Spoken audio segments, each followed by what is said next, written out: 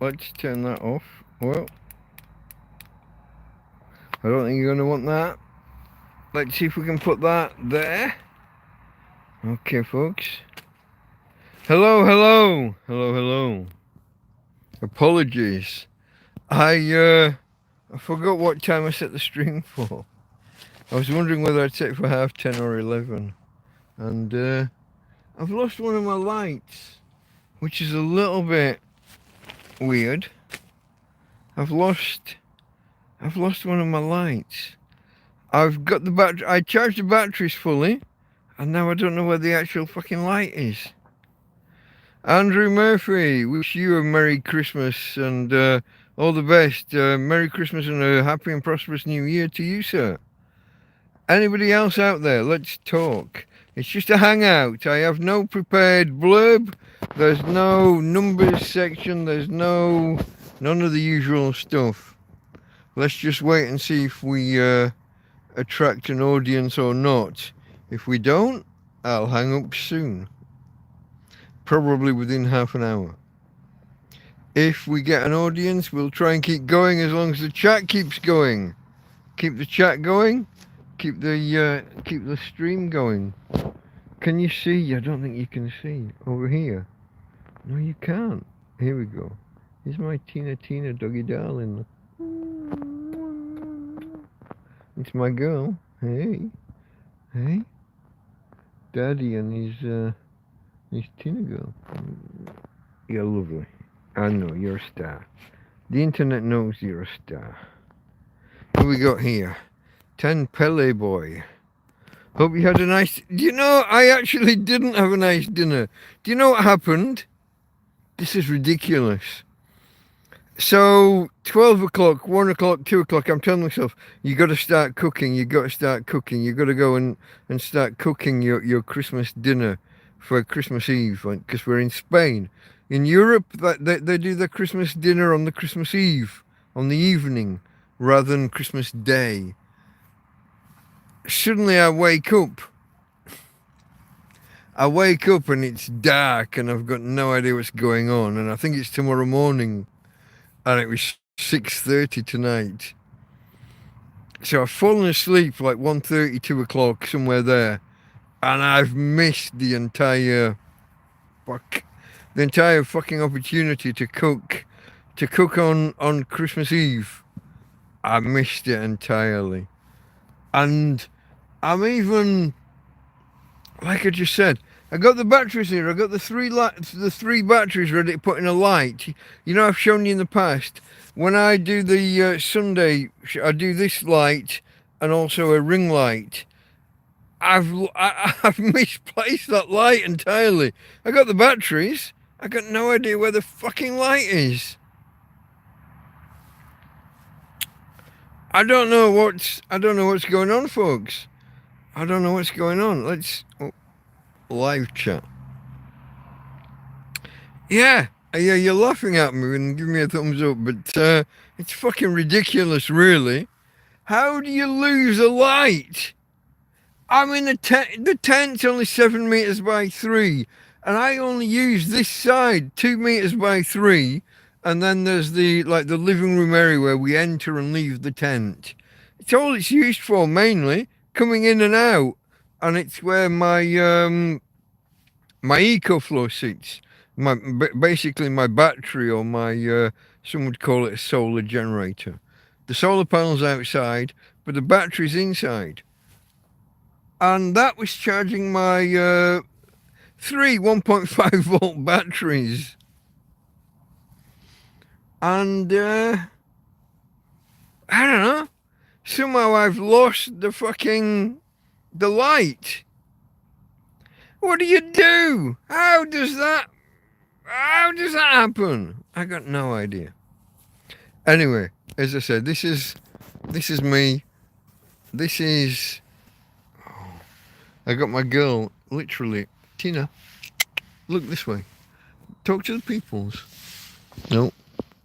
Talk to the peoples. Have a look. Say hello to the peoples. Here's Tina. She's cuddling me in bed. We're staying nice and toasty warm because it's How have I think I've lost the thermometer, which was just here some moments ago. If I had my head torch on still. No. It's right here. Fuck. What are you doing? No. I've lost my thermometer as well, apparently. Which would have told me it was probably about 10 or 11 degrees. But I've... Fuck! Folks, when you're living your life in a bed, you can lose things in a bed. It's incredible. It's incredible how easy it is just to lose things within arm's distance of you. Oh!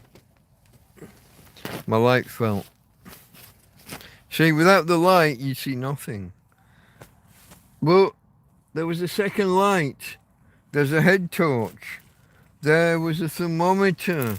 There's all sorts here or hereabouts. But, folks, I'm a tramp in a field. Tell me in the chat, have you watched me before? Or are you new here? Are you wondering who the what, the when, the, you know, what the, who is this pillock? Why are we watching this guy on Christmas Eve into Christmas morning? It is. Let me just have a look at my 11:07, 23:07 on Christmas Eve. We got 53 minutes until Christmas Day, and we're in Spain, so expect fireworks. And my doggy darling here, she does not like fireworks. Do you, darling? Tina? Tina doesn't like fireworks. You're really not visible on the camera, are you? No, it's okay, babe. This is as cuddly as we get. This is the most cuddles I've had in more cuddles in one night probably than in the rest of the year. Questions, folks. You got questions for a tramp? Fire away. I'm trying to. I think I did live chat rather than top chat. Yeah, live chat. If you're sat there yourself, do live chat. Don't do top chat. That filters out some, and you'll be left wondering the who, how, what, when, where, why. So you get. Oh, what did I clicked. Where are we? Somewhere here. There's a touch sensitive button. Oh, no, it's not here. It's here. Is that it? Is that the one? No. There. That's the big. That's the big. I don't know, folks. I'm guessing. I'm laying in bed. I'm guessing it's below 10 degrees, but I'm quite warm because I put on an extra. Until a couple of days ago, I was in 2 layers. There's a thermal t-shirt, short sleeve t-shirt, and then I would alternate. Some nights it would be a shirt, some nights it would be a sweater. Well, then I went to putting all 3 on. The t-shirt, the shirt, and the sweater. And now I've added, I went, you saw the video today, I hope. If you've seen the video today, you know that last night I went to a guy nearby, and I took him a couple of beers. And, well, I took 5 beers. 3 for him, 2 for me. My idea was that we would sit down and, you know, drink a couple of beers each, and I'd leave him with the extra one. And he only drank the one. I gave him 2 extra as we left, and I brought 1 home. Drank 1, brought 1 home. And he looked after Tina while I went shopping. Enabled me to do my proper Christmas shop so that I could get the get a few missing vegetables. I didn't have, get this, I didn't have parsnips, and I didn't have sprouts. Those were my 2 main targets. And also some bread, because I wanted to make a stuffing, and I didn't have any obviously I don't have bread crumbs or anything too fucking fancy. But I had oranges. I didn't have actual bread to spare. Now I do. So I'm going to make some bread, maybe a bread sauce, I'm not sure. Going to make actual bread. If I make a bread sauce, I don't have cranberries, it'll be actual, I think it was strawberry jam I've got out there. It's a fruity jam that can go with the bread, and I've got some milk somewhere, or cream. I've got both. Well, no, I don't have milk, I've got powdered milk. But we'll see. We'll see. Whatever I do will be served by 3 o'clock tomorrow afternoon, because that's the traditional British thing. Here that would be 4 o'clock. Watch it was the Queen's speech back in my day, with the King's speech now. I don't think I will wait for 4 o'clock in the speech. I will probably have eaten by then. But, kind of fucked up today though by falling asleep in the afternoon. Can you believe it? I felt 12 o'clock go by and I thought, I could start now. I could start my cooking and prepping now. And I thought 1 o'clock go by and I thought, nah, I'm not really in the mood. Let's just watch another hour of TV. And time got away from me.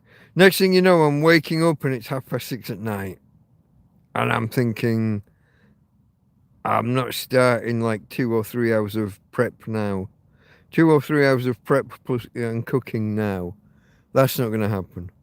So, no, that didn't happen. Is there any chat? Not really. You're not talking to me, folks. There's 7 of you out there, only 3 thumbs up. Thumbs up, if you could. You're watching a tramp. Piss his life away.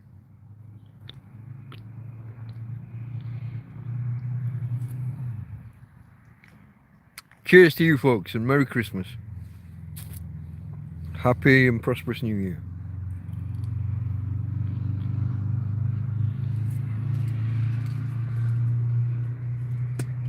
As I said, unlike my normal streams, there's no plan, there's no pre-prepared anything. I'm here to chat with you if you want to chat. Ask questions. Who is this guy? What is this guy? Why is he a tramp? Why the fuck don't you go home from Spain to England? All of those questions that you want to ask. Fire away. I'm in a broken down tent. Oh, let me see if I can show you. I don't think I can. I'll try. Here's my light. There's my fairy lights that tend to light up the room ordinarily. Here's the roof of the bedroom, bowing in because the tent's falling apart and falling inwards. You can't really see much more. Actually, look at, wow, that cabinet, that chest of drawers. This is my tent. We're in my bedroom. Oh, look how bright Tina is. Okay, that surprises me. Look this way, darling. Tina, hey babe, look this way. Hey, here's Tina. There's my girl. This will probably be her last Christmas, folks. Tina's legs are deteriorating. Her back legs are just giving.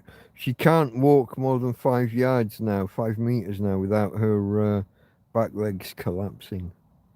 This is almost certainly her last hurrah. Hey, babe. Daddy loves his girl. Daddy loves his girl. Yeah. She hates fireworks, folks. The Spanish love their fireworks. We're going to have fireworks all night long. We're going to have fireworks continuously for the next 3 or 4 days. Then they'll break off for 2 or 3 days. And then New Year happens and we'll get another couple of days of fireworks. But all along, Tina will be hating it and panicking. She used to dive into one of these corners of this tent. But that's the corner where all the rain comes in, so we don't let her go. I don't let her go there anymore. So she has to stay on the bed. And she tries to go in the bottom corner over there by my feet on the right hand side. Hey, Jody! Get drunk and be happy, says, good music, did that say? I missed, see, I didn't see your post come in.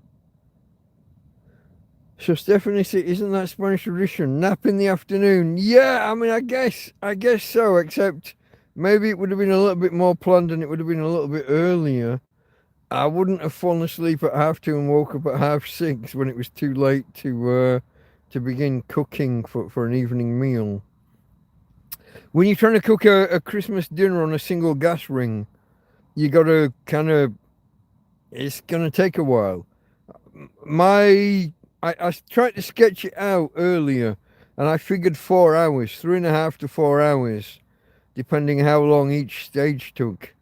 Parboiling potatoes, carrots, parsnips, drying them off, cooling them down, then putting the fat on and roasting them. I don't have a real oven, so that means trying to jerry rig a pan into an oven, put it above the heat, not too much in the heat. Silver foil balls in the bottom with a silver foil floor above those balls suspended, so you're in a hot area but not directly on the heat. So trying to rig an oven that isn't an actual oven, so that everything's not directly on the. Just putting stuff on the floor of a pan, on the bottom of a pan, in the heat, directly in the flame.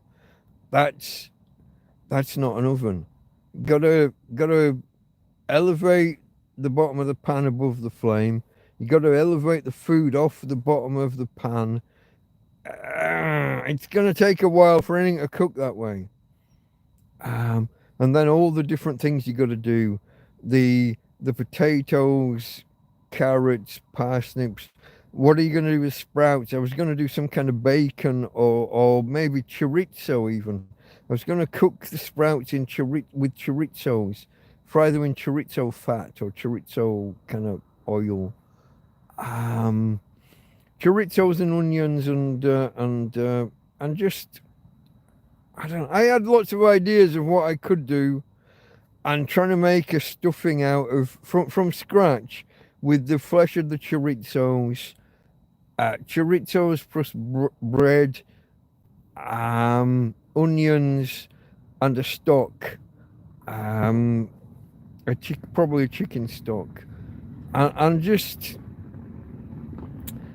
maybe a bread sauce, maybe not. I don't know whether I could be bothered or not. It all depended how long everything was going to take. It was all going to be a little bit whoa, a little bit way, a little bit by the seat of your pants. And I fell asleep and woke up and it was dark already, and it was considering it was going to take 3 or 4 hours to prepare. Waking up at 6:30. I wasn't going to start then and have things ready for 11 tonight. That just wasn't going to happen. So do you know what? I woke up. It took me literally half an hour to work out the who, how, what, when, where. I didn't know where I was. It didn't make any sense to me. I was awake, and my watch had switched from 24-hour clock to 12-hour clock, and it was showing the time, and I'm looking at it thinking, it just didn't. It took me half an hour to work out it was still today. It was still Christmas Eve. Maybe. Oh, that's a nice cuddle. She's giving me the nicest cuddle. Where I stroke, there's a line down the centre of her nose and up between her eyes. And if I get her just right, she'll lay down and she'll put her snout down on my chest while I tickle the top of her nose. That's what we're doing right now. Look at this. Oh, that's the best cuddle ever. When she puts her snout down like that on either on my chest, sometimes on my arm or on my hand. but that's a signal that she's really, just saying that's a signal she's really, really happy. And then the firework went off, so now she's not happy. Hey babe, Daddy loves his girl. Daddy loves his girl. See if the people can see. No. You're all nervous because of the fireworks. That's okay, babe. I know. You don't like the fireworks, I know. I don't know, folks. I am a tramp. I live in a field. Let's see whether you've got any questions. Is there anything I can answer? Metamorphosis. Based on the book or just the state of change? I've got so many veggies. Just wait. I got. If you saw the video earlier today where the two ladies brought me so much stuff, but I went yesterday. The friend, the guy the other side of the field that I've been a little bit iffy about in the past, but he did me a huge favour yesterday, so all is forgiven. He did me such a huge favour yesterday, looking after Tina for... I asked if he'd look after her for an hour. It was probably an hour and a half in the end. And I went off to Mercadona. I'd got money on my my prepaid debit card. And off... It had been refused the day before, leaving me with a real quandary when I did like a €17 shop. But I went off yesterday and did like a €42 shop, and it was accepted, no problem. Supermarkets, what can you do? But Mercadona, I know where everything is. I know where what I want is. And my friend Karen, I sent her some money to put on my card. I sent her €80 and I said, can you put 75 on my card? Figuring €5 would be swallowed by bank fees and transaction fees, exchange rate fees from me to her. And then from her to the card, I figured I'd send her, I sent 80 and that's for 75. And the idiot, Karen, the idiot, her OCD wouldn't let her put 75 on my card. She insisted on putting 100 on because round numbers. She tried to round off what was on my card up to a next level. Thank you, Karen, my friend. Thank you, Karen family. Ever present in my thank yous is my... Where would I be if I'd never met Karen and her family? I'd still be in the tent, in the first tent. If you watch my videos, if you watch my early videos where it was 6 sticks in the ground and a tarpaulin over the top, and then 2 arches made out of bent tree branches. If you just put 6 sticks in the ground and hang a tarp, you will get a concave roof, which is no good for anybody when it rains. The rain will just sit in there, and if it finds a hole, it'll come through. If it doesn't find a hole, it'll just pull and pull and pull, and you'll end up with 6 holes where these sticks are, where the your main supports are. So 6 sticks, and then 4 tree branches bent over into arches put underneath to create a convex roof. That's how I was living way back. And you live and you learn, folks. You live and you learn. You adapt, you overcome. You learn lessons over time. I was fortunate enough to pick up an Indian, like I use the word Indian, not Native American, Red Indian, architectural book about their different devices isn't the right word. Their different strategies of building homes and structures and how they did things. Knock a stake into the ground and tie a branch to the stake do the same opposite, stake into the ground, branch tie to it. Take the 2 branches, bend them over, and tie them at the top, at the cusp of at the peak. Tie them, and you've got an arch. And then whatever waterproof cover you put over, whether that be leather or a bunch of reeds, or in my case tarpaulin, because modern day. You get an arch, you get a roof. Without Karen, I would probably still be kind of back roughly there. I guess oh god, Damien and Simon, the 2 guys. God, I'm going back about 2 years now. Damien and Simon turned up. They're the guys that bought me the first tent. They got me a second-hand tent. I guess they came in before Karen. Not by much, but by a little bit. 2 or 3 months maybe. So yeah, without Karen, I maybe would have still been in the tent. But that was, I mean, God, if you see the video where I took the tent down, and it turned out it was only the bed that I'd built that was holding the whole tent up. There's a video, folks. There's a video. The one where I the one where I took the old tent down and put this one up. Now this tent is huge, 7 meters by 3. The old tent was 3 meters, maybe 4 meters by 2.5. This is a palace, or was a palace in comparison. This is now falling apart more than that was. Tents are not built to be used continuously, solidly. No tent that you buy on the high street is going to survive 6, 7, 8 months of real world use under ultraviolet, Spanish style, solid sunshine, and the winds and things that you get on a coastline. So that's where I am, and that's how it's difficult for me. Can we see Tina here? Look at her. She's not. I can say she's honestly never this cuddly. This is unusual. I want to show her off more, but oh no! Look, she's pulling away now. I brought the light closer. She doesn't like the light.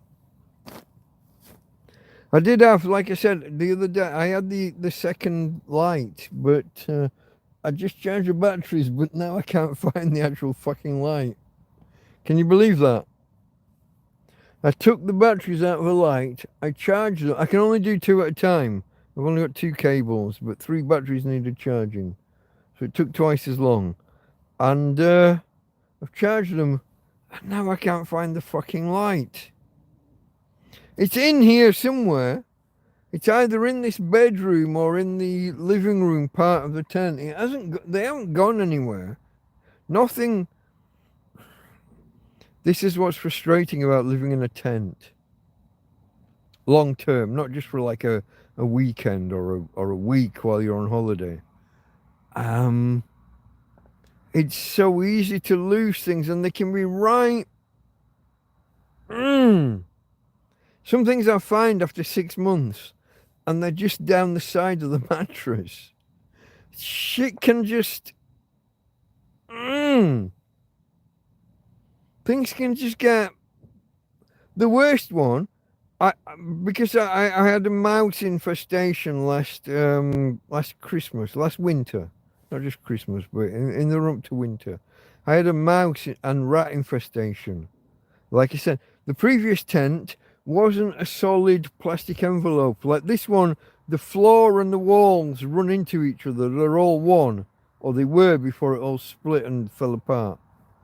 The last tent was a ground sheet and then a sheet that came down to the ground.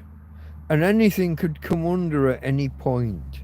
Mice, rats, a fucking rabbit, whatever. They could come under and get in at any time. Anytime, any place, anywhere.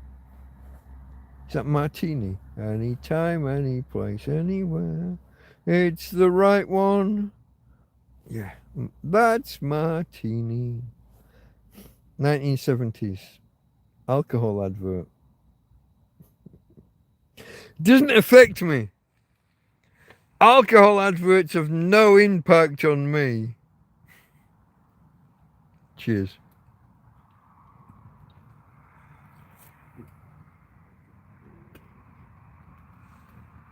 I was 7 at the time. It didn't affect me. Here's my Tina. Here's my Tina. Anytime, any place, anywhere. That's my Tina. Ooh, kisses from Daddy. Where was I? I don't know. Ranting about how I can lose things inside a tent that is, in theory, small. If you had an apartment that was only 21 square meters, that's about 200 square feet for any Yanks that are out there. Anybody still doing just feet? If you had an apartment that was 200 square feet, you would declare it, impossibly small. Yet here I am losing stuff. Because of the rodent problem, everything's packed away in plastic boxes. But the thing about plastic boxes is that you pile plastic boxes on top of plastic boxes. And by the time you've got them piled 2 or 3 high, you can go through a whole summer or a whole winter and not look in the bottom box. You just won't. And one day you'll go in the box and think, oh, fuck, I knew I had that. I could have really done with that after that storm 7 months ago, 6 months ago, 4 months ago, whenever. I could have really done, I knew I had it here somewhere. I didn't know where it was. You're nudging me because you want in. She's nudging me. I don't think because she wants to be on camera. Just nudging me for attention and cuddles. Look at her. Hey folks, this is probably Tina's last Christmas. If you've watched me sing, then I pity you. But I will one day soon, within the next year, I can imagine I'm going to record some kind of version of Wham's Last Christmas. Last Christmas I had a Tina. The very next day you took her away. There's not going to be too much longer. The neurological degeneration that I'm watching with her, if you don't know, if you've ever had a dog and you find that one little tickle spot on their belly, usually to the left or the right of their belly button, and you tickle it and the one leg goes and they can't stop. Well, at the minute, everywhere for Tina is like that. If I tickle her belly, her legs collapse and she falls to the ground. If I tickle her back or her neck, one leg or another is it's either doing that or on the cusp of doing that, ready to do that. So yeah, let me just check what time it is. 11:34. So we got about 26 minutes until the hour, folks, until it becomes Christmas here. My aim is to do another hour after that if we can, and watch Christmas into the UK, my homeland, my home country. That's my aim. But I need support from you guys. I need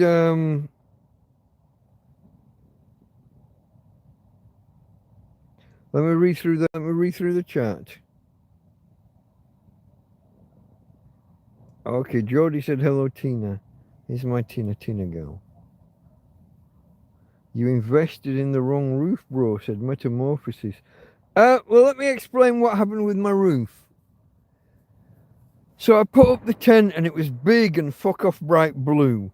And the police came around within an hour and a half.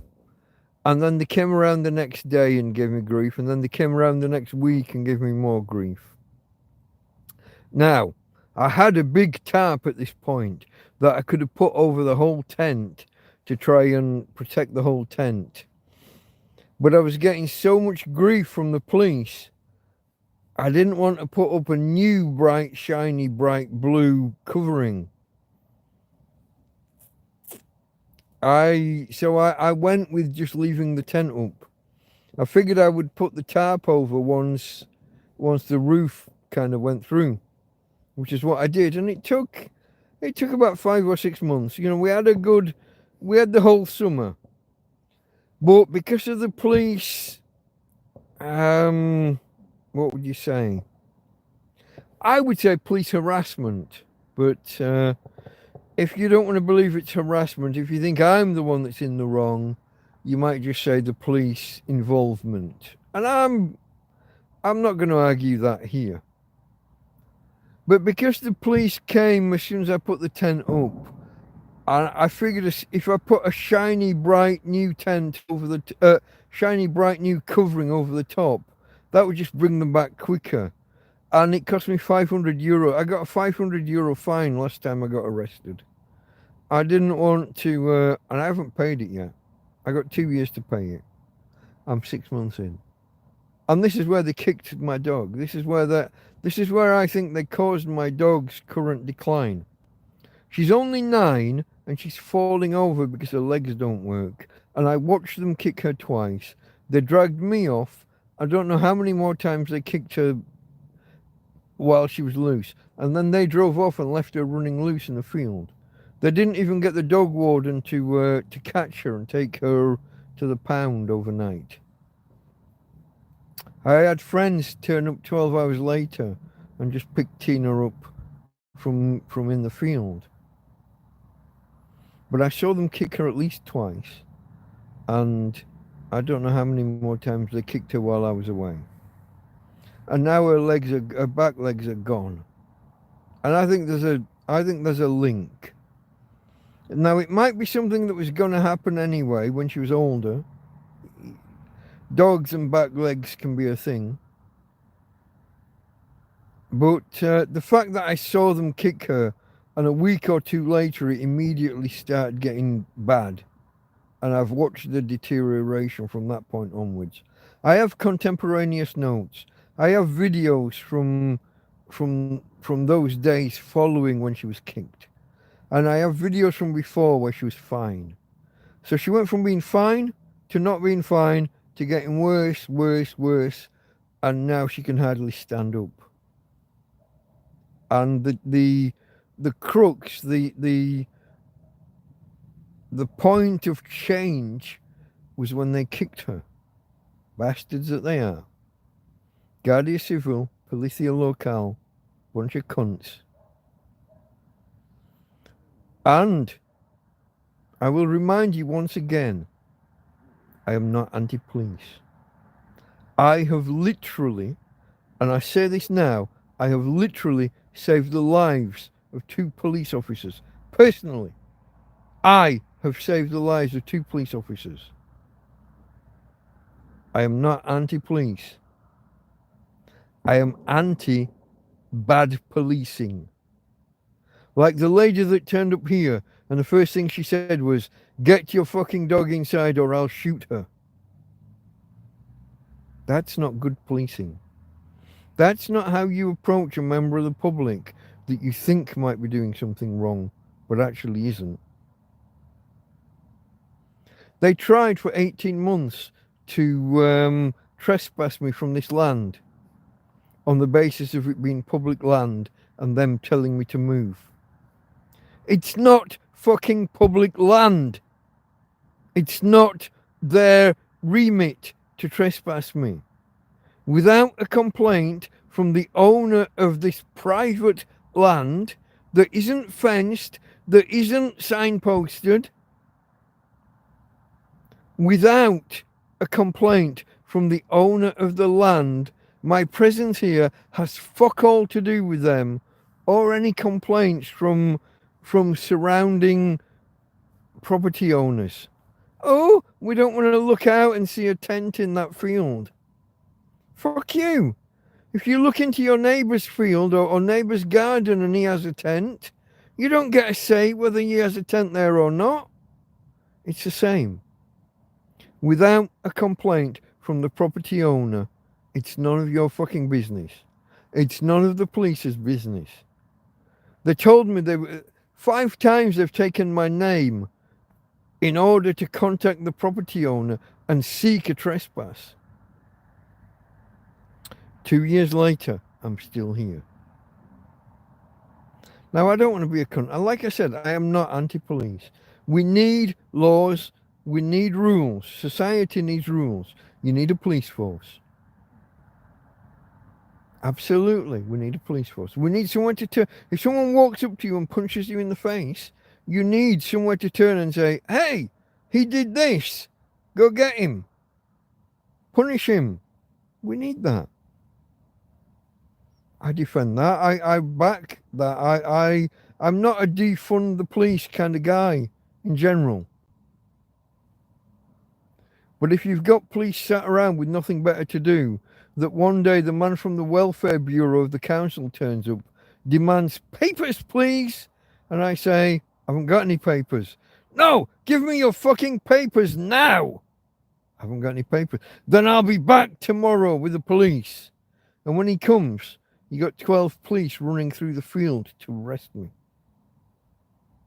You got 12 coppers to spare for a tramp in a tent. Eduardo! This was all because of Eduardo Delon, the mayor. Eduardo has made an enemy. He doesn't know it yet. But when it's election time, he's going to find out. I know nothing about Spanish politics. I know nothing about Torrevieja politics. All I know is Eduardo sent his welfare man. His welfare man said, papers! And when I said I don't have any, my papers were ruined in a flood the first day I got in this field. And 30 days later, there was a second flood. And that truly ruined everything I owned. So no papers. When Eduardo sent his man, and his man brought the police and cost me 450 something euros, 455. 445. I don't remember the number. But yeah, Eduardo made an enemy that day. He doesn't know it. He doesn't know me from Adam. But when it's election time, I'm going to make myself heard. But anyway, enough of local politics. I know nothing. I don't even know what party he is. I don't know whether he's part of the People's Party or the... I don't know whether he's socialist or conservative or whatever. I've got no idea. No idea. And I don't care. All I know is that on a personal level, he decided to send someone after me. And the person he sent after me had me arrested, locked up for 3 days and cost me 450 euros. I guess sometime between Christmas and New Year, I'm going to do a year in review and look back on all of this stuff. But as a man just living in a tent, struggling to get by, I could do without police interaction. And thankfully, since about, I think early May, maybe late April, they've left me alone. One came down here, stopped, asked me questions. I told them that their boss, and it was the boss of the Policia Local, came out. Scrambled egg on the cap and on the epaulets. So not just a normal cop and not just a sergeant or like an inspector, something higher. Someone really high up came out here and spent 2 hours trying to get me arrested. He walked around the field. Bastard wouldn't talk to me, wouldn't look at me. He's on his phone, he's talking to like the land registry, trying to find out definitively who owns the land. If he gets told it's public land, he's going to arrest me and cart me off there and then. How'd that work out? In the end, I told them, fuck off, I'm going inside. I came inside my tent and I zipped it up.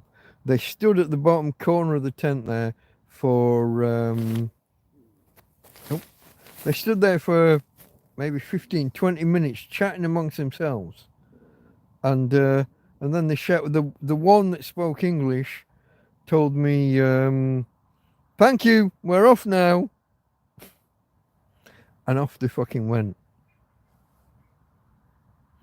If you're a taxpayer in Torrevieja, you want to question where your money goes. Four normal officers and an El Jefe with his fucking scrambled egg with his gold braid on the peak of the cap and the epaulets. They had 2 hours here in total. You want to ask your council, ask your local government, what benefit do you get paying for 5 officers times 2 hours to harass a tramp who's doing nobody any harm? Man pitches a tent in one corner of one field.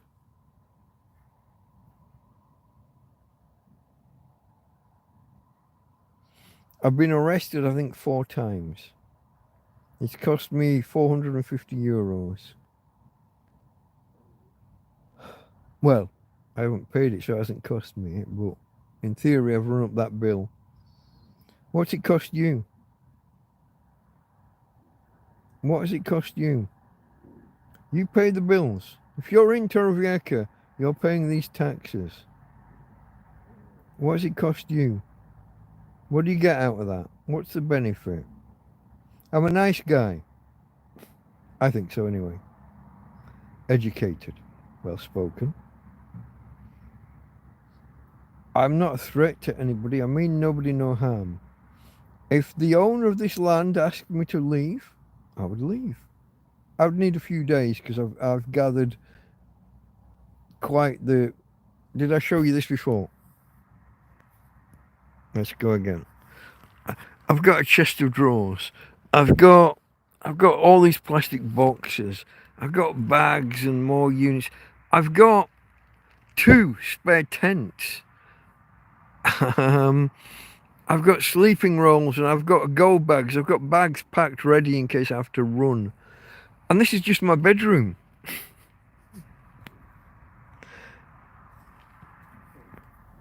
In the other part of the tent, I've got a coffee table. I've got a TV. I've got a Christmas tree. I got my EcoFlow and I've got a solar panel. I couldn't pack up and run in half an hour. Or at least, like I said, I have my go bags ready to go if I need to. I kind of could, but I'd prefer to have like 7 days notice and a bit of help to move somewhere else. I have... Look at Tina. Honestly, folks, she's never this cuddly. Never, ever. But I could run. I could go at short notice if I had to. I would just have to make choices about what to abandon and not to abandon. But I've been here 2 years and I started with nothing. I started with just a bedroll and 10 bottles of water. And over time, I've built up stuff. Me walking around the bins, collecting food, pans, cooking utensils, rugs and carpets.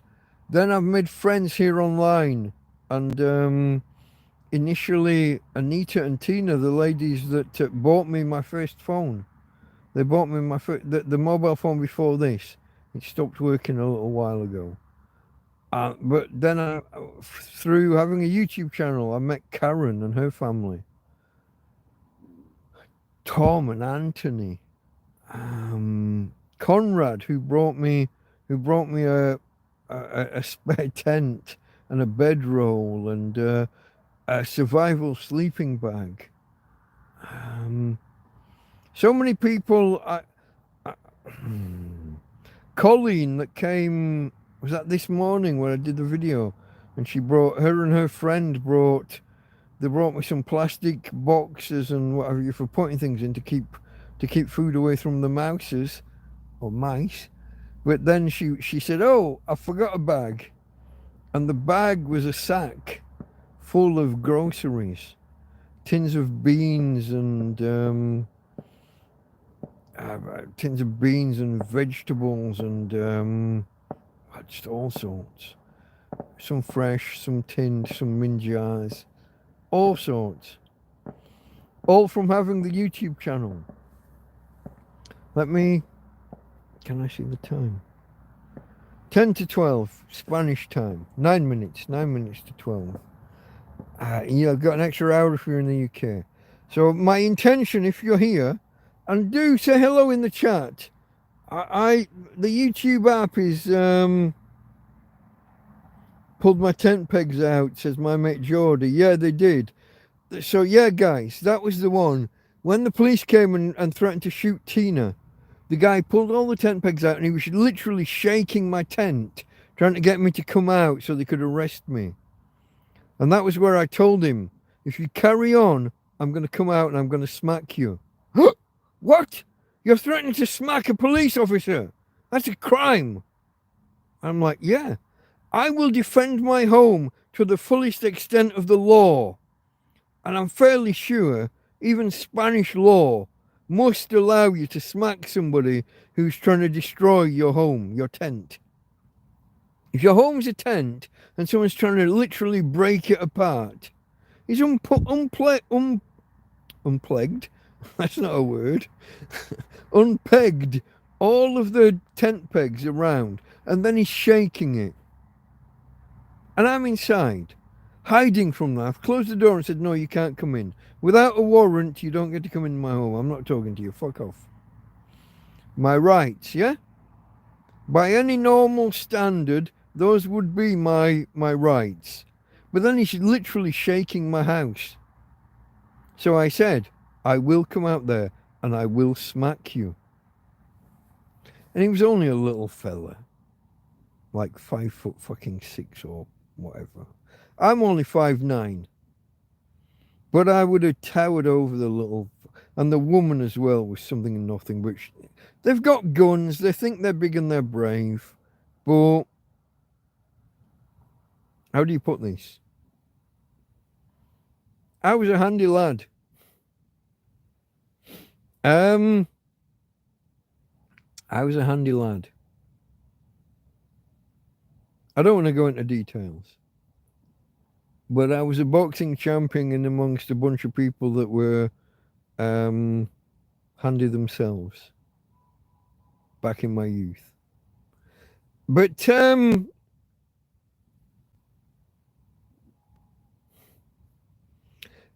whenever I've been arrested, I've challenged the police arresting me to a charitable boxing match. And not just the individual. I've said to them, pick... so Guardia Civil in Torrevieja and Policia Local Torrevieja. Pick your champion. It doesn't have to be you. It doesn't have to be the officer that thinks he's big and brave arresting me. Pick your champion. And this will be like a 25-year-old, super stud. And I'm, what am I now? 55, 56 I think I am now. What year is this? 2024. Yeah, 56. Born in 68, November 68. So I'm 56. So even going against like some super stud 25-year-old boxing champ, I would still put up, I might not win, but I'd put up a fucking good fight because I was that good. And I mean it, I was that good. In my youth, back in the day, back in the 80s.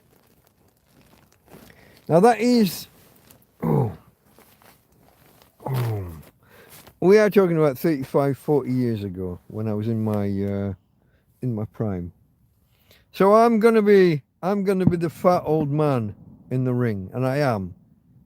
And I was even when I was first made homeless, I was about 104 kilograms.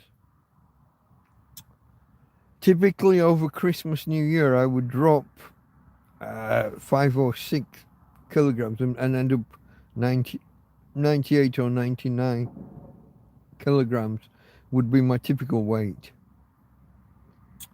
But 2 months into being homeless, I weighed 76 kilograms. I took a weight scale out of the skip, out of a bin. Not a skip, it was in a bin. But it was a standard spring, not electronic with the it wasn't an electronic scale, it was just a spring loaded, which I guess is why someone had thrown it out. They probably got a battery operated electronic fat analyzing super scale. So they'd thrown out the spring loaded one. But I weighed myself and I'd gone down from 104 kilos down to 76 kilograms. That's quite I'd lost 25% of my body weight in 2.5 months. No, 4 months from being homeless, sorry. I was made homeless August the 14th. So Christmas was 4 months away. 2 months in the park, 2 months in this field. That's where the 2 months came from. Hey babe. Hey babe. Here's my Tina, look. Can you see how she's frightened by the... She hates the... Hey babe.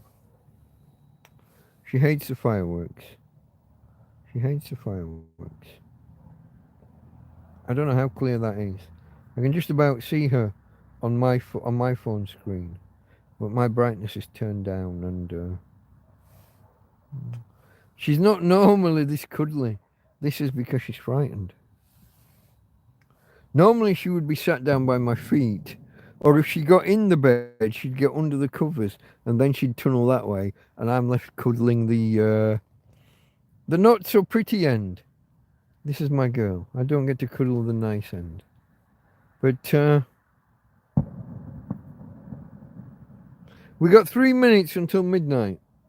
2 or 3 minutes until it's Christmas here in Spain. And then if I can, I'll try and... I don't know why YouTube's... Look at this. You see, look, I've missed loads of...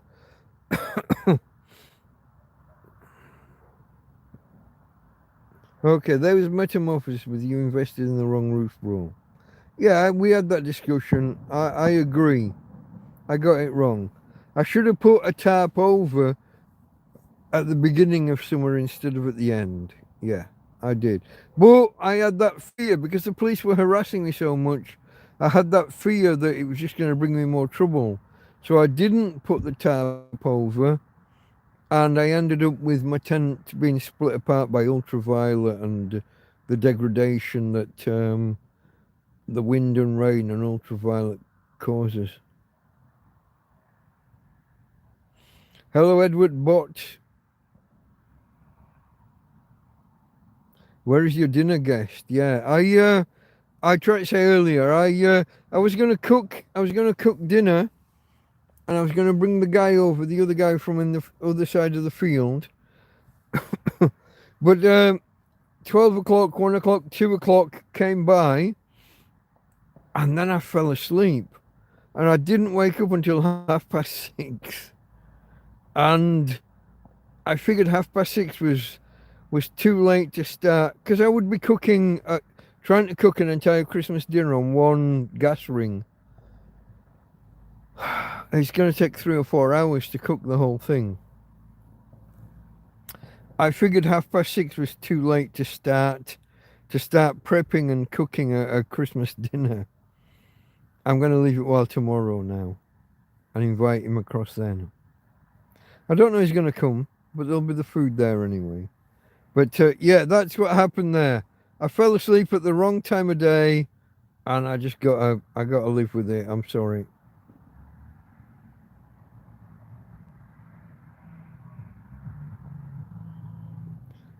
Sean Sutton, Merry Christmas, Mike. I hope the new year brings you better days.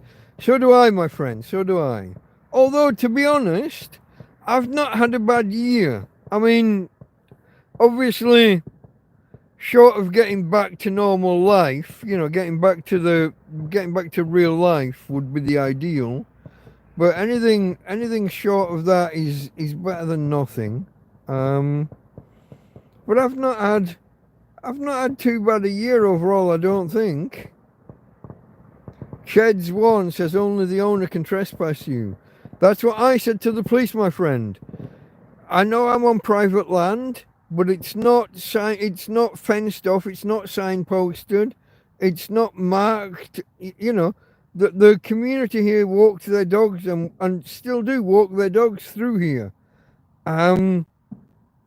So yeah, short of being trespassed by the owner. And the police told me 4 times they've taken my name and address and told me they're going to get the court to try and trespass me. They're going to try and contact the owner and solicit a trespass, which I believe to be illegal in most jurisdictions. If the owner comes forward and says, hey, I want him off, that's one thing. The police going to them and saying, hey, you didn't know it, but there's this guy in your field, can we get rid of him? That's entirely different. That's not a normal trespass. That's the police soliciting a trespass, and in most jurisdictions is illegal. Hey, to be trespassed properly and formally would need court papers. And that's what I've said to them all along. Bring me the court papers, I'll get a solicitor, I'll explain why I'm a vulnerable individual and shouldn't be trespassed, and we can argue it in court. And despite all of their harassment, despite 4 arrests, despite them kicking the shit out of my dog, here I am. And they've left me alone now for the last 7 or 8 months, I think it is. It was April or May when they last bothered me. And they've driven past here. They've driven up and down the little road here. I've avoided them. I haven't stood out and made it easy for them to initiate a conversation. I see them and I turn my back and walk away and go inside the tent. But we got a firework. Okay. It just whistled as it went up. It didn't actually make a bang as it got to its apogee. Okay. Pull the tent pegs out of the ground. Yeah.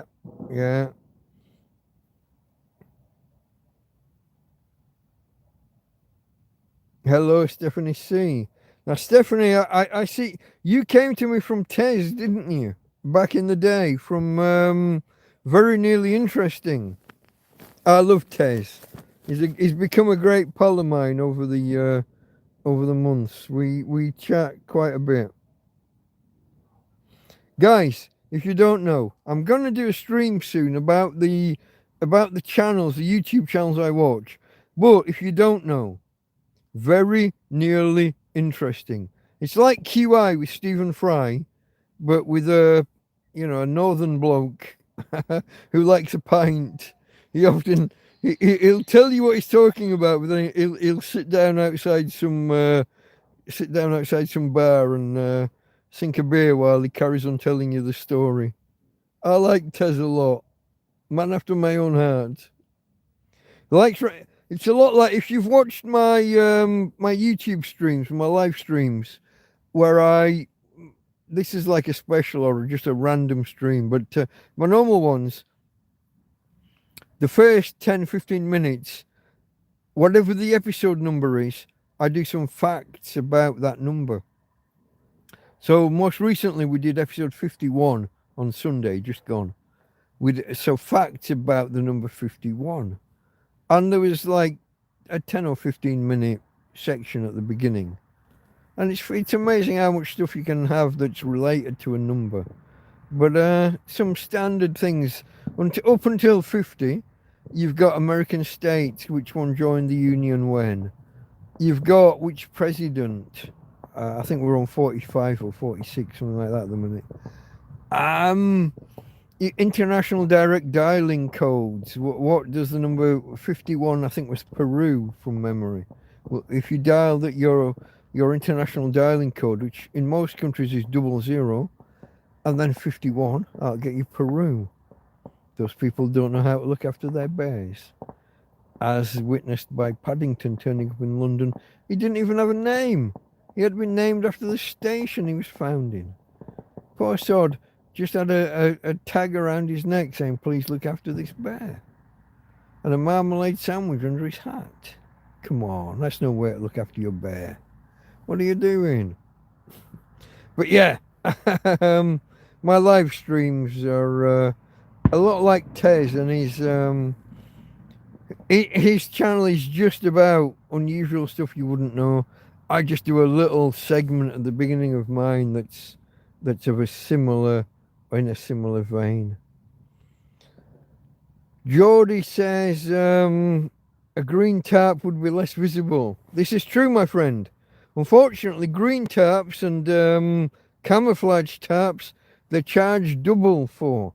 You pay a lot more. So if you find a tarp 7 meters by 3 meters or larger, that's the floor span. That's roughly if you can add 50% on either of those. So if you can go something like 10 meters by 6 meters, that would more or less cover ground to ground all around. You got to go bigger to allow for the 2 meters up on either end. Steph says yes, me too. Love his channel. Yeah. Tez, you're talking about. Yeah, he is great. Yeah. I would love to meet Tez when I get home. If I get home, yeah, that would be fantastic. Yeah. He's obviously a northern lad like myself. I don't know. I mean the stick that he holds his microphone with, I got no idea what that's about. But yeah, poor bear. I think he meant there rather than beat. But yeah, poor bear for the for Paddington. Yeah.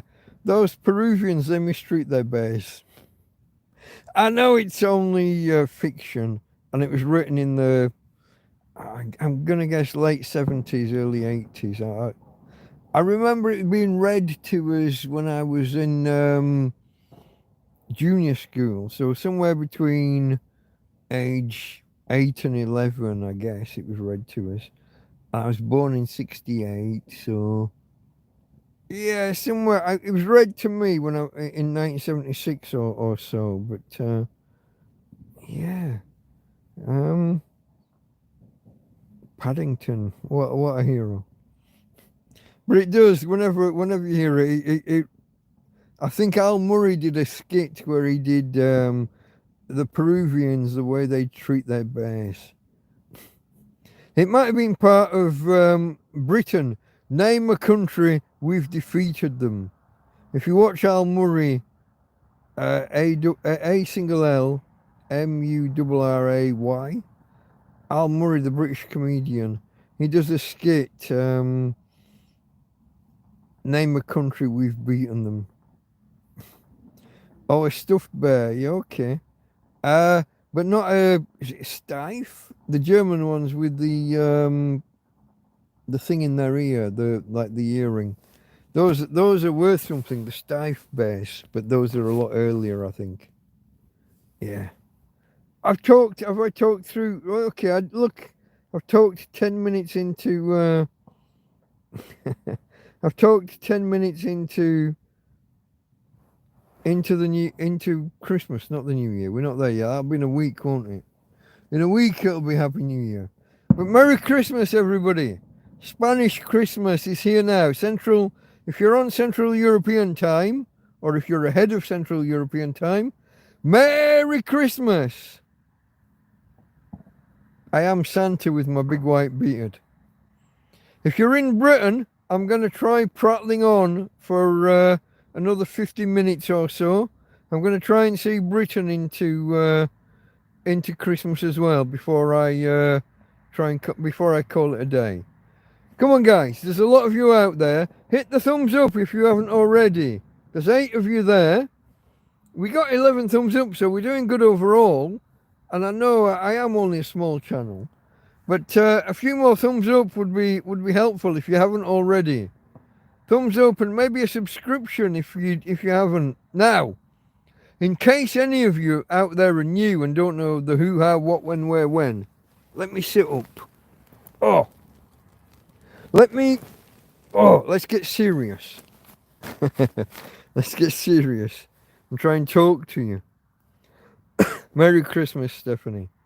And Geordie, MJ, Michael, Mike, yeah. Merry Christmas, my friend. It's just the two of you chatting at the minute. It's Stephanie and Mike. Mick. Oh, oh. See this? I had a tickly kind of cough. I had a cold for like 3 nights. It came on, it was something and nothing. It got a little bit worse. Then it went away. 3 days done and dusted.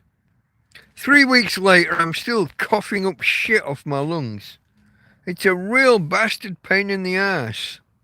Cheers, folks. We're going to get serious. That means booze. Cheers.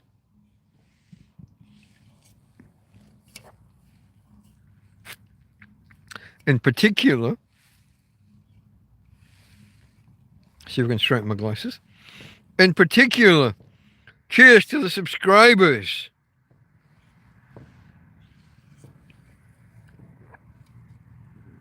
And to anybody that sent me a PayPal donation this year. Cheers, Jody. Anyone who sent me a PayPal donation this year, or has visited me here in the camp, like my mate Geordie there. Stephanie's got wine for tomorrow. Get it open now. What are you waiting for, woman? You're doing it wrong. A friend brought me some wine. Cava. Spanish champagne, basically. I might... I think I'm going to save that for New Year. If you can believe a tramp with a reputation of being an alky, and I have got that reputation. I've seen some of you guys talking. I've seen the... I see the chat. You know that every time I lift a can and say cheers, somebody either unsubscribes or just stops watching. We've got 6 viewers at the minute. If I say cheers, cheers to you that are here now watching over an hour into the stream. If I do that,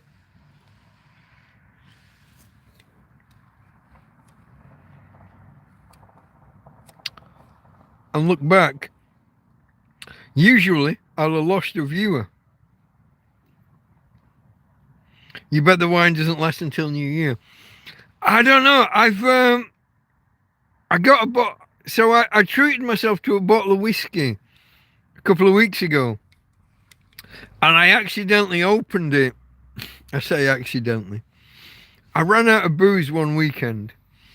And I opened the whiskey. And I only had a couple that night. And then the next day I got a bit pissed off about something. And so I kind of dove into the whiskey and took about half the bottle that night. And then over the next 2 nights, I kind of finished it off. But I told a friend this. I told my friend Tom this. And he brought me a replacement bottle. So thank you. Cheers, Andrew.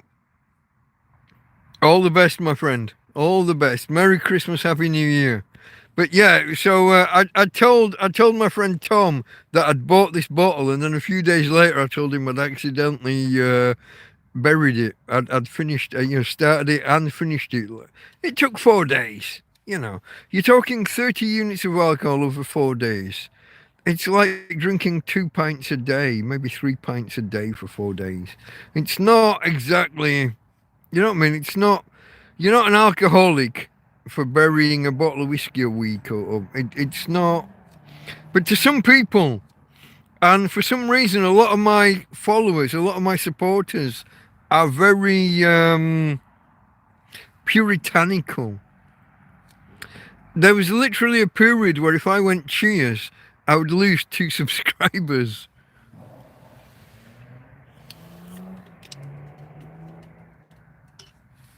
In the early days, I fell out with the guy. Now maybe I overreacted, but he asked me in the middle of a live stream, one of my first live streams. It might even have been my first live stream. So, in a typical week, how many units do you drink? And I was like, well, in a typical week, if you look over the last year, 0. I literally went 5 months. I went 5 months without even a cup of fucking coffee. Never mind alcohol. I'm homeless. I had no fucking money. I was living in a field without even a shelter for 3 months. 2 months in the park and 2 months in this field with nothing over my head. I had a bedroll. And it was only halfway through that 4 months that I got a tarpaulin to put over the bed. We were just under picnic blankets for the first 4 months. So when it rained, we got wet until we found the tarp. And even then, the tarpaulin was literally only big enough to cover the bed. There was no alcohol. I didn't even have a cup of coffee. I couldn't make a fire. I couldn't.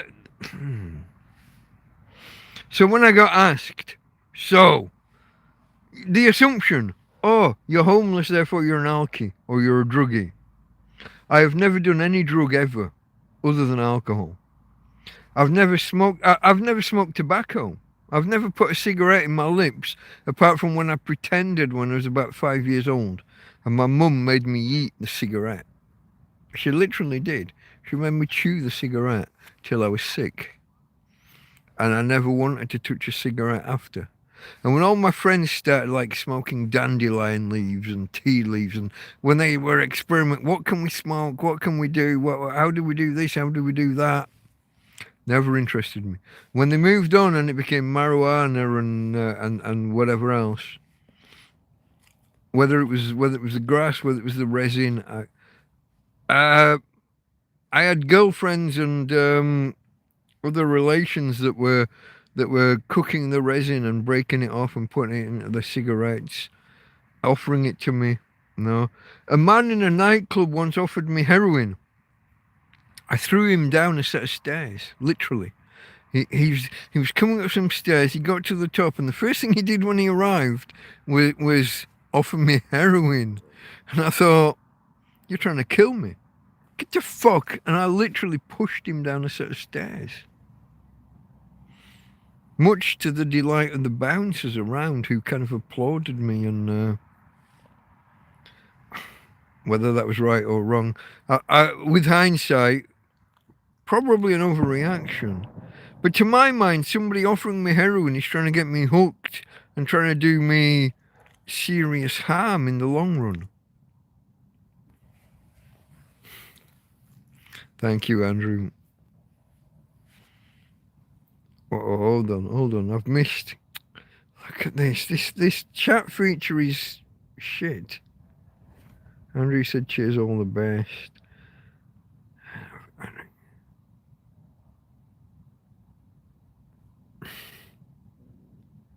Geordie and his drink. And Andrew says, thanks, Mike, more than welcome.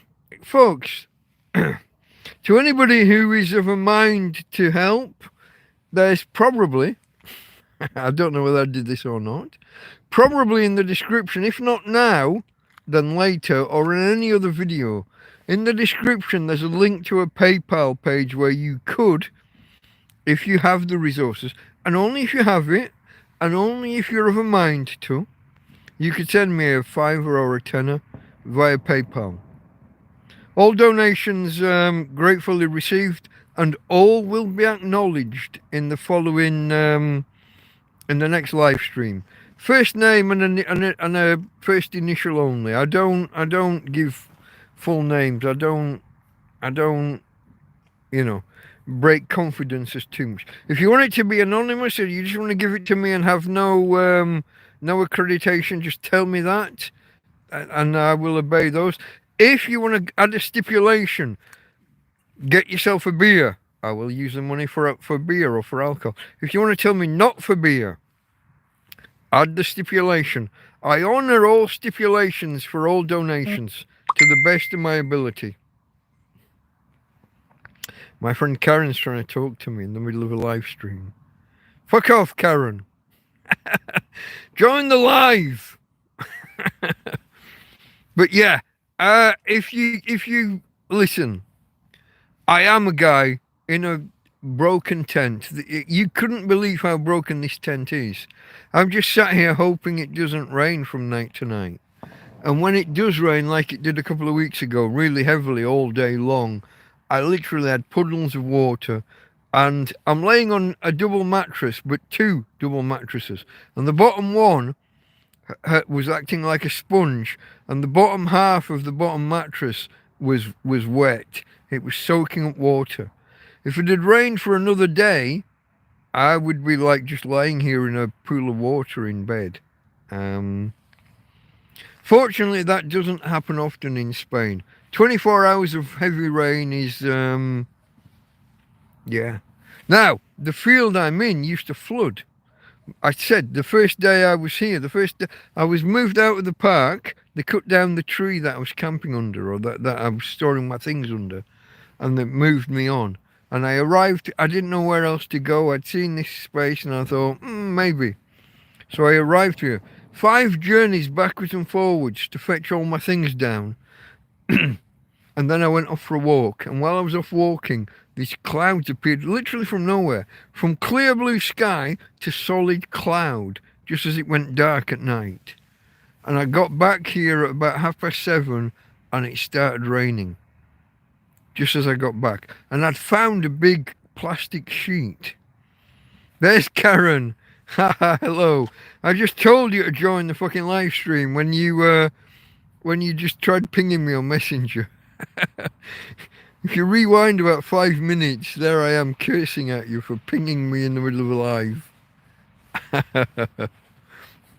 Folks, Karen's the star of the show. Karen and family. What the hell's that?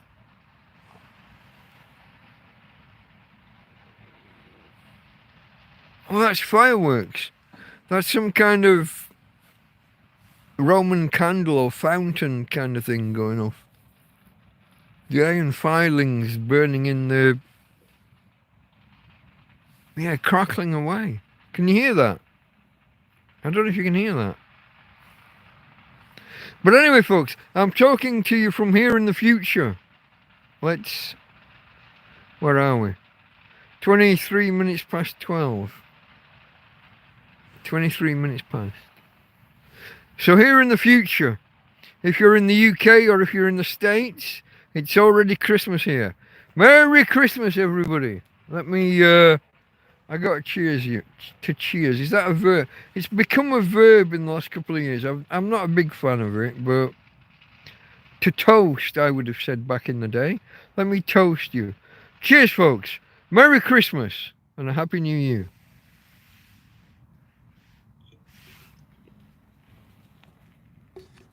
Now, that one just finished. Oh, okay. It dropped on the floor, but it's empty. Can I... Hold on. I need a hand. Bear with me. It's not a teddy bear. I saw there was someone chatting. Hold on, I missed the chat. I hate that. Canada, Stephanie. Yeah. Canada. Stephanie's in Canada. And you're, what, 6 hours behind us, maybe? If you're on the west coast of Canada. 5 or 6 hours. I'm never sure. Hold on.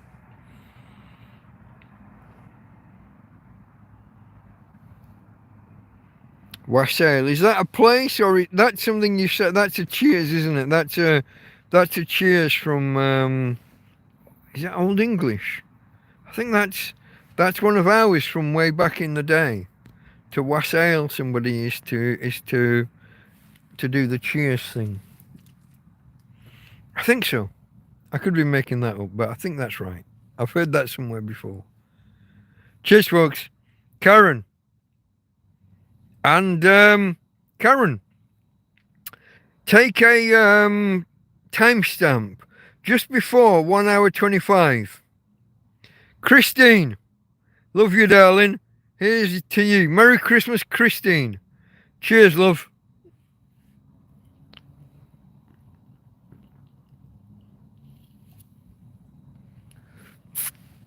Just before 1 hour 25, Karen.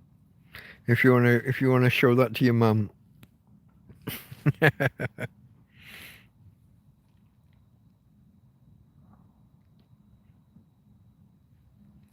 Yeah, to Wassail.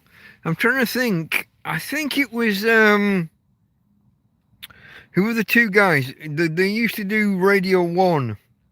The film reviews. Oh. One of them's got the black slicked back hair. Or he had black slicked back hair, like brill creamed. But he's grey now, obviously, because, you know, the years passed by. And the other one was a real Christian, he was like a church mouse. He was Kermode and Mayo. Kermode and Mayo. Kermode. And Mayo is Mayo. Mayo. I can't remember their first names. Kermode and Mayo. And they, for like 25 years, did film reviews on Radio 1. And then they got booted off, and now they've got their own YouTube channel, which probably makes them more money than Radio 1 ever did. Mark Kermode and somebody Mayo. Help me out, chat.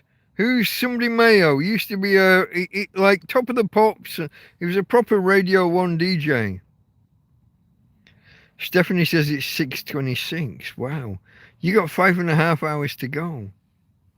And I'm putting my fingers all over the... Oh! My fingers are all over the... Look at this, folks. Hold on. Hold on. You see this? Look. Look at this. She doesn't normally allow me to do that. Simon Mayo. Well done. Toasty's van build. Toasty's van. When I saw the van, I thought maybe Dutch, but no, you actually mean a van build. You're converting vans for what, like off-grid living and van life. Here we go. Is that where we're going? I've tempted you out of silence and into talking. Yeah, Simon Mayo and Mark Kermode. That's right. Well done. Toasty's van build. That's not, the van build means actually building vans or doing vans out. You're not a Dutchman. I can tell. Stroopwafel. Stroopwafel. It's the first, where was I? God. I was on the southern tip of Holland. Even more south than Maastricht. Kerkrade Centrum, in the centre of Kerkrade. And I was offered stroopwafel. And I wondered whether it would get me like held up at customs.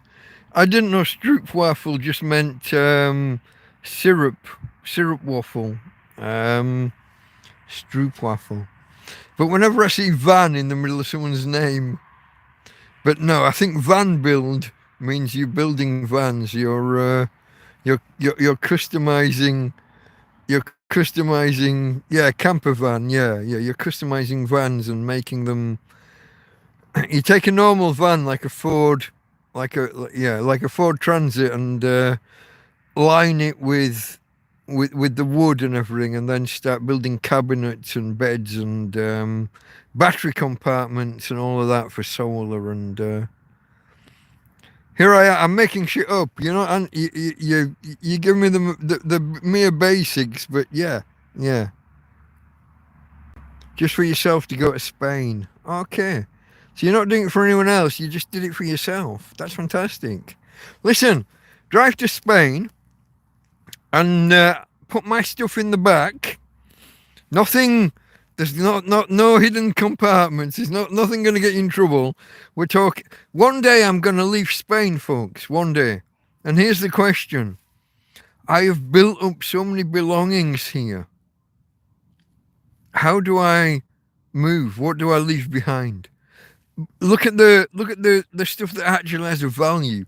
The solar panel, the EcoFlow, the cool box, some of the other. I've got other polystyrene cool boxes, the go bags, the extra tents,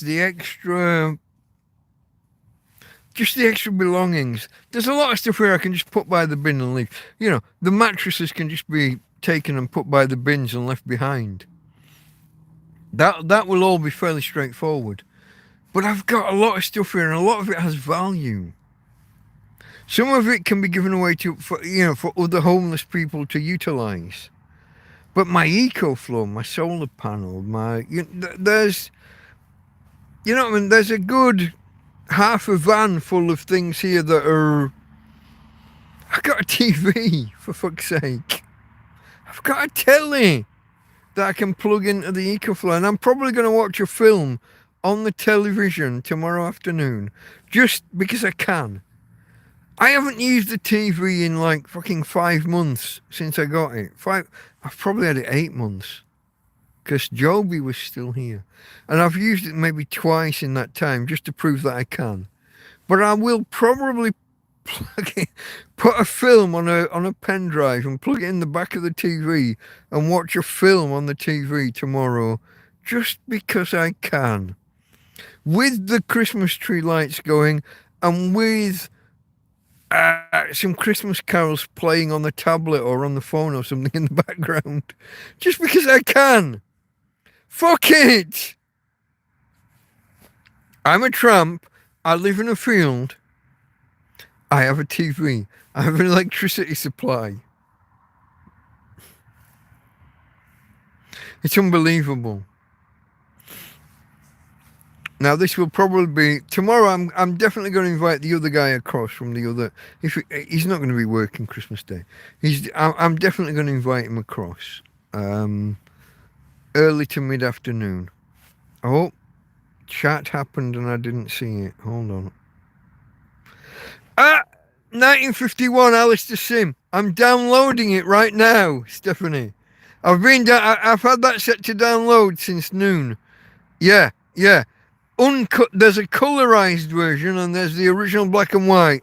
I want the original black and white. And It's a Wonderful Life. I'm going to watch that tonight after we finish the live stream. And also, because it's Christmas, Die Hard. The original, and tomorrow I'll probably watch Die Hard 2. It's a Christmas film. I don't care what he says. Bruce Willis can go fuck himself. Die Hard is a Christmas film. I don't care what he says. It just is. He might disagree, and he did before he lost his marbles, but I think him saying it wasn't a Christmas film was like an early sign that he was losing his marbles. All joking aside, I just watched The Holiday this afternoon, Karen. This evening. In fact, I don't even think I finished it. My phone ran out of power. I'm halfway through and I had to recharge the phone. Yeah. I love The Holiday. I know. That means I must be a little bit gay. Probably a little bit. I'll admit to it. It's cheesy as fuck. She drives into London. She's going down a country road. She swerves left. Oh, she's on a busy fucking street in the middle of London from the countryside. It's ridiculous. But the little old man in Hollywood with the Oscars on his mantelpiece. It's fucking Eli Wallach. Yeah? The baddie from the Magnificent Seven. The big baddie on his horse telling Yul Brynner to go fuck himself. Eli Wallach from The Magnificent Seven and from multiple Clint Eastwood movies. That little old man shuffling along the road, wanting to relive his past. It's Eli Wallach. Come on. What are you going to do? You got to watch that. So The Holiday. Yeah? You got to watch The Holiday. Before, not between Christmas and New Year's, too late. There are some films have to be watched in the 1 or 2 days before Christmas. Christmas Eve especially. The Holiday, Die Hard, It's a Wonderful Life, and one of the Scrooge. I will watch maybe 5 different Scrooge variations over the Christmas holiday. But the 1951 Alistair Sim, black and white, not colour. Don't fuck off. Don't fuck yourself with the colourised, because the lighting's all wrong. The colourised version, you can tell the lighting was made for a black and white movie. Do yourself a favour and just watch it in black and white. Here endeth the lecture. Any more? Where are we at? Love Actually. I knew someone would mention Love Actually. Yeah, okay. You want to go one further, and this one's not really a Christmas film per se, but Hugh Grant, 4 Weddings and a Funeral. And also, what's the other one called? The Area of London. Oh, fuck. Because that's, is that Julia Roberts, isn't it? I'm Just a Boy Standing in Front of a Girl. That. What's it called? It's named after an area of London that I can't remember. Chat will have my back. Come on, guys. Help me out. The family Alzheimer's has got me. Come on. What's the one with Hugh Grant and Julia Roberts? And it's an area of London. I'm not going to wait too long. Come on, Stephanie. Help me out. Can I remember it before you get there? I can't. The Alzheimer's has got me. From the age of 40 onwards, my mum would run through the entire list of family before she got to my name, including girls' names. Lee, Donna, Notting Hill.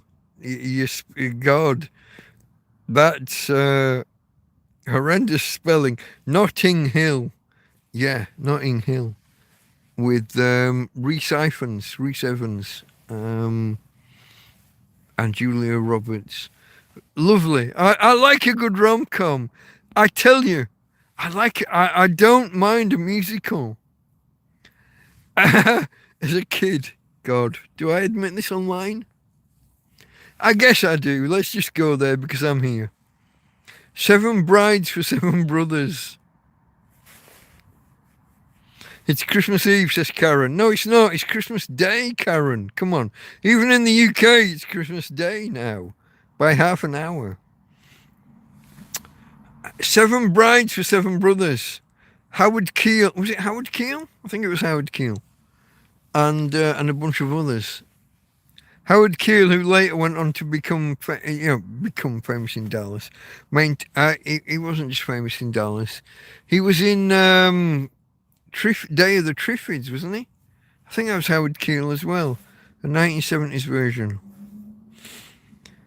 Home Alone. Okay, yeah, come on then. Let's keep going. Go on. More Christmas films. What are the Christmas classics? I do like... Karen says, no, it's Christmas Eve. No, it's fucking not, Karen. Shut up.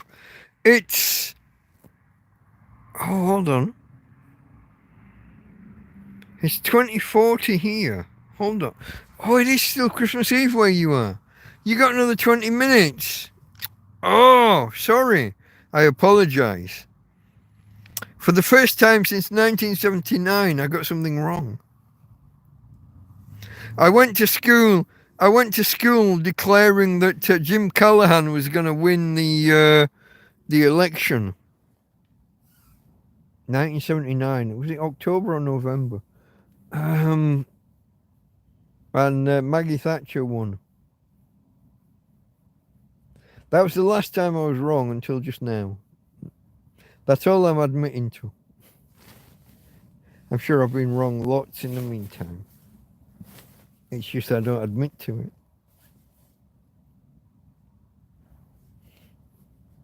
Come on then, guys. Other Christmas films. What are your classics? What are the ones that we can't avoid and that we have to watch? I would say at some point over Christmas you have to watch Seven Brides for Seven Brothers. Seven Brides for Seven Brothers. Yeah, and also here's one you have to watch this. Chitty Chitty Bang Bang. Yanks have got no idea, and maybe the Canucks as well. I don't know. Stephanie, Chitty Chitty Bang Bang. Ever heard of it? Ever watched it? It's about a magical car and some sweets that whistle. Toot, sweet, toot, sweet. The wonderful whistle, the whistle you eat. Toot, sweet, toot, sweet.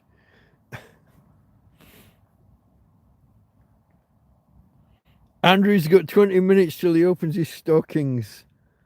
I hope you get a, is there going to be an orange? Is there a tangerine in the bottom? There has to be a tangerine and a walnut from memory. Because back in the days, people didn't get vitamin C. So oranges were, they were of critical importance. You gave a kid an orange or a tangerine and you were giving them health through winter.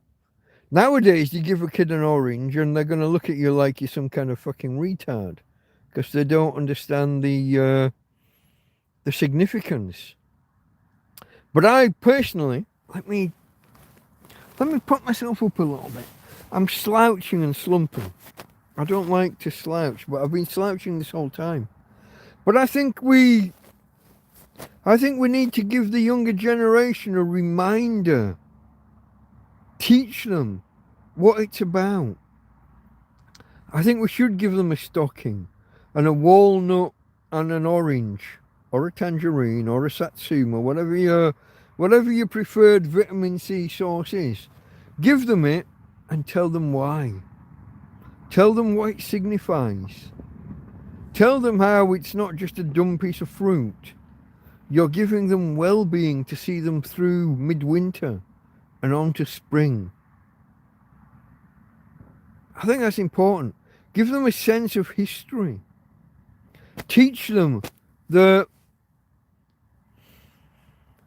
modern day plentifulness is a modern day thing. It's only the last 50 or so years, 50, maybe 60, maybe 70. We can argue 50, 60, 70, 80 years, whatever you draw the line. But it's within their grandparents' lifetime that plentifulness happened. And it could all go away again. This is why I was always a prepper. I was a prepper at heart, not a fully... I live in a town that was flattened by an earthquake 150 years ago. I always had a go bag. I had a bag either by the door or near the door or by the edge of my bedroom door if I was in someone else's house. I always had a bag that I could just grab and go and survive for a week or so. Or feed a group of people for a couple of days until help arrived. Always had that to hand. Because modern society, the niceties that we rely on, having electricity, having power, having gas, having a water supply, having a building and a roof over our head. It can go away like that. It can go. Oh, I love the old films. Katharine Hepburn, Cary Grant, anything with Katharine Hepburn or Audrey Hepburn. Anything with Audrey Hepburn. Did you know, folks, Audrey Hepburn, Dutch. Well, kind of British, kind of Dutch. People argue about her, I'm not going to say ethnicity, that's probably not the right word. Obviously white European, but which country? And when she was 13 or 14, Audrey Hepburn was running messages for the Special Operations Executive. She was part of the spy network behind enemy lines. And she was caught by the Germans. She was caught in the act. And she talked her way out of it. Oh, I'm just a teenage girl. I couldn't possibly be doing anything. But that was Audrey Hepburn. Caught by Jerry. Caught by the Nazis. Running messages for the underground. Behind enemy lines. In, I don't know if she was in France or Belgium or Holland at the time. Wherever she was at. But a war hero. Audrey Hepburn. I love Katharine Hepburn as well. I can't watch Star Trek Voyager. Kate Mulgrew as what's the captain called in Voyager? She's Kate Mulgrew, that's the actress's name. But she's Katharine Hepburn kind of personified as a Star Trek captain. Janeway, Captain Janeway. I get there in the end, you see. The Alzheimer's slows me down, but doesn't stop me altogether. But, yeah, Captain Janeway is Katharine Hepburn. Oh, did you hear that, folks? Did you hear that? That was pretty. Look, Tina's. You can't see. If I reverse the, if I reverse the camera to the other view, do I get the option to put the? Hold on. I've hit the button 6 times. There we go. Hold on. No, I don't get the option to put the... Oh, here we go. Yeah, I do. Look. Here she is. Tina girl. Tina. Hey. Here we go, folks. Tina. You're looking at the back of Tina's head. Tina. Hey. Hey, babe. Say hello to the peoples. Tina. Here we go. There you go. Tina says Merry Christmas, everybody.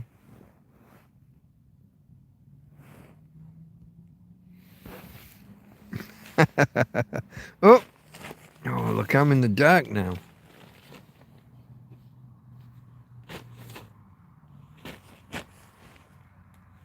I don't even know. Let me have a look. What's the power on the phone? 26%. I won't be able to go too much longer, guys. Chitty bang bang. Okay, Stephanie's heard of it and watched it and loves it. That's good. Are you a little bit behind, Stephanie? Check whether you're live or whether you're... I get a sense that you're maybe 5 or 10 minutes behind. The response is a little bit slow. The oranges were also from World War II because they were rare. Yeah. Yeah. Your phone's rubbish, says Karen. Well, that's your fucking fault, isn't it? I like it. Thank you. Your phone's rubbish. I did have a couple of guys trying to send me phones, and one got held at customs, and I'm not sure what happened to the other. I think, what are they called? The guys in yellow here.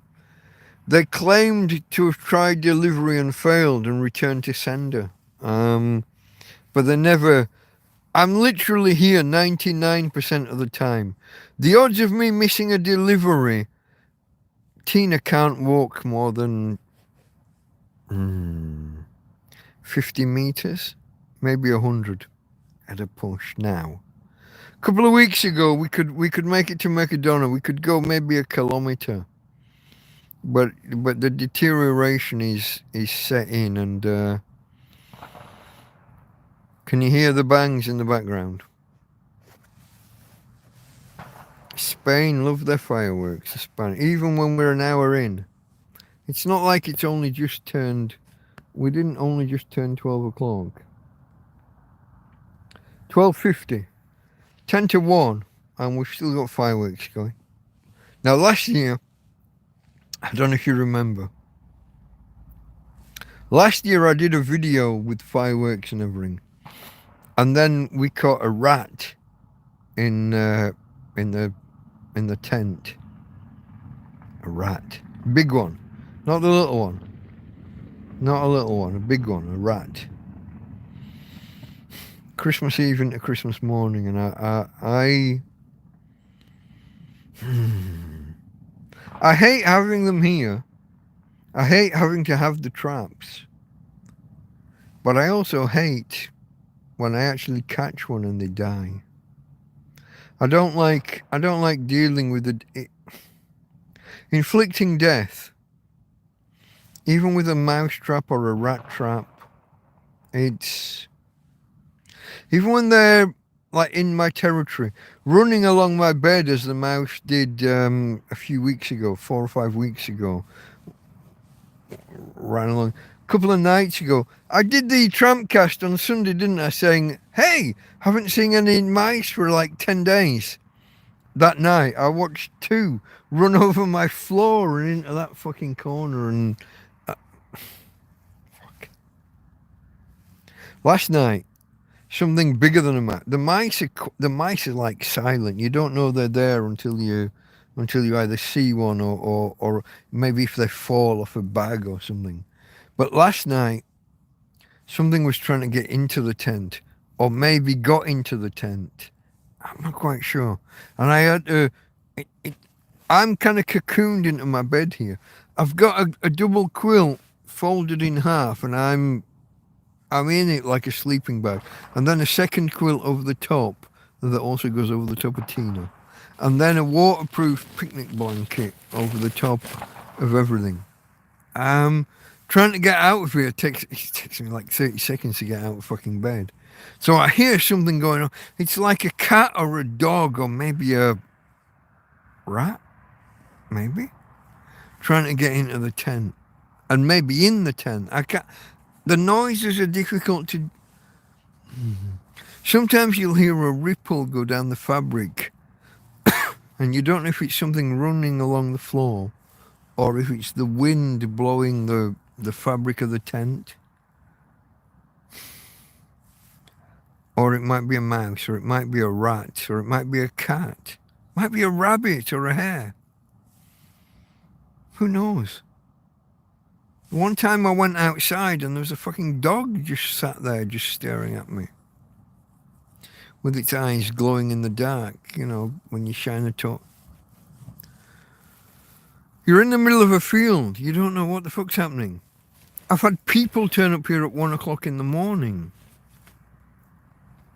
Had the guy... God, this was funny. Had the guy turn up who... He'd like welcomed some... I can't remember whether it was Russians or Ukrainians or something into his apartment. He'd offered them, like, you can sleep in the corner. You know, he's got his apartment, but if you're truly homeless, lay on the floor in that corner. It's better than nothing. They took over his apartment and kicked him out in the end. He turned up here at 1 o'clock in the morning. And the bar along the road, the German bar, was open until like 3 or 4 in the morning. This was summer. And he says, oh, I'll take you for a beer. Let's go get a beer. And I went, oh, okay. I had minimal money and no cards, no, but I had like 4, I'd been to the shop and I had €4 in change in my ass pocket. He takes me there, he says, oh, I'll get it. He orders 2 beers, it comes to $3.70. He tries to pay by card. Oh no, cash only. So I had to pay. So I got this guy who's got an apartment he's been kicked out of by people he's given a home to. He takes me for a beer and it ends up costing me €4. And he swears blind he's going to bring me the money the next day and a crate or two of beer. You know, he's going to make it up to me and then some. Haven't seen him since. What do you do, folks? What do you do? You're homeless. It's Christmas. We're coming up on UK Christmas, aren't we? How far away are we? 4 minutes. We're 4 minutes away from UK Christmas. I'm probably going to go. Maybe I'll do another quarter of an hour. I'll take us 10 minutes, maybe 15 minutes into UK Christmas. I've been prattling on for 2 hours. God knows what I've talked about. We talked about favourite films for a while. Did anybody... Well, Stephanie, there's not really much chance that I'm going to talk until midnight your time, darling. I could try. What do you think? Should I go for it? What do we need? We need another 5 hours. Could we do it? Do you think I could do it? Could I prattle on for 5 hours? Do you have a P.O. box? No, P.O. boxes in Europe don't work the same way as, certainly America. I don't know about Canada, but in America, they're fairly cheap and anyone can set one up and they're fairly easy to do. Over here, it's expensive to run one. And I wouldn't expect that many people to be sending me stuff. Not with that phone, says Karen. Oh, power-wise. Yeah, no, I'm on 23%. I've got a cable. Hold on, just give me a minute. Give me a minute. I've got the cable here. And I've got my... Hold on. No, not that one. Wrong cable. Wrong cable. Hold on. Hold everything. Tina. No. Hey, babe. No, I can't find... Oh. Sorry, folks. I'm sure that was not stupendous, not stupendous viewing. Give me a second. I want to...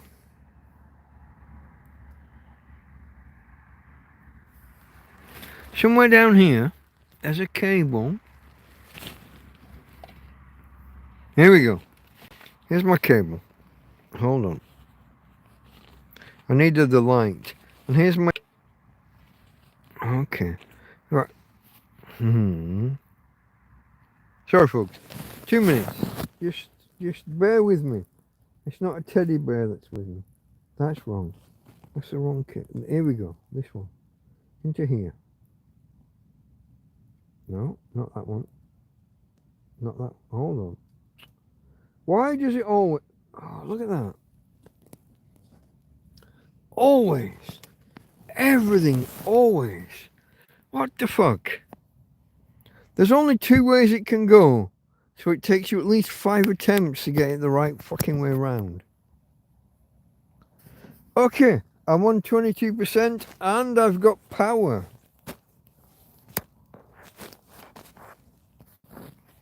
Maybe I can maintain. That was Sunday, wasn't it? Not last night, the night before. I was on 5%, I plugged it in, and about 10-15 minutes later, it went off anyway. Because I wasn't on full power, I was on a minimum charge. A slow... This is a slow charge, because I'm at the end of an extension cable. Rather than bringing the eco... I could always just bring the EcoFlow through, put it at the bottom of the bed, and do the high power charge. Yeah, me and my technological issues. Is it Christmas now? Hold on, where are we? Oh, yeah. Okay, Merry Christmas to everyone in the UK or anyone who's on a UK adjacent time zone. South Africa, I believe, is on the same time zone as the UK. Half of Africa. I probably don't have much in the way of African audience. There's Geordie, Mick, Mike, Michael, Mickey, however many names he had in the end. There he is. And there's Karen. And here, look at this. We've got, can you hear the fireworks here? Must be a lot of Brits celebrating. Stop now. But there was a volley of fireworks just went off. You can hear it, yeah. Yeah. A volley of fireworks must have been British expats. Merry Christmas, Fiona. Have you just arrived, or are you just stepping out from the from lurking? You're in lurker mode, maybe. Merry Christmas to you. In fact, speaking of Merry Christmas, he's not here. Big Clive was doing a stream tonight, so I maybe was treading on his toes. But here we go, folks. Merry Christmas. Cheers to all of you.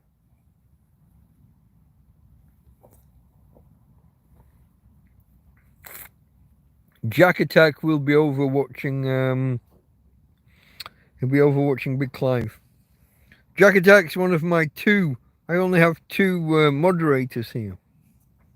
One is Karen, and one is Jack Attack.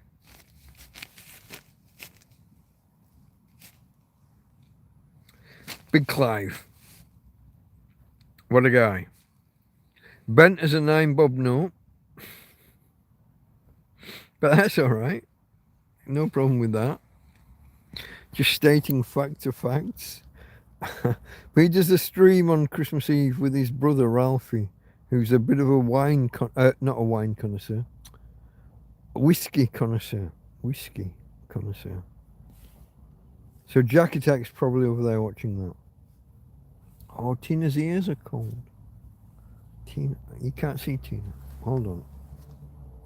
Let's see if I can make it so you can see Tina. Can you see her? She's here. Here she is, look. I can see her nose. Normally, she will go under the covers and down that end, and I'm left cuddling the arse end. I don't get the pretty end. I get the... Normally, I get the back end of things rather than the pretty end. Thumbs up, folks, if you haven't already, please. Thumbs up, just to let YouTube know that, you know, that we're here and that you appreciate me and that you love me really.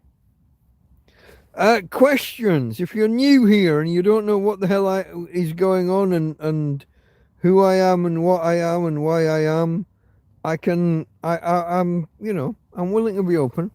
I am a tramp. I'm a homeless guy, an Englishman, trapped in Spain by circumstance. My bank, I have thousands of pounds in a bank.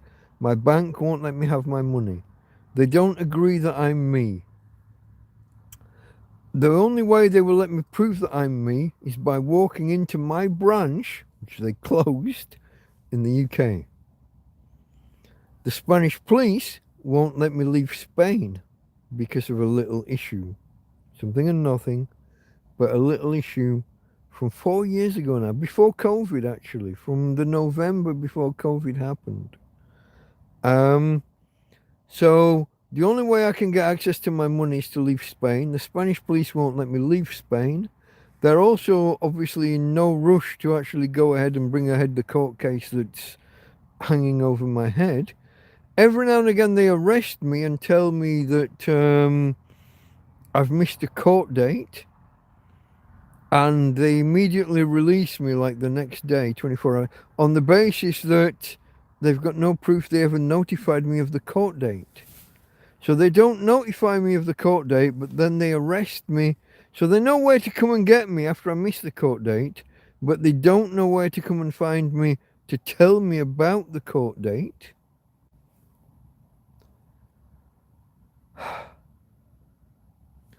And for 2 years I was in well, look, I've been in Spain 9 years. So for 7 years, everything was okay. For 2 of those years, I was waiting on details about this court thing. Then I was kicked out of my apartment. My bank didn't give me my money. I was made homeless. And I've spent 2.5 years now. From August till now, it's 2 years and 4 months and a week or whatever. However that works out. August the 14th. What's their incentive? I don't know that they actually have an incentive to keep me here. The question is, what's their incentive to get on with... Spain love their bureaucracy. In some ways, they're like Germany. They are really keen on bureaucracy. But whereas Germany are really efficient with their bureaucracy, Spain are really inefficient. They see bureaucracy as creating jobs and keeping people in work, so they make it bad. So you have to go through hoops and go around multiple times around the system, is the general pattern. Not general pattern. There was a guy in Korea, Vietnam War. General pattern. No, the general pattern. The general way things are done here. They love their bureaucracy, but they're really bad at it.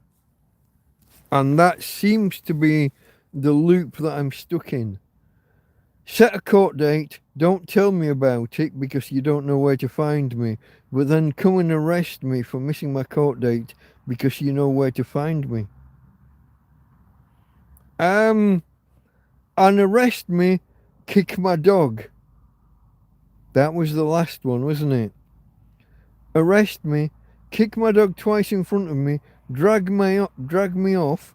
I don't know how many other times they kicked my dog while I wasn't here, but they didn't put her in the control of the dog warden. They left her running loose. And my friend Karen here, who's in chat, Karen and her husband came and found Tina 10, 12 hours later. Dog left running around. But ever since then, and immediately after then, this deterioration with her back legs, with her hind legs. And now she's at the point where she can barely walk 20 or 30 meters to go and do a pee and a poo out on the road here. I try not to, yeah, she had a sleepover with Karen and her husband, yeah, and her family. Not just her husband, but her daughter as well. Everyone loves Tina. But they kicked Tina so much that it was immediately apparent afterwards, this degradation of her hindquarters. This is probably Tina's last Christmas. The last 2 or 3 weeks has just been really, really noticeable. My girl is just both legs on the ground but off to one side, and then her back end falls on the floor. She can't hold herself up while she poos. She falls close by, and sometimes she falls into her excrement. I have to clean her up. She's not going to make it to next, I don't think. But when she's here in bed and here in the tent, she's fantastic. She's lovely still. She is herself. There's nothing mentally impaired, but she's having to cope with a body that's failing from under her. And how long can I make her put up with that? I'll support her, I'll hold her, I'll help her as long as I can. I'll carry her if I have to. But are there any charities that can help? People often ask this, and people keep telling me that there are charities, and I ask them to reach out and ask the charity to help. But no charity's ever come forward. No charity I've ever reached out to has come to me. I'm told there are charities. Try and contact them. I get nowhere. I get nothing. People, the lady that offered to pay for Tina's treatment with a vet got all aggressive and nasty and and shouting and telling me she was going to have my dog taken off me, and that there were all these charities. And I just said, well, get one of the charities to reach out. Nothing. Silence. You tell me. I don't know. I'm a stranger here in town. I don't have the resources. I don't have the knowledge. I saw Tom just there. Is that Tom? Is that the Tom that comes here to the camp? Is your friend joining you for lunch? He was going to today. That was my intention today, was to cook this afternoon. Unfortunately, I fell asleep at about 2:30 and woke up at about 6:30. And knowing that I'm cooking on one gas ring, it was going to take 3 or 4 hours to cook. Starting at 6:30, I would have probably been finishing about now. So, no. Tomorrow, Christmas Day, I'm going to give it another go. I'm going to, obviously, I'll start a little bit earlier. I'll start about 12 with the cooking, with the aim of being ready. I've everything done for 4, and I either plate it up and we eat at 4, maybe, or maybe more likely I'll wait for about 6 and just let everything cool down a little bit and then heat it up on the evening and go from there. But today frankly, I fucked up. I mean, who knew I was going to have a 4-hour nap in the afternoon? I've never done that before. Never, ever. So why, on the one day where it's like dead inconvenient, why the fuck do I suddenly have a 4-hour nap? I can't answer that. I got no idea.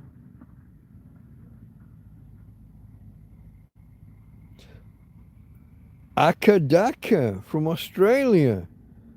Wishing you and Tina all the best for the new year. And you as well. You're ahead of us, yeah? So you're well into Christmas Day by now. It's approaching lunchtime on Christmas Day for you guys. So what's that? Is that pizza on the beach?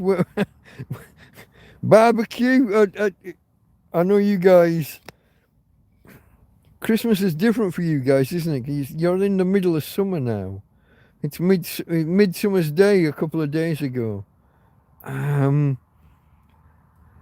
I got married, I had my honeymoon in Tunisia, and we went out on Christmas Eve, and everywhere wanted to do the full Christmas lunch, and we had no idea. We were just out for like either a pizza or a bolognese or something. You know, we didn't want Christmas dinner, and then Christmas Day they didn't do anything.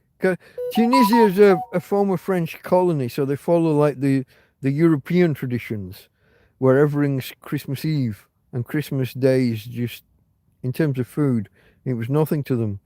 So we poo-pooed having a Christmas dinner on Christmas Eve because it wasn't our way. And then on Christmas Day we couldn't get a Christmas dinner. We ended up with pizza and chips by the harbour. What the fuck do you do? We were clueless. I mean, we were young. What were we? I was 23, 24 maybe. I don't know. What do you do?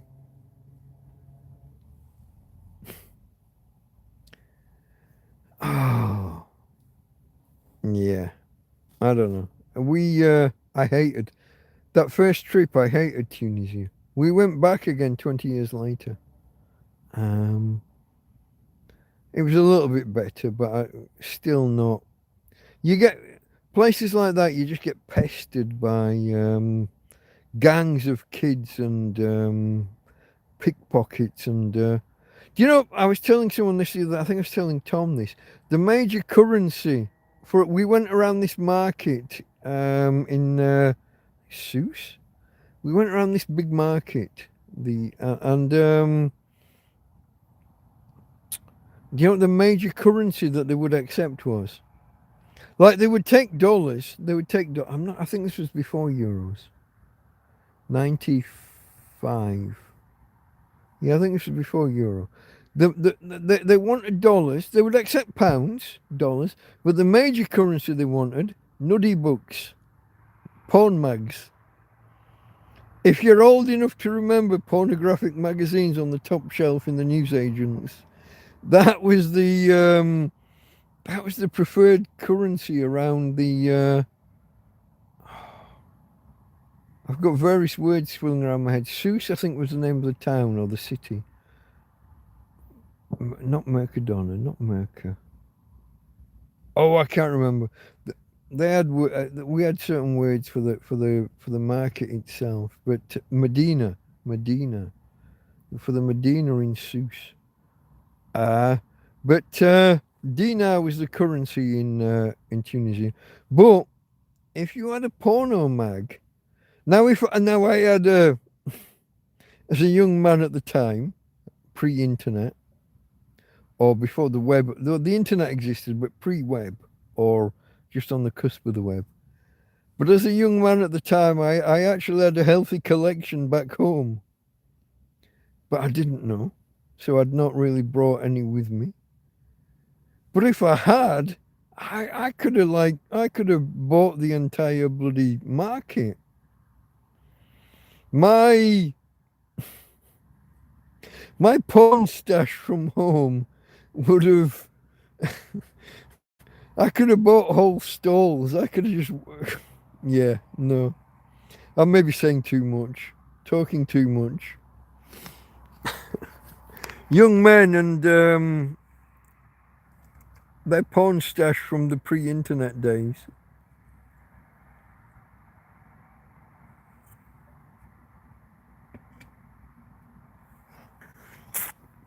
The girl next door, when I was a kid, the girl next door had a bigger collection than me. Her dad was a newsagent. But I'm saying too much. I'm revealing too much about myself. Folks, Merry Christmas and a happy and prosperous New Year to you all. I'm not sure how long I'm going to go on. I guess I'll maybe keep prattling on while you're here. Thomas, gift. Thank you for the PayPal donation. Thank you, my friend. Hold on. I was just scrolling through the latest messages. Thomas, thank you. Anybody else? Listen, if you're new here, if you want to I mean, you're probably not bothered. Most of you are probably not new here. You're probably my subscribers already. But if you are new here, and you want like the backstory, who is this guy? How is this guy? What is this guy? Why is this guy? TrampCast. Tramp as in a homeless person. Cast as in broadcast. TrampCast, all one word. Space 001. My first live stream. It's about 2.5 hours long. I keep intending to revisit it and edit it down. But the last time I listened to it, I think I figured there wasn't much I could kind of pair off that wasn't like useful info. It's my backstory. It's the who, how, when, where, why, how of this guy. Who am I? How did this happen? Why did it happen? Where did it happen? When did it happen? The whole history of it all. TrampCast 001. Give it a watch. Like I said, it was my first ever live stream. I'd been promising people, I think for a couple of months. I think I was trying to get to... Was I trying to get to 100 subscribers or 200? I think it might have been 200. I'd done videos in the months leading up, and I was waiting to get to enough subscribers to be able to do a live stream. And then I promised people, hey, if we get to this many, I will answer all your questions. And I gathered all the questions people had been asking over the months, and I tried to pull them together and I was going to say coagulate, but that's not the right word. Congregate? No. Collate, I guess. I'd collated all these questions, and I was trying to answer everything in one go. And I added my own in there. I just tried to provide the whole backstory: who, how, what, when, where, why. And you know, it's been watched quite a few times. Now, back then, like I said, I had 100 or 200 subscribers. Now I've got 1,100. We're on the way to 1,200, maybe, possibly soon. It slowed down after I hit 1,000. I shot through 1,000 and straight through to 1,100, and YouTube has kind of stagnated me since then. But we're on our way to 1,200, and maybe in the next year we'll hit maybe 3,000 by, yeah, if we could hit 3,000 by the end of this next year, that'd be fantastic. That's a good, if you can help me, folks, share my story, share my channel on Facebook, X, YouTube. If you have a channel of your own, you know, I'm not saying subscribe and join and tell everyone now. Watch one or two of my videos if you haven't watched any already. You know, get a sense of who I am, what I am, why I am, where I am. You know, watch a few videos. But if it's of any interest to you, then it might be of interest to someone else. Share the gospel, the gospel according to Delta Mike and his Tina girl, who's down here burying her head in the hey babe. Hey babe. There she is. That's my Tina girl. Oh, I think this lamp's losing its where am I for power? Oh, I'm down to 15. So we're not going to go too much longer, are we? And the lamp's losing. Hold on. It just lost. Oh, we haven't got much light left, folks, I don't think. So we're probably not going to go too much longer. Questions, comments. Let's chat. If you're here in chat, where are we? Let me go back to where I there was Akadaka wishing me a Merry Christmas. Karen says Spanish life. World War II American. What was that in relation to? Shrimp, they say. Shrimp. Put shrimp on the Barbie. That's Australian Christmas, isn't it? Put another. And your shrimps are like about 12 inches long. In England we say prawns, but your shrimps. In England a prawn is like a centimetre or somewhere there or thereabouts. That'll be a prawn. A shrimp is like microscopic in comparison, 2 or 3 millimeters. Morecambe Bay shrimps, it's a lot of tiny little jelly, not jellied eels, but jelly little insects is the wrong word because they're out of the sea, but that kind of thing. Tom, yeah, I saw that, my friend. Thank you very, very much. Much appreciated. Much appreciated. How do I get to this PayPal, Mike? So below if you're on a PC, below the video, there's a link that gives the title of the video. I don't remember what I called it. Random live stream about blah, blah, blah. And then it'll say the word more. Click the little word more, and that will expand. And it will give you a snippet. It will give you the start of a description. And at the bottom of that, there'll be the word more again. So basically, you're going to click the word more twice, and that will expand. And then a little way down, a paragraph or two down, it will say that there's a PayPal He's a you can contribute, you can donate if you're in a position to and you like, and it'll give you a link to my PayPal page where you can pay either using your PayPal or using a credit or debit card. I think I've obviously I've never been the one filling in the page to myself, so I can't swear to. Make sure that at the end of the process you want it set to friends and family. Otherwise it goes through as a business transaction, and we all have to jump through hoops to make it work. It's a donation, so it's friends. It's just be careful of that last step. Make sure when you do the confirmation that it says friends or family rather than a business. You're not buying some. If it's set to buying something, we have to pretend I ship something to you, and I have to invent a shipping number and tell you. Then you have to tell them the same shipping number to prove that you received the good. There is no good. There is no transaction in that way. Friends and family, it's a donation. Isn't it? We're losing power here. I'd like to power the light, but if I power the light, then my phone will be out of power soon. I could grab the EcoFlow. I could bring the EcoFlow through. Should I do that? Maybe I should do that. How much longer am I going to prattle on, folks? I don't know.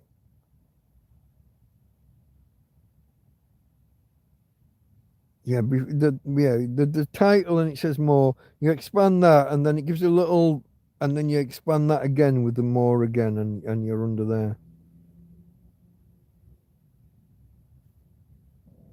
I have a Victoria magazine collection only. I don't know what Victoria magazine is. Are we back on is this my porn stash from back in the day? Is that where we are?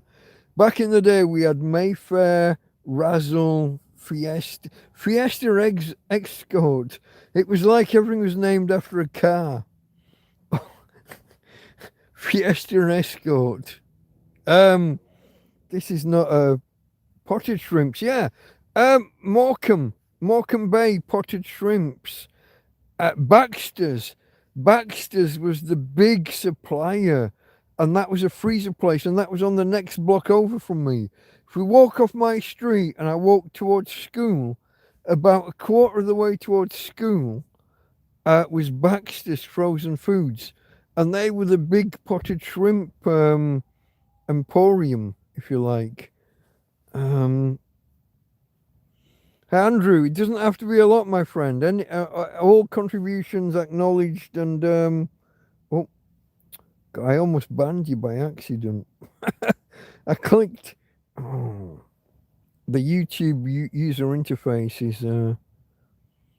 Spend it how you like, buddy. Okay, so you're not one of these ones that are no alcohol, then. Okay, I respect that. No, I respect everybody. If someone sends me money and says, "Hey, no booze," if they think I'm a bit of a lush. Did I ever tell you guys about look at this, I'm having to cuddle the light. A couple of months ago, there was a couple walked up the road here, the track. So from the houses, basically my neighbours, they walked past, and there was a bit of a tut and but I thought they looked kind of English or sometimes you can't hear what someone's saying, but the sound of the language, you get a sense of whether it's English, Spanish, or Eastern European. And they sounded kind of Englishish from what I'd heard, but they were ahead of me, and I walked my dog. And even though Tina was bad on her legs at the time, we overtook them. They went a different way to us. We went one way and they went around. We both went different sides of a block, I went up and right, they went right and up, and we went different sides, and somehow I overtook them. I got ahead of them and I stayed ahead, and I tied Tina up, but by the time I'd got there and tied Tina up outside the shop, they went in, and Fiesta was a bit, I liked Razzle, to be honest, but especially the food sloshing thing on the back few pages. But shush, I talk too much. I'm revealing too much about myself. I liked the ladies touching each other and rubbing the cream and the the pie or whatever into each other, and ladies handling other ladies. Let's just. God, I'm saying too much. But anyway, this couple got there. I was ahead of them, but I had to tie the dog up and get in. They walked in just behind me. And I walked in, and the Mercadona that I'm at, you walk in, you go through the tills, that's the way in, through a wide corridor between the tills. And the first thing you meet is the beer. And I picked up €3.60, folks, for 12 cans. 30 cents a can, okay? And I put them in my trolley. And this couple behind me, she turns to him, she says, "See, I told you, alky." Because I'm a tramp in a tent. And she's thinking the first thing he buys in the supermarket is beer. But it's the first thing you walk past. If you've gone there with the intention of like doing a week's shop, and you're going to get yourself 12 cans of beer for the weekend. So Friday night, Saturday, Sunday, maybe halfway through Monday, right? You got 4 days, 12 cans of beer. But she turns to him and she says, "See, I told you, fucking alky." Some people are just so judgmental. Listen, if you're living like this, I'm in a field. It's been down to 5 degrees Celsius.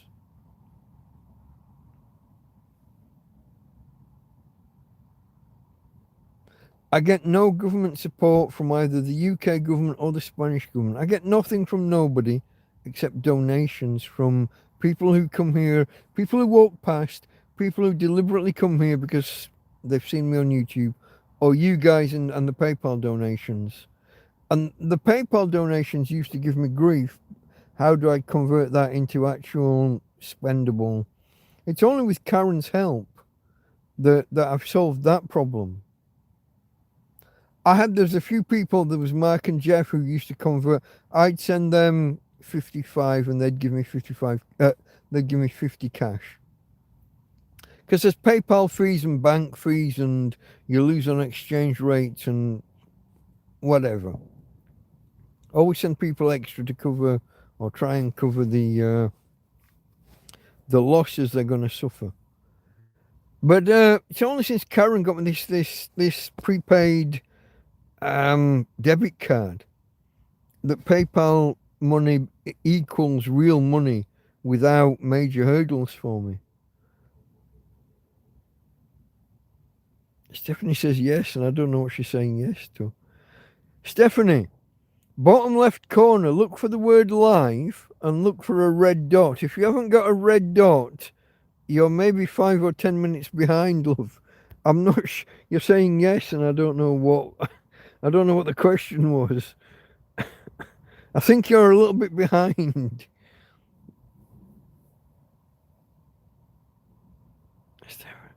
I have a Victorian. Victorian. You're talking about Victorian porn, maybe. Erotica, as it would have been known back in the day. Okay, I'm not averse to a bit of that. One-handed reading material, we used to call it.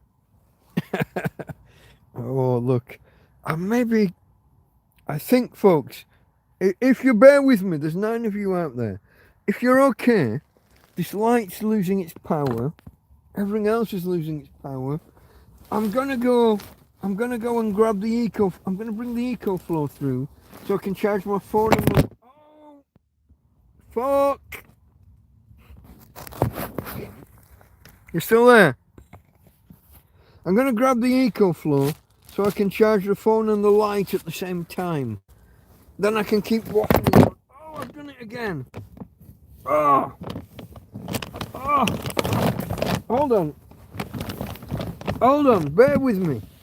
Bear with me. It's a teddy bear. Oh, fuck. What's that say? -12. Oh, we don't want that. We don't want to see -12. Fuck. Oh, Jesus Christ. Just getting out of bed to struggle. Hold on, folks. Hold on. Am I doing a comedy sketch? It feels like it. Here we go. Here's my fairy lights, Karen. I'm gonna carry on using these way past Christmas. I'm gonna just carry on with these. You got to -19 last week. Fucking hell, Stephanie. That's okay, sucks. Give me a second, folks. Maybe 10 seconds. I'll be right back. I just need to unplug the EcoFlow from the solar panel. Bring it through. Oh, oh, I'm taking my headlight off. Taking that off, aren't I?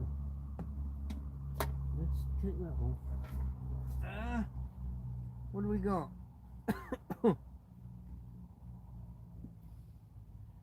We got a couple of cables, yeah? Okay. Oh! Hold everything. Hold the fucking presses. Let's get back into bed, but fucking hell. You've never seen a performance like it, have you? Oh! Oh, fuck. Pardon the French. Oh, or the Anglo-Saxon, depending on how you... Oh, Jesus Christ. Was born on this day. Oh, hark now hear the angels sing. Glory to the newborn King. And man shall live forevermore because of Christmas Day. Boom, boom, boom, boom, boom, boom, boom, boom. Now, that's one plugged in. Where'd my light go? Here's the light. I'll be right back with you, folks. Don't leave. Fuck. I know it looks like a comedy of errors. Well, it kind of is. What's this? That's a USB A to C. So that's what the... Here we go. Here we go. Hold on. Hold on. Bear with me. It's a teddy bear. It is a fucking teddy bear. Bear with me. Are you going? Hold on. You got the power. You got the power? It's still not that bright. Okay. Wow. I'm sat here basically. Hold on. Is that... What you got here? You can't even see me. I can't see me. I'm sat here and I can't fucking see me. Hold on. -19. Let there be light. Yeah. Walnut whips. Oh, I remember walnut whips. Oh, the chocolate pyramid kind of the round, a round pyramid, but with a walnut at the top of the crest. Oh, I love that. You're in stitches, okay. Listen, I've just plugged this shit in and I can't see me still. I don't know what's going on.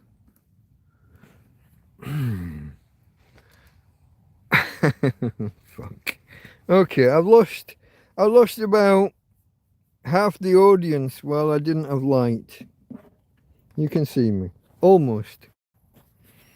Can you see Tina? There's a Tina. Here you go. Look at that. There she is. There's my Tina girl. I love my girl. You're honoured. I'm honoured.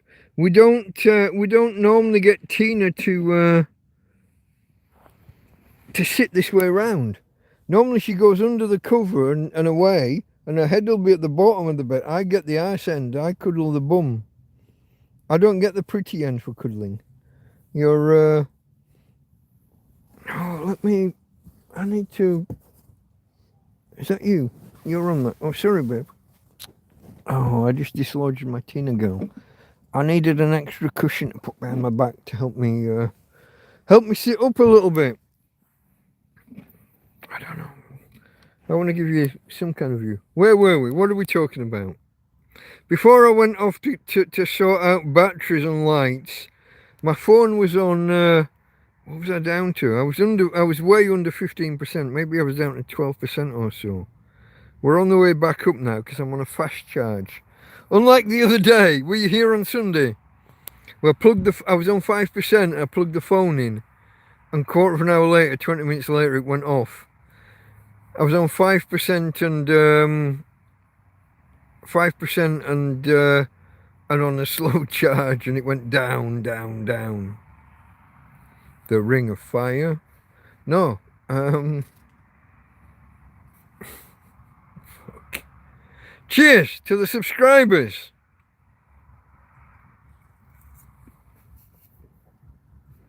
Cheers to everyone who's donated this year on PayPal.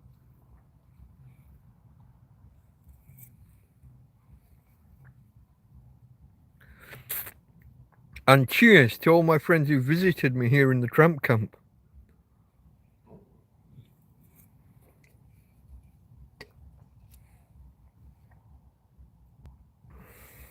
Hold on, it was 1 today. 1 what? 1 degree. Cheers, Akadaka.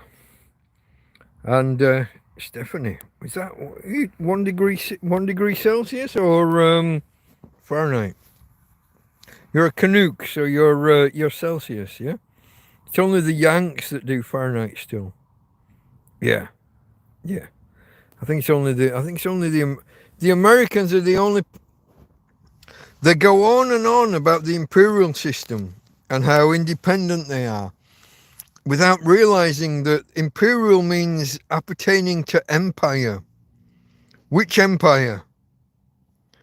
Our fucking empire, the British Empire.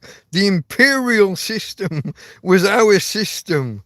And even we fucked it off to move on to something more scientific. And the Americans are, how would you, they're staunchly independent even when they're wrong.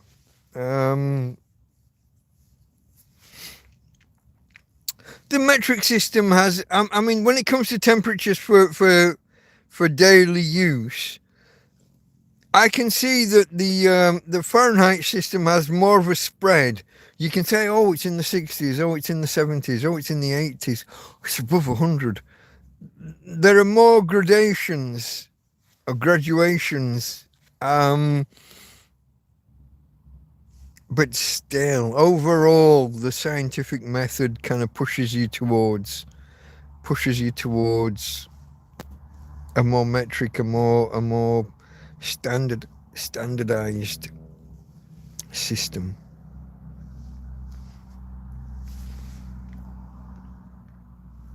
Now in the UK, we're a mixed bunch when it comes to whether to be metric or not. If you ask someone their height, and someone said 170 centimeters, I wouldn't have a fucking clue. I got no, is that tall? Is it not tall? We use feet and inches when it comes to a person's height. We can talk about yards when it comes to, see, even that, Americans don't really use yards. They'll talk about something being 100 feet away. Why don't you say kind of 34, 35 yards? I don't know. They're using imperial, but they don't even use imperial properly. They use yards when it comes to American football. And as far as I can tell, that's the only place they ever fucking use it. Everything else is feet. Oh, it's 600 feet away. What the fuck are you doing? Why is that not 200 yards? What are you doing? But to all intents and purposes, yards and meters are the same thing. So it kind of, on a human scale, unless you're measuring, like for court purposes of forensic analysis, yards and meters are the same. It doesn't matter which you use. They should all be understood. But why start? The other thing they do is just numbers. When they talk about something being 1200 or 1300 or 1500 whatever's, why is it not 1200 or 1500? Why are you going with... If I was to say to someone, and this is something you do when you're teaching someone when you're teaching a kid, you say, you teach them about the units and then the tens, and 10, 20, 30, 40, 70, 80, 90. If you said 10, that's just silly. And when you get that's 100, 200, 300, 400, 500. When you get to 1000, if someone said 1000, you'll slap them and say, don't be fucking silly. That's just the wrong answer. But Americans are quite happy. They might not say 1000, they'll say 1000. But then they'll say 1100, 1200, 1300. What are you doing, lad? It's 1200. God Yule, Thomas Erickson there. God Yule, amigo. Merry Christmas. Night, Karen. Karen's off. Bedtime. Night. Boing, as we would once say. Zebedee from the Magic Roundabout. Boing. I'm going to keep talking while ever there are people here. Maybe if we drop below 5, I'll stop prattling on. But folks, if you're new here, if you've got no idea what's going on, I don't know how many of you are boing, lol. I don't know how many of you are actual subscribers who are dropping in, or if you're totally new and just wondering what's happening. If you're totally new and you're wondering what's happening, I am a tramp, a homeless guy, an Englishman, trapped by circumstance in Spain. I use my channel to explain the ups and downs, the successes and failures, the other happenings in my life, just as a tramp, a hobo, a bum, a homeless guy. I can't remember all the synonyms. I have them written down normally, but I'm doing this freehand. A person who lives rough, a person who lives on the street, or in my case, a person who lives in a field. I moved into this field with nothing but a bedroll, and over time I built myself a little shack. Then I was donated a second-hand tent, and then when that was literally falling apart, and it was literally falling apart, my bed was all that was holding it up, it turned out. I was donated this palace of a tent, 7 meters by 3 meters. But this is after a summer in the ultraviolet and the winds and the storms and the things that happen. After 9 months of continuous use, nearly 10 months actually, of continuous use, it's ripped apart, patched, torn from ceiling to floor. I've got a mouse infestation now that it's winter. Me and my doggie are just trying to get by. Our hope is just survival. We're not trying to get rich through YouTube. We're not trying to become influencers. There's none of that. It is just, it's me and my doggie. Look, here she is. I don't know whether you can, oh, can you see her? I can't see her on my screen. Maybe you can on yours. There she is, look. There's my Tina girl. Kisses from Daddy. We're not trying to get rich. We're not trying to become major influencers. I'm not trying to compete with Asmongold. I'm just a guy trying to survive. The Spanish authorities are against me, although they've left me alone for the last 6 or so months. Stephanie says, hello, Tina. Hello, Tina. Merry Christmas. So yeah, it is just, it is as it is. I wanted to see in Christmas on the stream, on a live stream. I saw in my Christmas. I've seen in the UK Christmas. I don't think I'm going to be able to keep going and seeing the US and the Canadian Christmas. You've still got, what, 5 hours or so to go. Unless we get a lot more subscribers. Your dog name is Biscuit.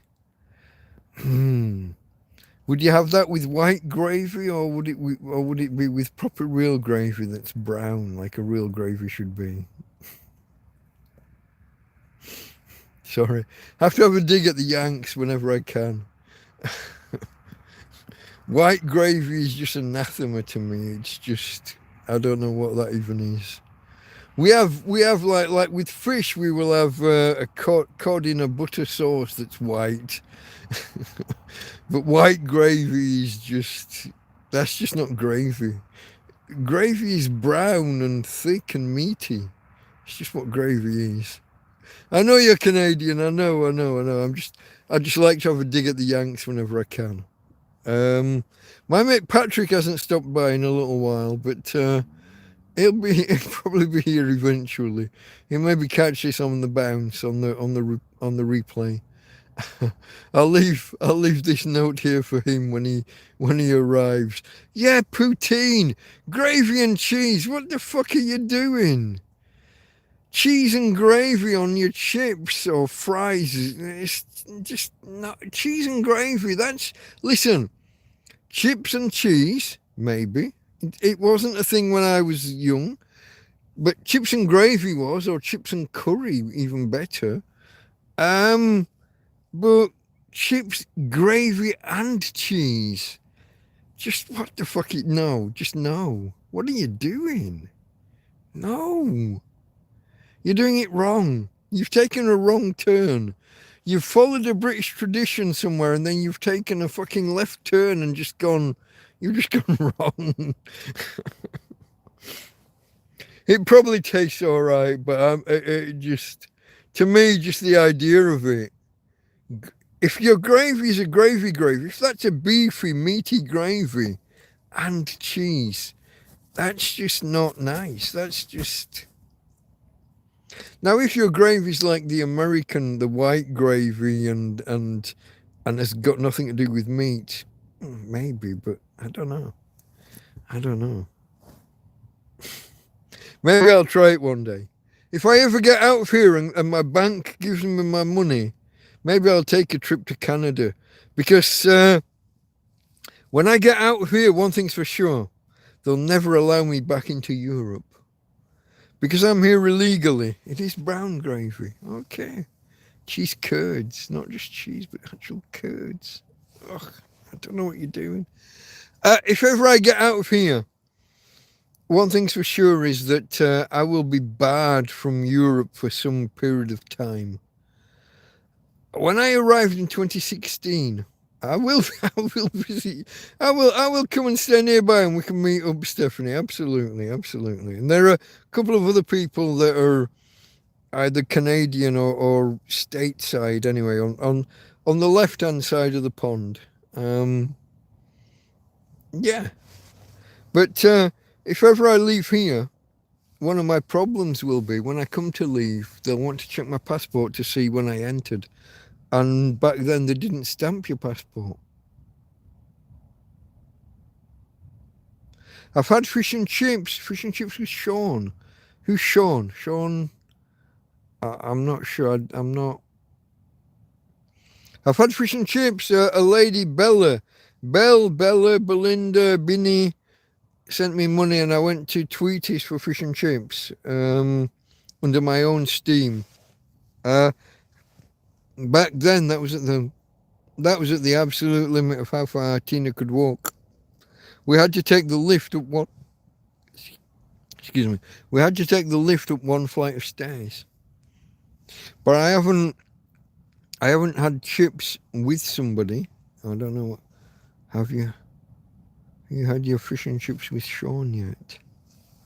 Oh, short, no. Expat in Mazaron. Okay, yeah, no. So Mazaron's a fair distance south. He's probably, it's roughly 100 kilometres south, I think, down in Murcia. He hasn't made it up this way yet. And if I do fish and chips, I do it on a Friday. And he does a live stream of Friday fish and chips on a Friday. So it's probable that he'd never make it unless he specifically makes a big deal of it and a big day of it. No, we haven't connected at that level yet. We've only done kind of hellos and what have you on stream. He promoted me a few times. Might have been where you came across me. He promoted me a few times early on, and I've tried to promote him back. I'm obviously a much smaller channel, but no, I've not met up with Sean as yet. No, maybe one day though. Maybe one day. I've met a few. I've met a couple of. Okay. Okay. Maybe I've missed. Maybe I'll check my emails and see whether I've missed something. I haven't. Now email. There's another thing. Look, I followed a few people over on an alternate platform, not YouTube. What's the other one? The green one, Rumble, and a few people on locals as well. And I got fucking bombarded, you know, like 20 or 30 emails a day. Every time he's going live in half an hour, he's live now. He's still live. Like 3 or 4 fucking emails from every video that they do. So my email just got spammed the shit out of. And it's only, I don't know, 3 or 4 days ago, I found a link to adjust the notifications. When you get notifications and how many you get and how much you get.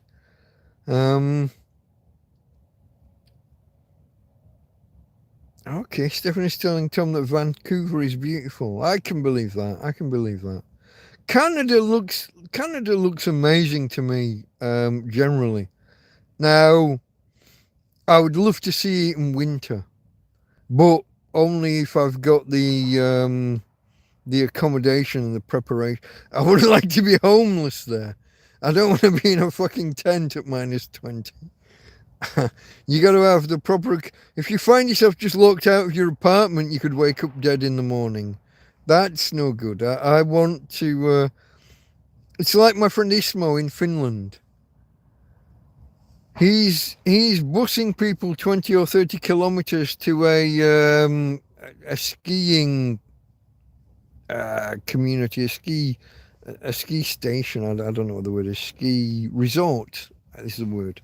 Ski resort. But if you step out of your apartment and you've left your keys inside and the door closes behind you, you're dead. I've got no idea how you would handle that shit. No idea whatsoever how you would handle that. One wrong step and you're dead. Here I step out of the, if I let me be a little bit crude. Inside I used to have to step out the tent like 10 times a night for a piss. Here I've cut the top off a 2-litre pop bottle and that stands inside a metal can to keep it upright. It's my piss pot. People used to say you're too poor to afford a pot to piss in. Well, I'm not. I'm poor, but I have a pot to piss in. But every now and again, a couple of times, you go empty it a couple of times a day. And if I was in Canada, I'm going to do that. One wrong step and you're fucking dead. Step out of your tent in bare feet.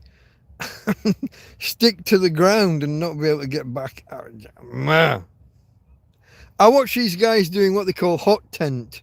They have a, like in Europe, they tell you, never have a barbecue or a fire or candles inside your tent because it's going to burn up the oxygen and you're gonna die of like carbon monoxide poisoning or whatever.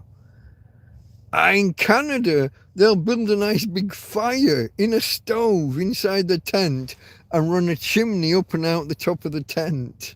I've never seen anything like it.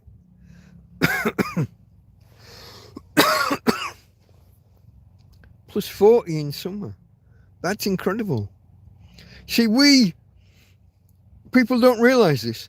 The most southern tip of Britain is further north than the most northern tip of the USA. People think we're like on some kind of, they think, oh, if you draw a line across the map, we're on a par with like Florida or New York or Boston or, no. You draw a line across properly. The most southerly point of the UK is more north than the contiguous USA. There's only Alaska, which is a separate bit up higher. That's the only bit more northerly than the southern part of Britain. So really, come winter, we should be like Canada. We should be like minus 30, minus 40, 20, 30, 40 degrees. But because it's only because of the Mexican, what's it called? The Gulf Stream. The Gulf Stream. Yeah, we are. Are you saying that we're not? Are you saying I'm wrong? The most southerly part of England is more northern than the most northern part of America. Absolutely, guaranteed. It's a fact. Yeah, Canada and Alaska, I know, are the same thing. But Britain should be the same. But the Gulf Stream brings us warmer water and warmer currents and warmer air. And it's the only reason that we're not minus 20 or minus 30. It can get to minus 40 in Winnipeg. Really? You see, once you get that around minus 30, minus 40, it doesn't matter whether you're talking Fahrenheit or centigrade. They're like the same thing. Minus 40 is equal in both scales. I think it's minus 40, 39 or 40. Somewhere there, they reach parity. They're the both same. Oh, you were trying to agree with me. Okay. The Gulf Stream is a life giver. Absolutely, Thomas. Yeah. Absolutely. If you go further east, further east, Denmark is on a par with England, but they're colder, much colder in winter, like Scandinavia. But they're on a par with us. Hold on. Where are we? Latitude or longitude? I think longitude. Lateral latitude are the ones that run lateral, yeah? I don't know. My latitude and longitude knowledge isn't great.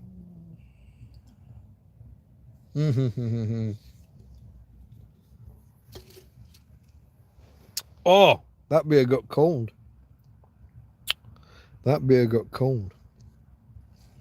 But yeah, let me go back to chat. This YouTube, listen, Big Clive, a guy I watch on the weekend, recently switched from YouTube to Twitch. And the chat in Twitch is so much better. The app is just brilliant in comparison. Yeah, minus 40 is where they reach equality. Okay, I knew it was 39 or 40. I knew it was there or thereabouts. Yeah. But, I mean, anywhere between 30 and 50 is going to be minus 30 to minus 50. They're going to be roughly on a par, aren't they? They're not going to differ by that much.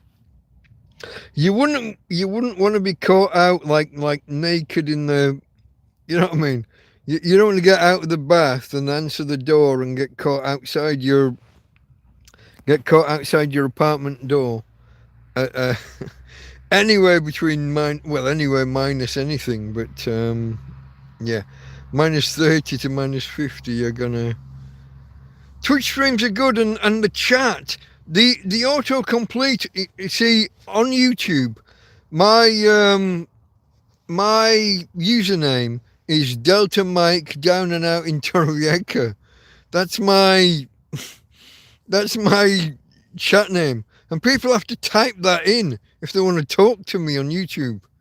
On Twitch, they type 3 letters and it autofills, it auto-completes. YouTube's just, I think if you're on desktop on YouTube, it auto-completes. But on Android, YouTube's just a bitch. Nobody's going to type, people just type DM or Mike or, they just, and hope that I see it. Because who's going to type that in? Delta Mike down and out in Torrevieja. Nobody's going to type all that in with the correct capitalization so that it highlights when and I can see it. Get fucked. That's not happening. That's not happening at all. All right, you guys that are here now, I can't do a poll because I'm in the YouTube app and it's shit on Android. Where are we? Who's here? Tell me who you are, where you are. If you're here and watching now, what country are you in? What town are you in? What language do you I presume you understand English, but what's your primary language? Who are you? Where are you? Who, how, when, where, why? Tell me. Come on. Talk to me. Talk to Delta Mike. By the way, I'm not Mike. A lot of people think I'm Mike. The Delta Mike is the NATO phonetic alphabet. When you hear the police and the army speak over the radio, Alpha, Bravo, Charlie, Delta, Echo, Foxtrot, Golf, Hotel, India, Juliet, Kilo, Lima, Mike, November, Oscar, Papa, Quebec, Romeo, Sierra, Tango, Uniform, Victor, Whiskey, XYZ, X-Ray, Yankee, Zulu. I get there in the end. It's that. DM. Delta Mike is DM. Those are my real initials. But I respond to Mike because people were always going to call me Mike. But it's not my actual name. And the reason for it was that I had an old phone. It stopped working. I bought a new phone and just stood outside the shop. I couldn't log into when I tried to log into my old account, they were trying to send a text to my old phone. And the old phone was broken. So there was no way to respond to the text. So you've got 30 seconds. You need to come up with a new name to create a Google account and get your phone up and running.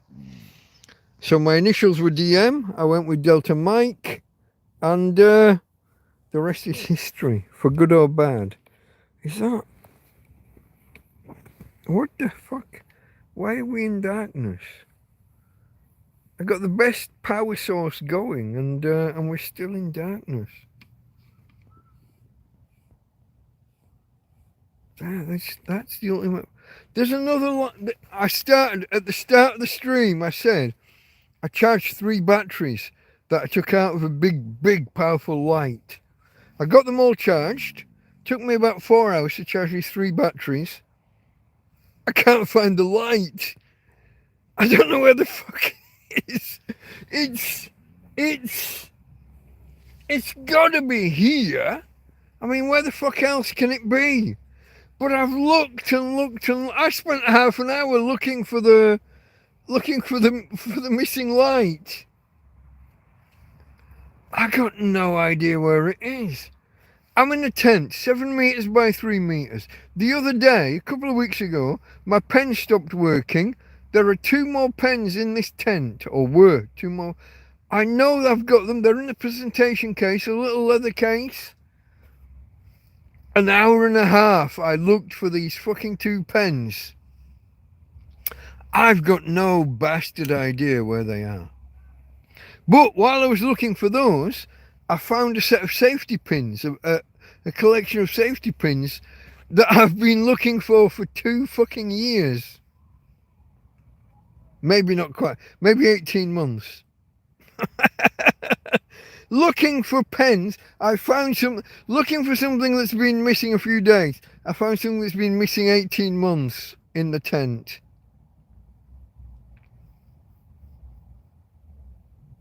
You'd be amazed.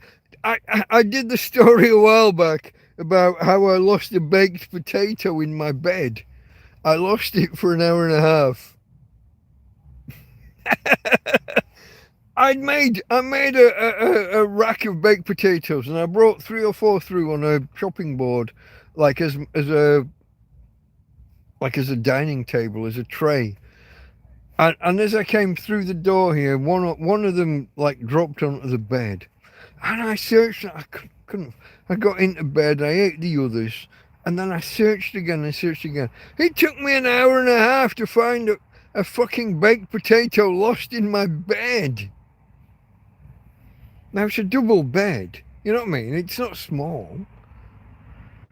Oh, and it's got multiple covers. I've got 2 quilts and a blanket and a, you know, it's not, but still, multiple hours to find a baked potato you've lost in your fucking bed. What are you doing?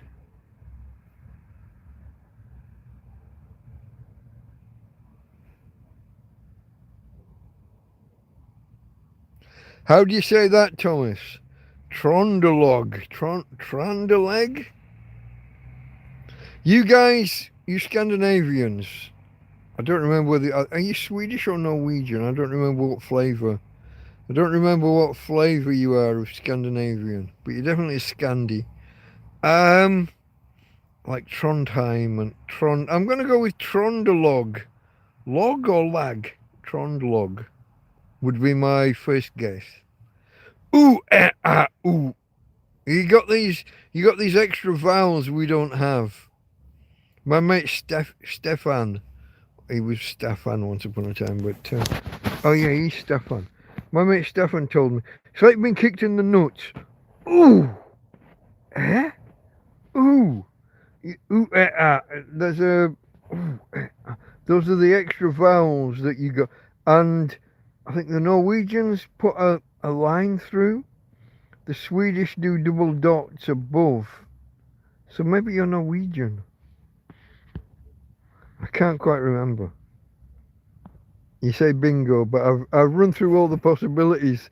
So saying bingo after I've run through all of them, I'm not sure. I'm going to go with Norwegian because you've got the line through the O.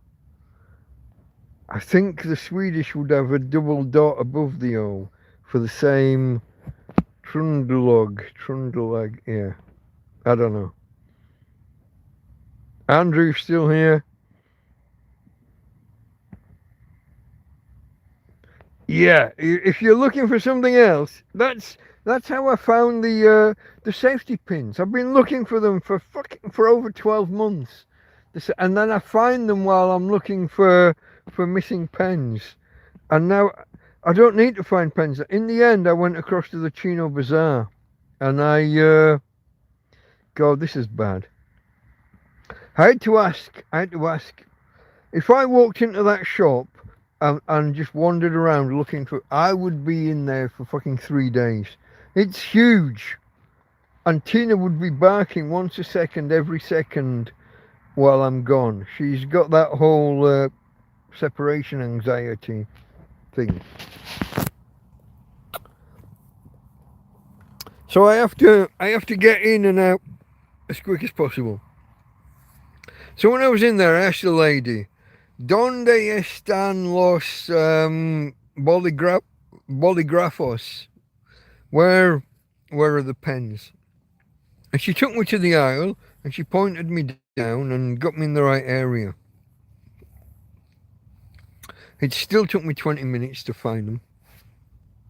I'm looking at all, there are ultra fine tips, there are permanent markers, there's this and there's that. And they're anywhere between 5 and 10 euros per pen, some of them. I just want a standard fucking biro. Eventually I see them. A set of, I think it's 8. There's 4 or 5 blue, a couple of black, 1 or 2 red. 150 or 170. So cheap enough in the end. They're not great. If you write with them for about 10 minutes, the nib gets clogged. It's such a fine point, it tears the paper away as you're writing. And after a while, the bits clog the nib on the end. But it's better than nothing, and it was only €1 or 2. Not a biggie. I'm just glad I had enough Spanish to ask the lady where, and you know, otherwise, the signage in there is so bad. You would spend a week walking around looking for what you want or what you need. So yeah. Okay, hold on. Wait, let's have a go back. Bing. No way. Yeah, I figured the slash through the O rather than the double dots was my signal. But my mate Thomas there, he sent me a few donations via PayPal. So thank you very much, Thomas. Not your real name, just like Delta Mike's not my real name. Don't tell PayPal. My PayPal account is in the name of Delta Mike, and I don't think you're allowed to have these accounts in a false name. But fuck it. I'm a tramp living in a field. Do your rules matter to me that much? I emptied that, didn't I? Let me throw that away. Oh, I gotta reach. Hold on, folks. I should really have opened the Baileys or something by now, yeah? I mean, it's Christmas, yeah? I've got whiskey, I've got Baileys, I've got Carver. I've got... Oh, look at this. This light's really not cutting it. Why did it? I'm sorry, folks. I know you're... The pictures... I mean... Listen. Oh. With the best will in the world, if the picture was perfect, I'm still no oil painting.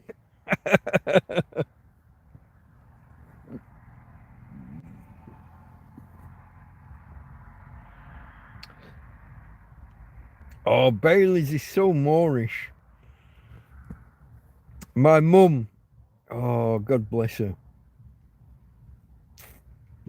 died January the 9th, 2005. Now, my mum, she loved her Baileys. I remember one night we went out to the local bar. This wasn't something we did often, but it was like a once in a year thing. And it was in the run up to Christmas. It wasn't Christmas Eve, but it was a day or two before.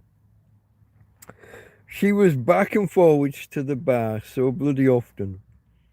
I think they had to send out and get someone to go and get a bottle of Baileys from another bar. She buried a bottle of Baileys one glass at a time, and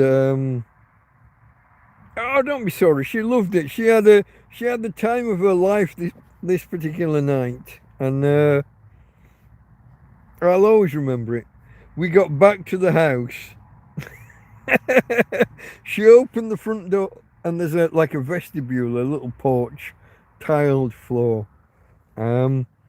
She threw up. She threw her ring up. She threw up and threw up and threw up. I mean, she threw up. Maybe she drank one bottle of Baileys while she was out, but she threw up 2 bottles of Baileys inside the fucking front door on the tiled area. And I think we were both too drunk to... yeah, I know what you meant, Stephanie. I know. And I appreciate it. Thank you. But it's not a problem. It's a while ago now. We're at peace with it. But she drank this 1 bottle of Baileys and she threw up 2 bottles of Baileys all over this tiled floor, and we were both too drunk to kind of do anything about it. We just left it there till morning, and then I had to mop it up and oh, mum. See, in America it's mom. In England it's mum. In the north of England it's mam. And all these words derive from mam, as in mammary, mammal, breast, teat. Mam. She's my mum. She's my mum. But I was always trying to be posh. I always said mum. And I think she preferred mam. That was the word she used for her parents.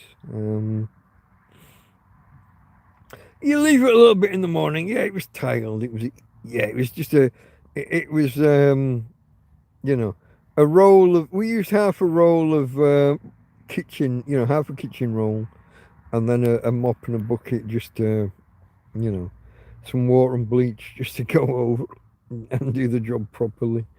But it's a fond memory because I was with her all that night, and I was like, "Mum, you're going at it a bit. Might slow down. You might want to." And when the bar ran out of Baileys and had to send someone to another bar to, have you got a spare bottle? Chuck us a bottle of Baileys. God knows how much she spent. Like if you drink a bottle of Baileys at home, it costs you, I don't know, 10 quid, whatever it is now. But if you're paying two quid a shot and you're buying 15 or 20 shots, whatever's in a bottle, it's going to cost you a whole hell of a lot more. But yeah, it's, how old would I have been? I've been in my early 20s. No? Maybe mid to late 20s. But it was just funny. I don't know. It's just, it's one of them things. We've all done it. You go out and sometimes you get pissed, and it's just always carrots in sick. Yeah, it's the stomach lining, isn't it? It's the red or orange bits, the orange cubes, the chunks in your sick. It's actually your stomach lining. Looks like carrots, yeah. Oh, I got the hiccups. The hiccups.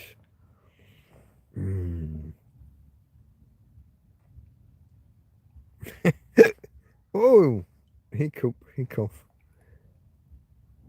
Yeah, mum and mam in the north of England. A little bit like mammy, but that's got implications. Fond memories, yeah. I mean, obviously I prefer she wasn't gone. But we all do go in the end. Unless Aubrey de Grey. Aubrey. A-U-B. Oh, fuck. A-U-B-R-E-Y. Space. D-E. Space. G-R-E-Y. Aubrey de Grey. He's got a theory called longevity escape velocity. So here's the idea. In the next 10 years, if they find a way of improving human longevity by, say, 5 years. So for 10 years, you gain 5. So you've lost overall. But having discovered how to extend human lifespan, if in the next 10 years after that, if in that next 10 years they can improve lifespan by 10 years, 10 years gets you 10. That's equality. At that, you could basically live forever. Now, in the 10 years after that, if they can improve longevity by 15 years,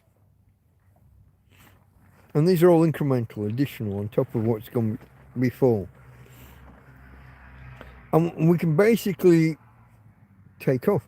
For every 10 years you live, you'll live 15 years longer. You're basically going to live forever. Until you have some kind of accident or a really bad illness, or you choose not to live longer. And he's a proper real scientist with proper real theories and proper real goals on how we would get there. He's not just a bullshitter. And there you are looking for a vampire. Yeah. Mammy, okay, the Irish say mammy. Yeah, just don't say it in America. The whole Al Jolson black and white thing. A mammy was I guess a slave nursemaid. The whole what's the film in 1939? Scarlett O'Hara. Quite frankly, my dear, I don't give a damn. What's the film called? I've got no fucking idea. I remember the quotes. I remember the quotes. Rhett Butler as the character, yeah? Rhett Butler. Scarlett O'Hara. Quite frankly, my dear, I don't give a damn. She had a maid mummy. Yeah. What was the film called though? Come on, someone help me. Someone get Gone with the Wind. Fuck yeah. Yeah. Was that it was an old Selznick film, yeah? 1939. Yeah. One of the first colour films, 1939. You had that and you had The Wizard of Oz. Both around the same year. Yeah. Gone with the Wind. That's your mummy, your mummy, yeah, don't, oh, I've still got the hiccups, folks. I've got the hiccups. Give me a second. Cheers to you, folks.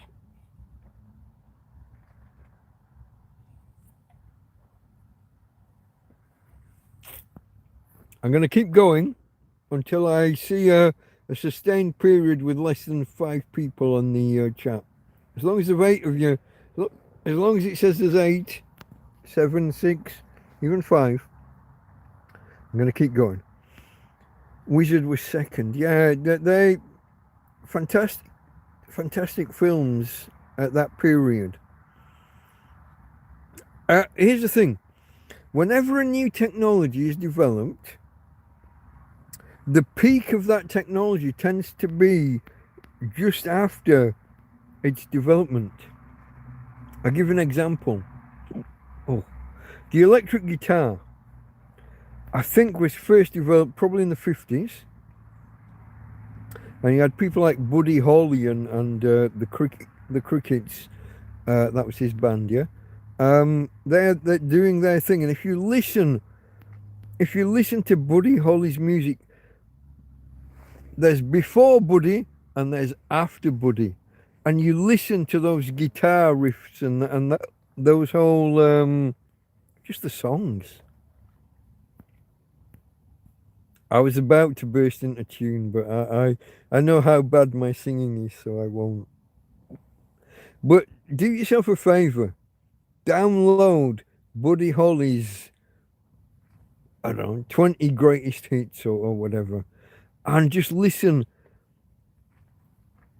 Before Buddy, you could just hear 3 or 4 guitars and a guy singing and some drums in the background. After Buddy, everybody's on the electric guitars. That'll be the day I die. Well, that'll be the day. Yeah. Peggy Sue got Peggy Sue got married not long ago. Yeah. If you knew Peggy Sue, then you'd know why I feel blue. Oh, Peggy, my Peggy Sue. Oh, oh, oh. I told you I can't sing. I'm just a fucking tramp sat in a field. I love Buddy Holly. Inspired the Beatles. Yeah. I mean, so many people influenced the Beatles. And then if you're looking for a real turning point in music, before the Beatles, music sounded one way. After the Beatles, it sounded another. And then you had the guy, what was the music producer? He's not a musician, but the producer in America with a wall of sound. I mean, there was an absolute. I mean, that is. He's in. He got arrested for murder a few years back. But you literally had. If you listen to music up to that point, you can hear individual instruments and there's just them playing and him singing. But after that, you had the wall of sound. And is it fair to call it even film anymore? No, I mean, CGI and everything. I mean, and it can be Phil Spector. Well done. Thank you, Stephanie. You're like, my mind's here, but the family Alzheimer is just, it slows down me connecting the dots. Phil Spector, the wall of sound. You got various stages in music development. Before the 40s, everything was just crooners, and I've got nothing against them. Bing Crosby, Frank Sinatra, Dean Martin, that 30s and 40s, love them. Danny Kaye, for any film with Danny Kaye, I will watch the hell out of. A film with Bing Crosby. I'm not the biggest fan of White Christmas as a film. Love the song, so I prefer Holiday Inn. When it comes to a Christmas film with White Christmas, I prefer Holiday Inn, where he's singing to the girlfriend, rather than the whole film built around the one song. But Phil Spector, yeah, that was something. So people talk about influencers who influence. Fred Astaire can't sing. What was it? Can't sing something. Can't act. Can dance a bit. Fred Astaire can't sing, can't act, but can dance a bit. Yeah, I mean, fuck. I love those. I love those black and white movies. Fred Astaire, Danny Kaye, Dean Martin and Frank Sinatra. I love that to shit. Jimmy Cagney and who's the other one? Jimmy. It's a Wonderful Life. What's he called? Help me. The Alzheimer's has got me again. I love The Shadows. Yeah. Summer Holiday with Cliff Richard, the film, and the other one, The Young Ones. A little bit cheesy, but anything with Una Stubbs. Oh, the Philadelphia Story, the old one, the original one. Yeah. All those. I love those. I love Jimmy Stewart. Why could I not get that? After we finish here today, I've downloaded that today. I am going to watch. So my Christmas Eve, do you have traditions? Do you have specific films you watch on Christmas Eve? I love Meatloaf. Even in, what's the camp one where they're all dancing around in fishnet stockings and being a bit gay? The Transylvanian Transvestites. He comes barging in on his motorbike. Again, the Rocky Horror. Yeah, wow, thank you. You see, chat is far better than me. I'm really shit at this. This is why, if I'm in like a pub quiz nowadays, I can't get the answer, but I can give clues to the answers to the other guys in the team. Rocky Horror Picture Show. Yeah, everybody loves it. Do you know, I don't think you foreigners, Stephanie, you won't know Nicholas Parsons. He's a really well-respected TV presenter and quiz show host in the UK. But He was always in stockings and Susie's. Stockings and yeah, Sale of the Century, yeah.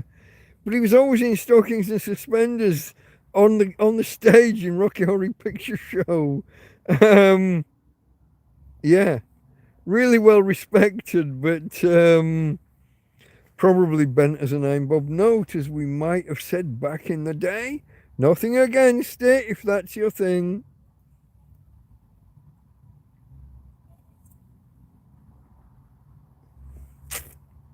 But once upon a time, it was considered out of the ordinary, and we were allowed to comment on your unusuality, your unusual lifestyle choices. Nowadays, it's considered ist or phobe.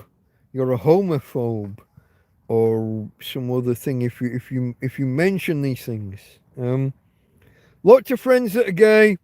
I gotta say, in my younger days, I got a lot of attention from gay guys. I got hit on a lot.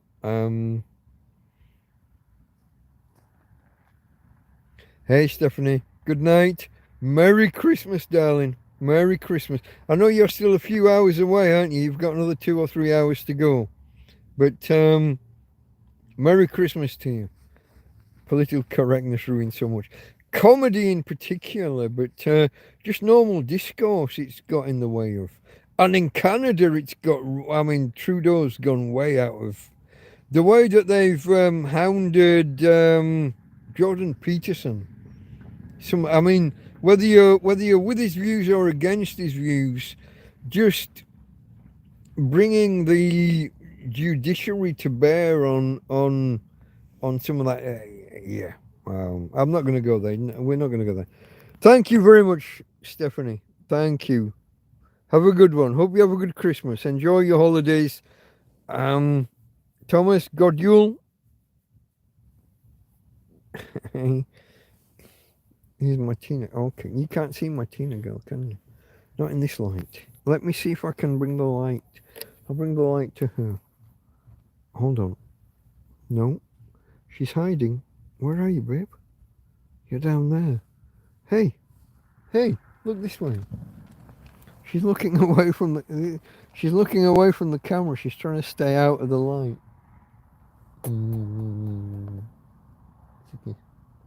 Besitos. Besitos, para papi. Little kisses for daddy.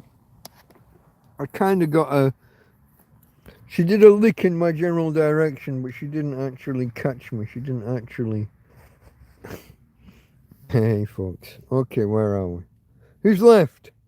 Who's here? Talk to me.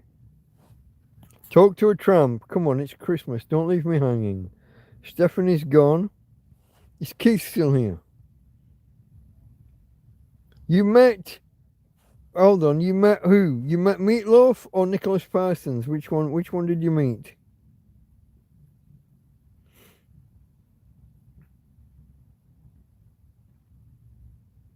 Oh, Fred Astaire. I just come back to Fred Astaire there.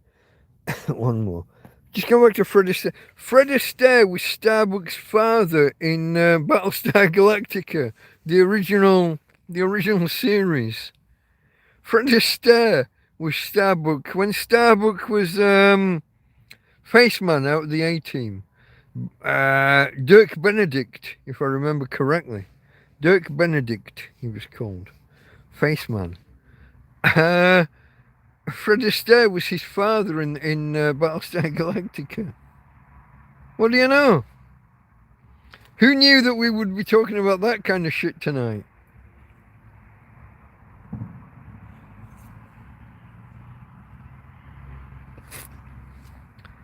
What time is it now? About 3 o'clock? 2 o'clock? Where are we? 2:40. And we've still got fireworks going off in the background. Thomas Jenkins. Yeah, I think I said thank you to Thomas for the PayPal. If there's anybody out there who has a euro or two to spare, $1, a pound, a euro or two, there's a PayPal link in the description. You can help a tramp out at Christmas. If you can see, I lost my thermometer actually. I don't know There was a thermometer here the last few days, and just now I'm probably laying on it. I'll be somewhere in my bed, but I can't find it. But it's probably about 7 or 8 degrees right now. It's not warm. It's a bit cool. If you've got $1 or £1 or €1 to spare. Oh, the Spaniards love, Europe. Christmas Eve is their Christmas. Yeah, fireworks. When we hit midnight, there was a volley of them. New Year's even bigger when it comes to the fireworks. But Christmas Eve itself is, as in most of Europe, the big family meal is Christmas Eve. Christmas Day is like an afterthought. That's where you have the leftovers and maybe you have a fish pie or you do something different. Christmas Eve is the big tradition. Now in England, Christmas Eve you go out and get drunk, and Christmas Day and the early afternoon, somewhere between 12 and 3 o'clock, most people will have their big Christmas lunch. Christmas Eve is it's not nothing, but it isn't a big family thing. It's more of an individual thing. It's a go out to the bar and get in a fight. The number of times I've woken up with like a broken tooth or a black eye or something on Christmas morning because Christmas Eve is give me a second. I see Thomas writing here. Yeah, fireworks. They love their fireworks. Spain love their fireworks. I've actually had to literally hit people in the past because they wait until I walk past with my dog and then they set fireworks off right behind us. And I mean, no dog likes a firework up that close, but anybody setting it, I mean, no, just fucking no. I went back and I literally laid the bloke out. I just, no.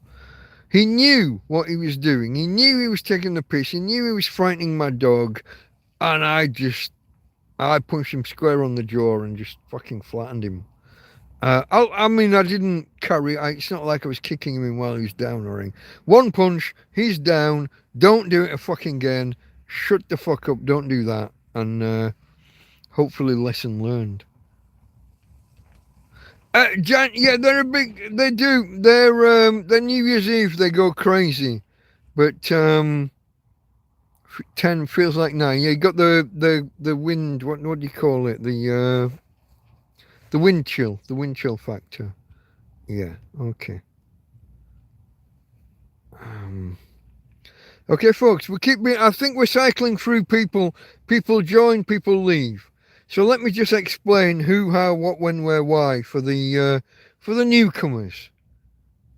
Oh, Scruff, hey mate, how you doing? Nice to have you here. You're probably not going to stay long, but yeah, good to see you, pal. Good to see you. I started a live stream and I had, I don't know, 15 or 20 people here. I figured I'd just carry on until we got down to 5 or less, and we're about there or thereabouts. I'll probably end it soon, unless there's a mass influx. I did the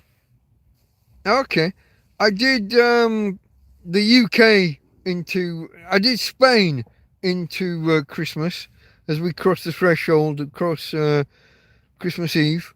And then I stayed on for an hour to do the UK, and I had some Canadians and a couple of Yanks, I think, in the chat. So I don't know. I might, if we can keep a few viewers.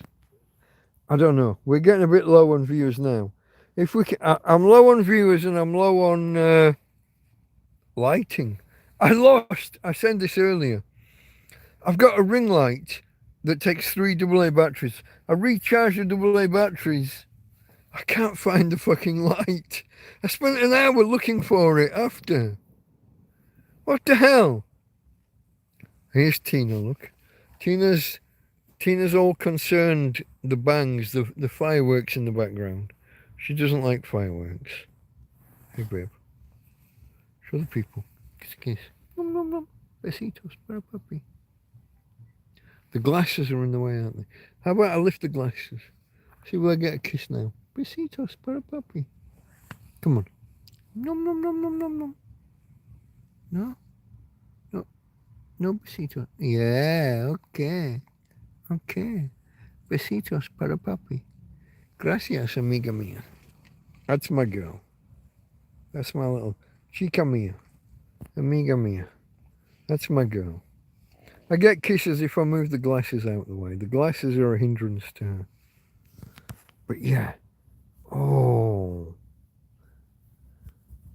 So guys, we were talking a little while ago about favourite films at Christmas.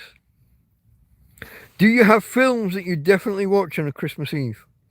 After I finish here, I'm going to watch It's a Wonderful Life, one or other of the Scrooge films, probably 1951 with Alistair Sims, and Scrooge, Alistair Sims, Die Hard. I got to watch Die Hard on Christmas Eve or into Christmas morning.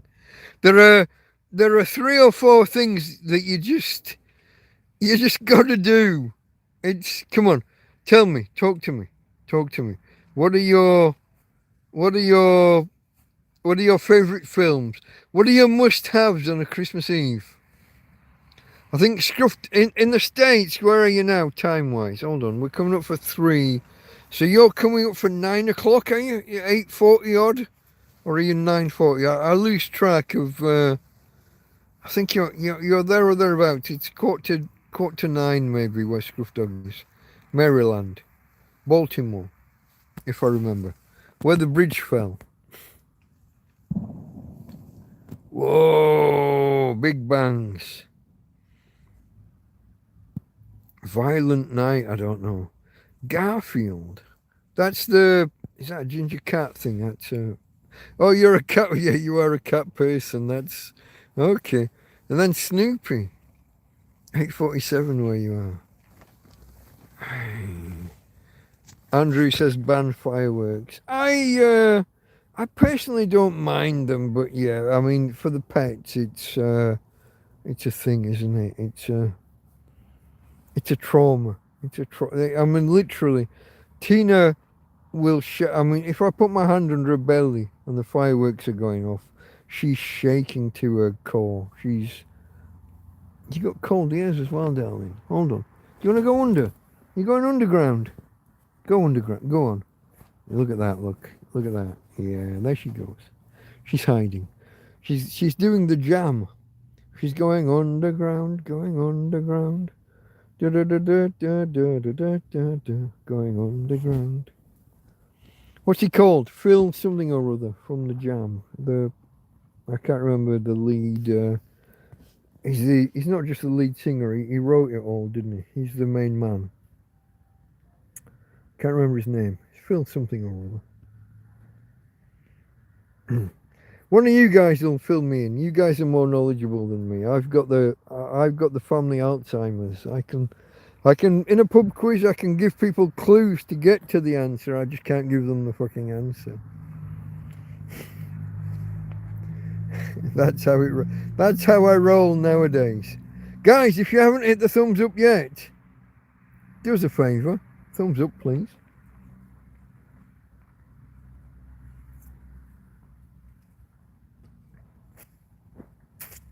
This was a totally unplanned stream. I got no knowledge. I got nothing. I'm just chatting shit and chewing the cud with you guys. You got something to say it. If you've not, we'll end it. It'll end soon. Let me look back through the chat and see whether I've missed anything. 10 degrees but feels like 9 in Alicante, Andrew said. I saw that. Thomas was of the impression that the Spanish didn't really do Christmas. It was more of a January thing. They do both. They love their fireworks. Any excuse. I mean, Christ, a football match, the Clasico, El Clasico, Barcelona versus Madrid. Whenever it's like Rangers versus Celtic or Liverpool versus Everton. Whenever there's that rivalry, the Spanish will fireworks for every goal. Somebody scores and the fireworks go off. You don't have to wait till half time or for the match. Yeah, there was Steph. Steph stepped out and went to bed. I don't blame her. How long? I've been going nearly 4 hours and I haven't actually said anything. We were talking about films and Jimmy Stewart. Yeah, films that you have to watch at Christmas. Come on. It's a Wonderful Life. Who of you don't watch? Is there anybody here that does not watch It's a Wonderful Life at Christmas? And you have to watch the fucking black and white version. None of your colorized shit. The original. You don't do that, Scruff. Scruff, you're letting me down. What are you doing, lad? You're doing it wrong.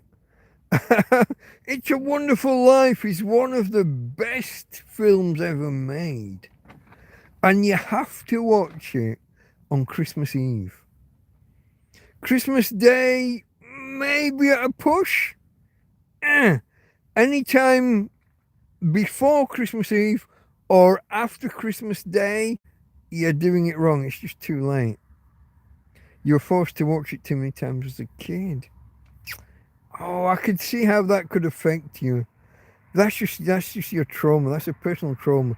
Put that aside and go watch it now. You can even ditch me. Go watch. Seriously. When I finish here, it's the first on my list for watching. I'm going to watch that, then Die Hard, and then 1 or 2 of the Scrooge films. Scrooged, whatever.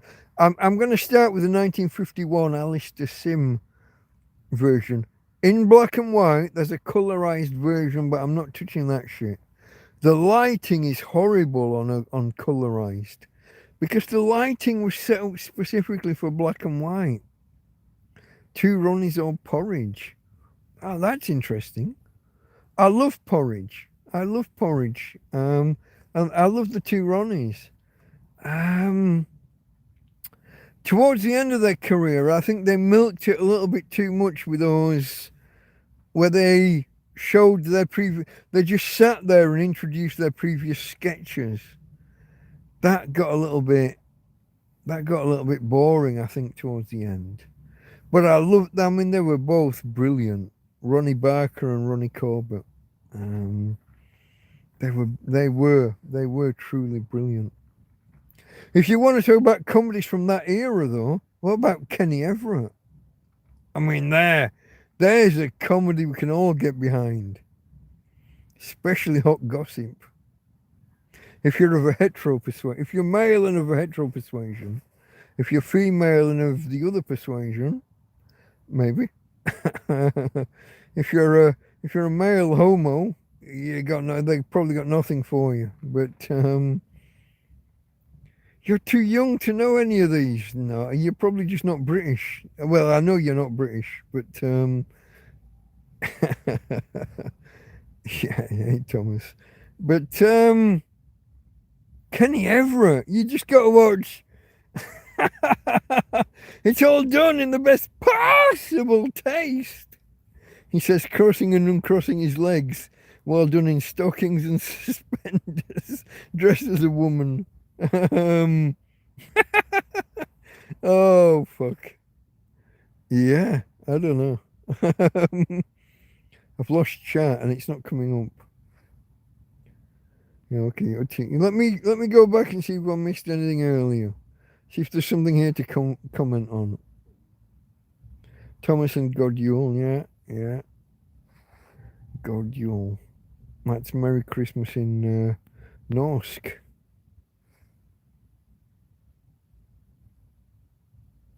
We talked about Sale of the Century, Rocky Horror Picture Show. Jimmy Stewart, Cropped Up, Meatloaf. Holiday Inn, yeah, the original White Christmas film. There's a film White Christmas where they set the whole film around the one song. But White Christmas was originally in a different film, which is actually a better film. It has to be said. Did I just see Jack Attack? Hey, Jack Attack! Merry Christmas, my friend. I assume Clive's finished. You've been watching Clive, Big Clive.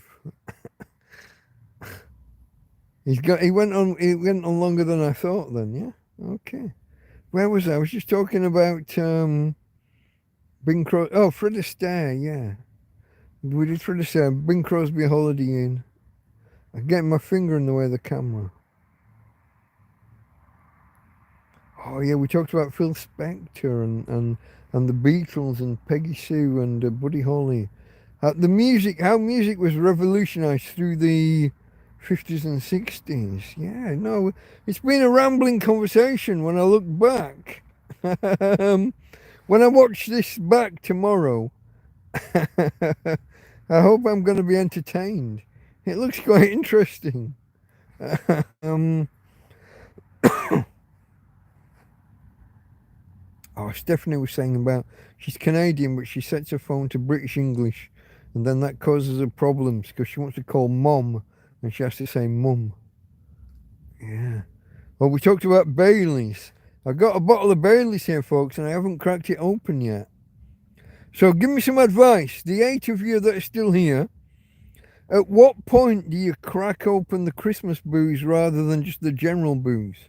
I'm drinking the cheap store's own brand beer. What's this one called? Emmed Brow. Emmed. Can you see? Hold on. No, you can't see that because it's. Okay, it's reversed for you because that's how the camera works. Emmed Brow, which is it's not Aldi, it's not legal. Consume. It's Consume's own brand here in Spain. Cheap beer. 30 cents a can maximum.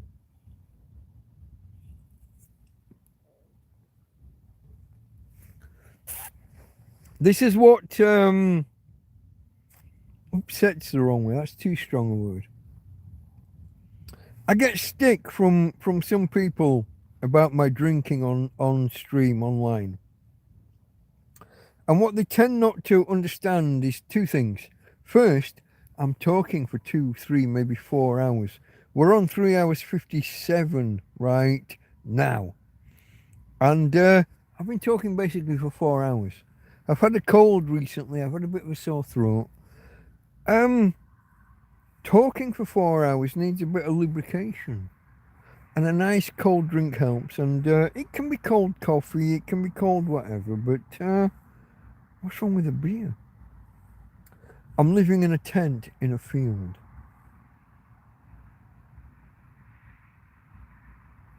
When I first moved here, there wasn't a tent. There was just me in a field and a bed. And I've built it up since then. Gradually, bit by bit. By initially making myself available to be helped by others. And I know that sounds... how does it sound? Making myself... I could have gone under trees and been invisible. No one would have known I was there. No one would have helped. I'd be dead.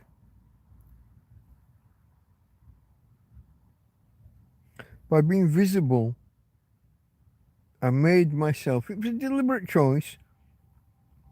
But I made myself available for people to stop, to say hello, to say, hey, do you need anything? Hey, here's a $5, here's a $10.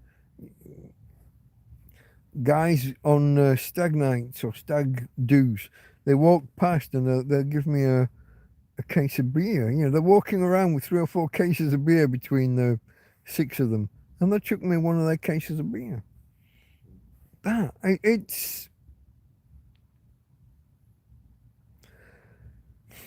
It's a little bit manipulative, isn't it? Making yourself a target for help.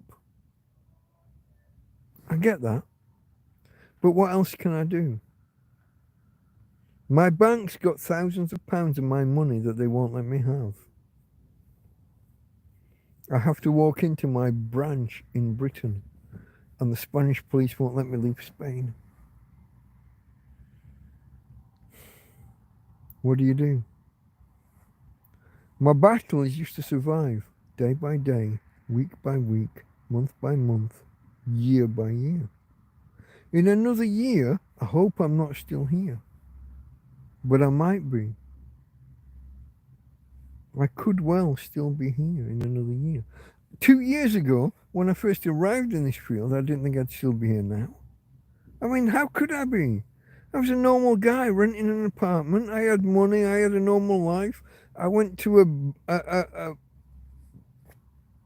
bar in the park, a kiosk in the park. I was a regular. But I'd go to a restaurant. I'd go out and have breakfast with friends. I'd walk from here to Lasagna Boulevard, 13 kilometers that way. I'd walk all around Lasagna all day, and then I'd walk the 13 kilometers back. Maybe I'd walk to Guatemala, 12 kilometers that way. Walk all around Guatemala all day, and then walk the 12 kilometers back. I was a normal everyday guy with an apartment, but my bank went funny. The landlord kicked me out illegally, like prematurely, didn't follow any of the legal procedures, just turned up, drilled the lock and kicked me out. Stayed with a friend for a while, got, basically I exhausted. Oh wow, I lost you there for a second. I was just talking about how I got kicked out of my apartment, and then I stayed with a friend for a while. I was there 4 months, maybe 5. Exhausted the limits of a friendship. I was literally just laying on a 2-seater settee in a living room with my legs hanging off the end. And yeah, I know that if that was me, you got a friend staying. How long do you put up with a friend? My friend put up with me for a good 4 months, maybe more, and I thank her for that. But eventually, she got sick of me. No, I don't think she got sick of me. She got sick of the stick from other people were giving her grief about, oh, how's your man friend? How's people making insinuations? People telling her that I was having her on and it was all a lie, and that I didn't have this bank account with money, and people convinced her that I was lying. So eventually I had to leave. And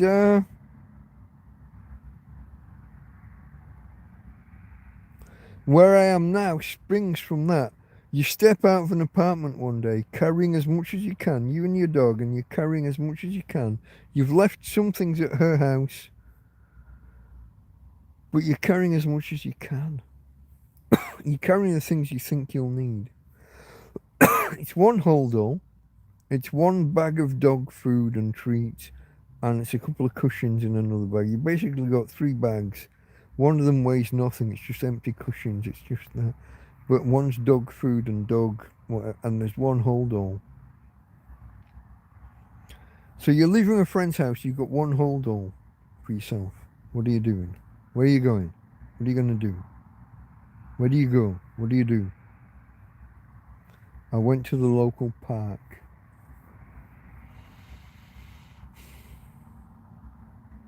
I laid out my things like I was having a picnic, and I stayed there for the day. And on the evening, I moved down to a different part of the park. And on the night, I moved back up and set up again, and that was my bed in the park. And I found a spot, and the sprinklers came on in the night in different zones. I had warning, they'd come on in a different area, and I'd seen them. So I knew they were going to come on in different parts of the park in different parts of the night. I picked a spot where there was a broken sprinkler and set my bed up there. And Tina just moved. And I I survived that night and the next night and a few more nights. I survived a week. And I learnt where the sprinklers were and what was when was what. And I, through the day, I would pile my belongings up under a tree. There was an area with 3 or 4 overhanging trees and a big space underneath. And I could pile my things in the day and nobody touched them. Everyone left it alone. Nobody, they either didn't see them or they saw them and just ignored them. And for 2 months, that's what I did. Through the day, I piled my things up under there, and then I went off with my doggie. And we talked to people on the seafront. We sat on some benches, and people walked past, and I would be drying like the picnic blankets that were over my bed at night would be damp from the dew or occasionally from a bit of rain. So we'd be drying things out all day long on these benches, and people would stop, they'd talk to us, and over time we built up a little collection of friends, people who'd help, and over time we met 2 ladies who bought me a phone. They were going to go home to Sweden, and they were going to be there for like 6 months and not be in Spain over summer. So in early spring or before summer, they wanted to keep in touch. They bought me a phone, and I used that phone to start a YouTube channel and to film my life and to film things, to show people what was what. And that was the beginning of this channel. If you look back to my first few videos, my shelter was 6 sticks at that time, and it had been this for 3 months already at this point when I got the phone and started the channel. 6 sticks in the ground with a tarpaulin spread over them and 4 branches, 4 stakes pushed into the ground, each with a branch tied to them, tied upright and then bent over. And you tie 2 branches together to make an arch. And I did that with 2 pairs of stakes and sticks. And if you watch my first video, the weather forecast was for 10 days of storms, thunder and lightning and real heavy storms. And I was under a tarpaulin that was falling apart. It had had 3 or 4 months in the ultraviolet, in the sun and the heat. It was falling apart. And that was the beginning of this channel. Just me. I made the video's called something like The Oncoming Storm, which was a little bit of a Doctor Who, it's not so much a parody, but a Doctor Who reference. According to the Tennant Doctor Who, the first of the reimaginings of Doctor Who in 2008, I'm going to say. According to him, the Daleks gave him a nickname of the Oncoming Storm. And so when I saw these 10 days of forecast thunder and lightning and torrential rain, and me under a tarpaulin that was tearing and falling, to give you an idea, by the end of this tarpaulin's life, there was more duct tape than there was tarpaulin. I'd patched it and patched it. I had patched the shit out of this, I was going to say fabric, out of this material, out of the tarpaulin. I had patched and patched and patched. When I stopped patching, if I waited an hour, there would be like 10 more holes in the fabric, just from the wind. So I tried to cook them. My first video was me cooking a meal and introducing myself and showing my living conditions. And around this time I met a couple of guys, Damien and Simon, that were just walking a dog one morning. My dog barked. They'd gone past, but my dog belatedly kind of barked at them. And I told her to shut up, and I apologized to them. And they said, "Oh, you're English. Oh, no problem." And then later that day, they came back with a few bits and pieces. And over the next month or so, they came back with lots of bits and pieces. And eventually, Simon bought me a second-hand tent. So I didn't have to be in my makeshift shelter. I had to put a tent. So that's the beginning of the channel, folks. That's me. That's who I am. That's what this is. And 2 years later, I'm still here. If you want to catch up with it all, there are various playlists on the channel. I mean, there's hundreds of videos, but there's various playlists. There's TrampCast. We're up to 51, and lots of specials and part twos, and I mean, there's probably 70 or 80 TrampCasts in total, but they're only numbered up to 51 because, because you hear the firework. My little lady here, she doesn't like that. Tina doesn't like the fireworks. It's okay, babe. It's okay. I got you. Daddy's gonna look after his girl. No hay problema para ti. No hay problema. Huh? Con su papi. No problemas. There's no problems when you're with your daddy. I won't let anything happen to you. That's what I'm telling her. En español. Mi perro es español. Española. Chica española. It's my Spanish girl. I don't have much in the way of Spanish. I've quite a large vocabulary, but I'm rubbish. I was watching something earlier, a guy who did like 3,000 days of Duolingo on Spanish. And at the end of it, he's average, mediocre with Spanish. Because the majority is from Spanish to English. And you have to stop and you think, and okay, by the time you get there, great, I can translate. If I hear Spanish, I can translate it to English. That's great. Then you stood in the street and you need to talk to somebody. You have to construct the sentence. Construir la frase. It's not so easy. And all your training's been this way. Spanish to English. English to Spanish. I know this word. I know it. And you get one word. Now you need another. You got to build a phrase. You got to say something. You got to say 10 to communicate with someone. You got to say like 10 words. Excuse me. Where are the pens in the shop? Right? You can't. Knowing one word that's Spanish and into English isn't going to help you talk to them. You have to go English to Spanish.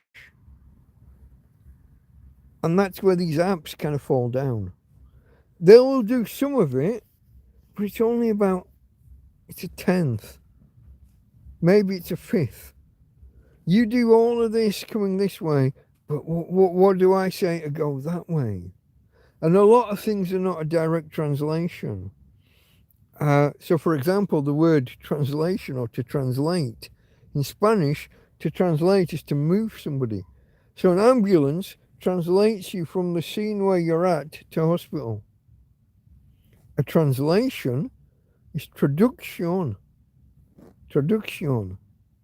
That's to translate like from English to Spanish or from Spanish to English.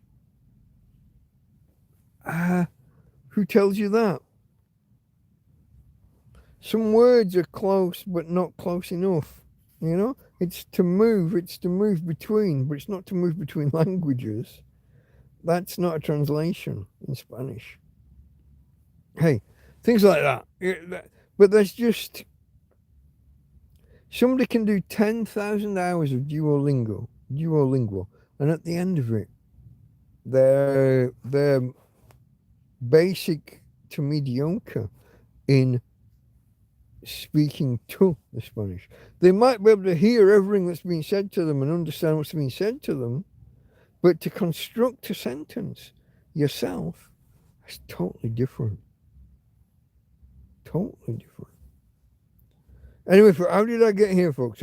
We were talking about what are the current films, or what would you watch at Christmas, and I've gone on tangents from tangents from tangents. Oh yeah, Scruff Dog turned up, didn't he? That's fantastic. He's a much bigger YouTuber than me. And yeah. I love Scruff Dog streams on a Wednesday, not this week, but on a Wednesday when he does his Lego streams, and on a Saturday when he does his After Big Clive stream. Good on him. Good on him. Who's here now? Say hello, folks. Say hello in the chat. Tell me who you are. Say hello. Tell me what country you're in. How warm or cold is it where you are, and what time is it? Is it Christmas yet where you are? We're on 3:15 here. So we've got 3 hours or so before the Americans and the Canucks start to hit Christmas. I think we've got 3 hours or so. Jack Attack's here. None of your what are your jokes, Jack Attack? Host walks into a bar and the barkeep says, "Why the long face?" Where are you?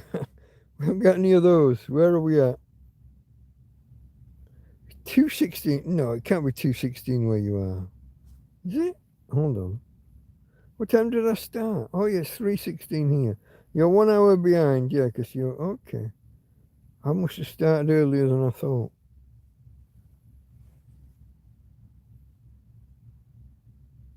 Hey, why do sweaters tend to hang out together? They're pretty close-knit. Speaking of which, here's the thing. Do you remember as a kid, do you remember the clothesline and the clothes hanging on it? And then you had the pole that you would prop up in between, like halfway along. You had the pole with the V shape to take the wire that would, you just put on the ground and held the wire, held the clothesline up so everything stayed off the ground. You don't see that. Where would you buy those? Where would you get one of those nowadays? If I had a clothesline in my garden that was like 10 meters long and I needed a wooden pole to prop it up halfway along, where would I get one? What do you do? Where do you get? Where did anybody ever get those? Is that something you buy, or do you make it yourself, or what? I got no idea where that is or what that is and when and where, who, how, when. Oh, can I turn this the other way? Look, let's see whether we can. Okay, here's my light. I got the EcoFlows on my legs so that I'm charging my phone because I was down to 15%. Oh, I'm up to 100 now. That's fantastic. I was down around 15% and worried it was going to run out. And yeah, and the light was getting dim as well. So I'm charging the light and my phone directly from but my legs can't fucking move. I've got this heavy weight. Oh, I mean, it's not that heavy, but it's, you know what I mean? It's not nothing. It's not nothing. Washing line support pole, is that the proper term? Where would you buy one? Can you buy one on Amazon? I bet you can't. A washing line support pole, yeah. Probably metal now. Maybe. Or just doesn't exist. I wouldn't know where you would, like, if you thought, here we go. If you thought that was something you wanted, oh God. Look at me. It looks like it's vanity, isn't it? I want to be well lit. But no, come on. If you thought that was something you wanted, the pole to suspend the washing line, what shop do you go to? But you think B&Q? You think a big box store like B&Q or does MFI still exist? I don't know. What's the other one? Not sofas. I don't know. They're out there. You think you can buy them as a thing? You don't just like ask the local handyman and break you off a lump of wood and put a notch in the top. How many? Right, here's the question: what proportion of people dry their stuff on a line outside versus just like a tumble dryer or I don't know, hanging them on the clothes made in front of a radiator? Yeah, no, it's interesting, isn't it? The stuff. If you imagine that we had, I've mentioned in the past, I have like prepper mentality a little bit, right? Imagine 12 months with no electricity. If the world kind of ended, I don't know. I don't know how. Sun flare, solar emission. Oh, Patrick! Patrick's here. Haven't seen you in ages, mate. What the fuck? I'm maybe gonna try and hang on until you Yanks have Christmas.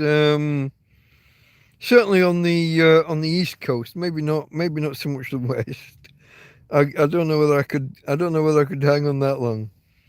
Dryers destroy the fabric. This is true. There's a wear and tear of all that tumbling and agitation. Yeah. Um. Yeah.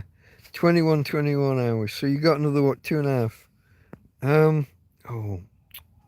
Here we go. I accidentally almost banned you, but that wasn't deliberate. You don't think you'll make it another 30? You're going to be in, oh, you're one of these. A friend of mine contacted me earlier and said her husband was asleep by 8 o'clock. I'm like, that's a child's bedtime. What are you doing? What is it here? It must be like, what is it, 3 o'clock? 3:22 here right now. 3:22. So anyone who missed it, my intention today was to cook Christmas dinner from say 2 o'clock till 6 o'clock, let it cool, and then warm it up and invite a friend over and eat it at like 8 o'clock or thereabouts. That was my intention. Unfortunately, I fell asleep at 2:30 and woke up at 6:30. And knowing it was going to need 3 hours or more of preparation for the meal, I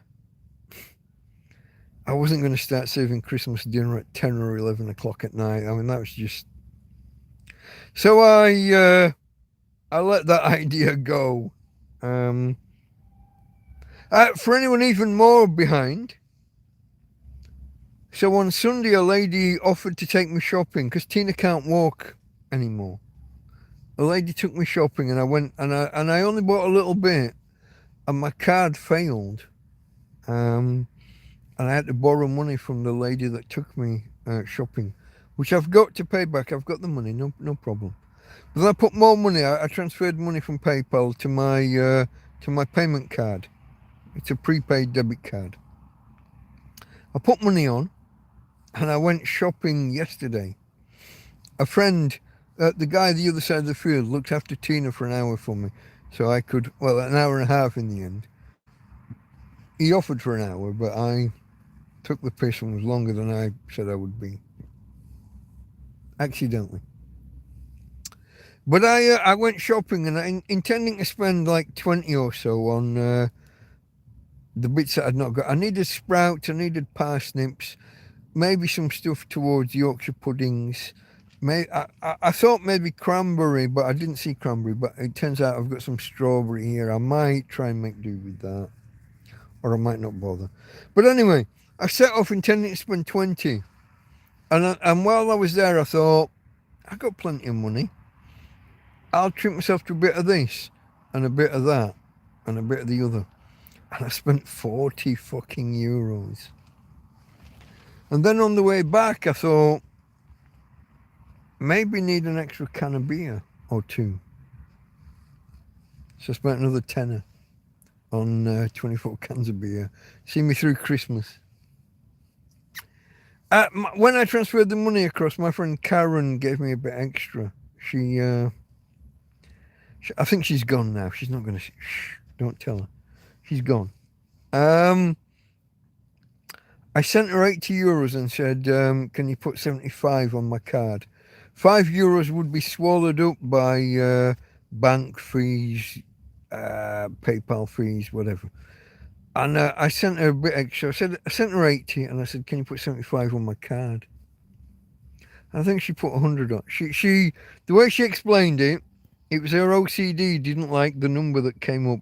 She wanted to round it off and make it be, it was 100 or €110 that I had in the end.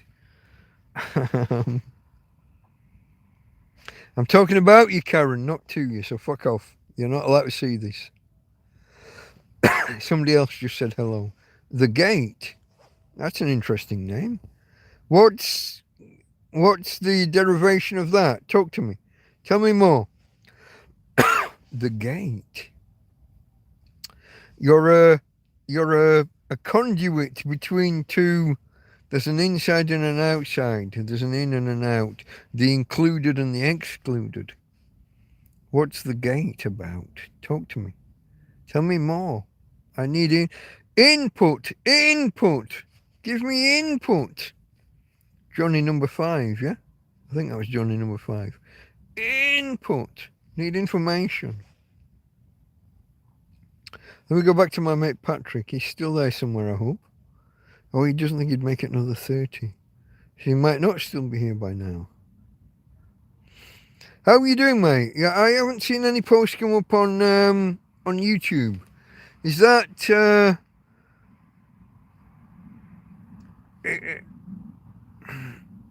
still here for now, brother? Okay. I haven't. Is that just YouTube not showing me, or have you gone dark while you build your off channel platform? You're probably busy elsewhere. I haven't. Yeah, you and your daughter. I enjoyed those ones with your daughter. The weekly one. Yeah, no. When you just chew the cud and talk about things. I enjoyed those. And they were, unlike this, what am I on? 4.5 fucking hours. This is just rambling nonsense. Nobody's ever going to look back on this, except maybe me in a day, just to make sure I didn't embarrass myself too much. See if there's anything I need to delete. That'll be the, that's the raison d'etre. That's the reason I look back on this, just to check.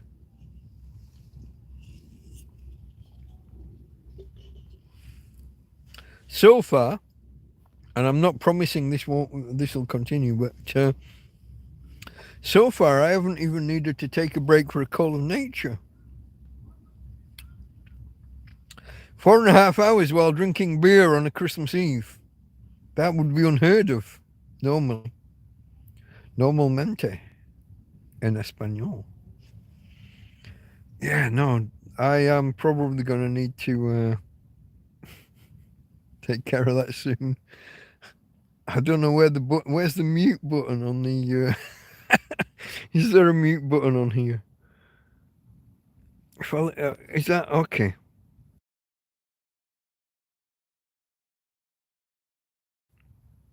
Was I just muted when I said I think I am now muted? I think I found the button. There's another one. Looks like a magic wand with dots around it. I've got no fucking idea what that does. I have no clue what some of these buttons mean. Is there a tutorial somewhere? I've only been doing YouTube for a couple of years. To suddenly find buttons in the app that I don't understand is a little bit... Retouch on. What are we retouching? Does it make me look pretty? As tramps go, am I gorgeous? Do you want me? Do you want me? I got no idea what retouching is or why. Retouch is off. Where it belongs. Get the fuck out of here.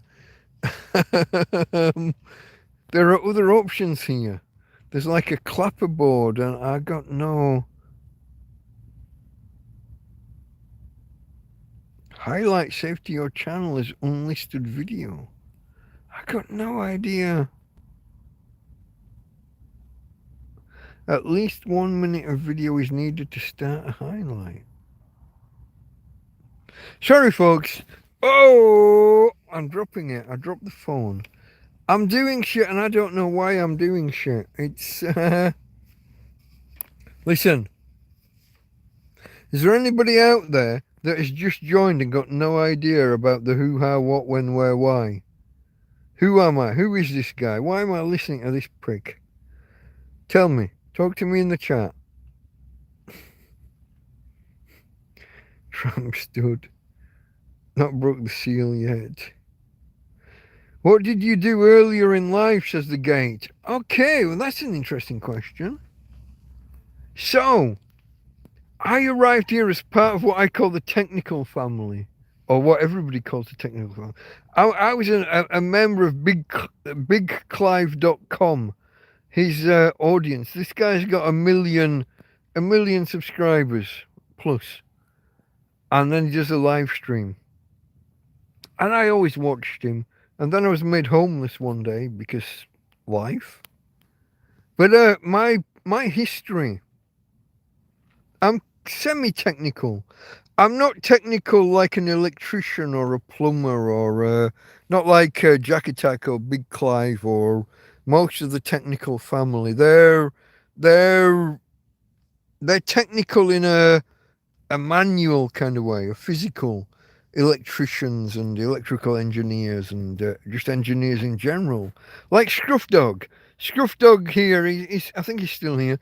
He repairs V&A trucks and forklift trucks and that kind of shit. Manual, pneumatics and hydraulics and, you know, proper, real, physical, manual, technical work.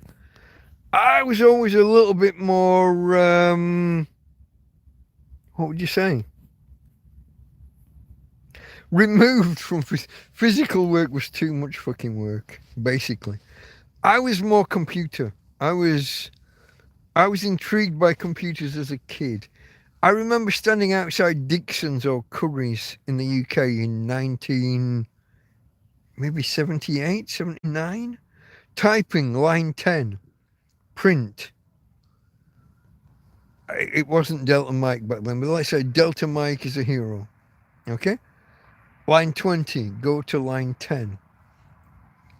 And whether you ended the line with a comma or a semicolon or made a difference to the output. Whether you got individual lines printing your thing or whether you got them running across the line until the end of the line and wrapping to the next line. Shit like that. And that was, I think, 78, 79, somewhere around there. And got a computer. I think my mum bought us a computer in 82, 83, somewhere around there. An Amstrad CPC. No, first we had a TV game, a Philips G7000, which was called a Magnavox, I believe, in the US. With a cartridge that you pushed in and a... Yeah, the touch, the keyboard. It had a keyboard, but it was a bit shit. It wasn't click, click, click. It was a one surface, and it depended where you pressed. It was a bit bad. But I was quite technical, not in a screwdriver, take it apart, physical kind of way.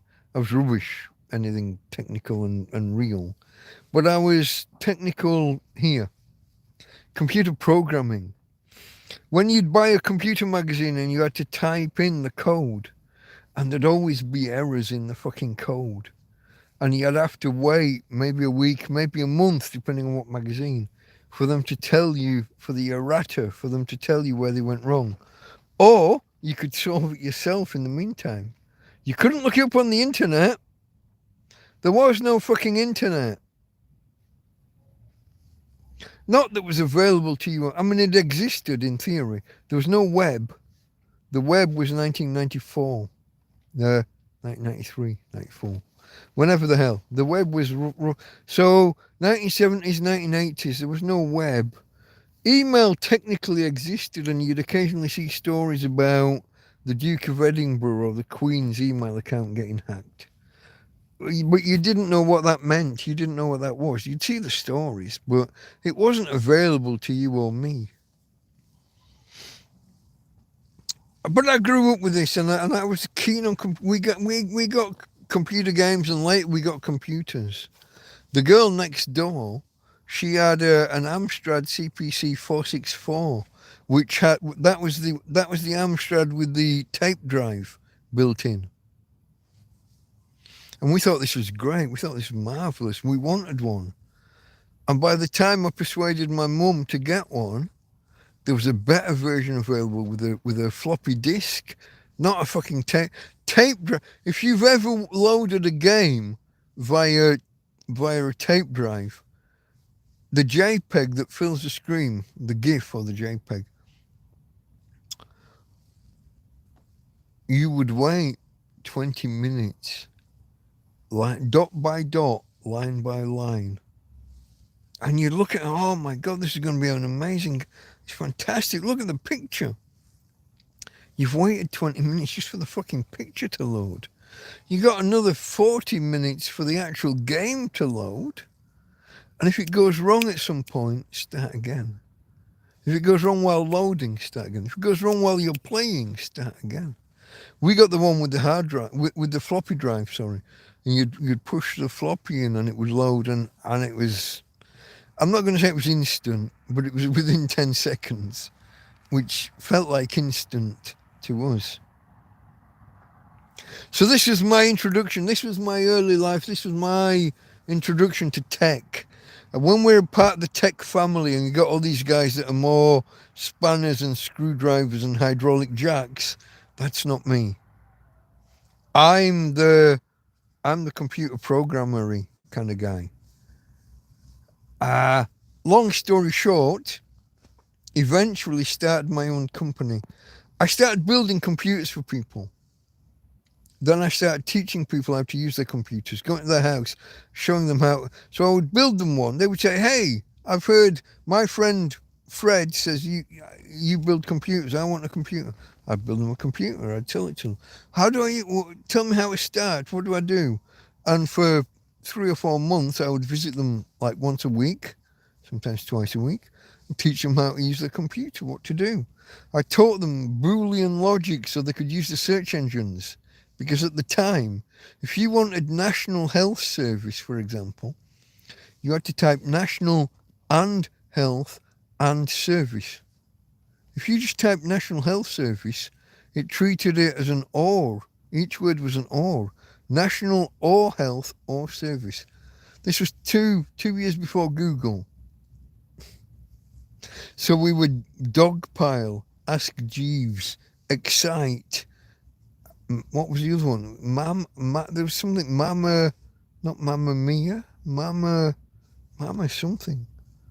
Oh God, I can't even remember. Now, word got around. There's this guy building computers and teaching people how to use computers. Businesses started contacting me. And before long, the local rugby club, Vale of Loon Rugby, and not long after, because they were connected, the local hospice contacted me. We want a website. Can you help us build a website? Yeah, I can build a website.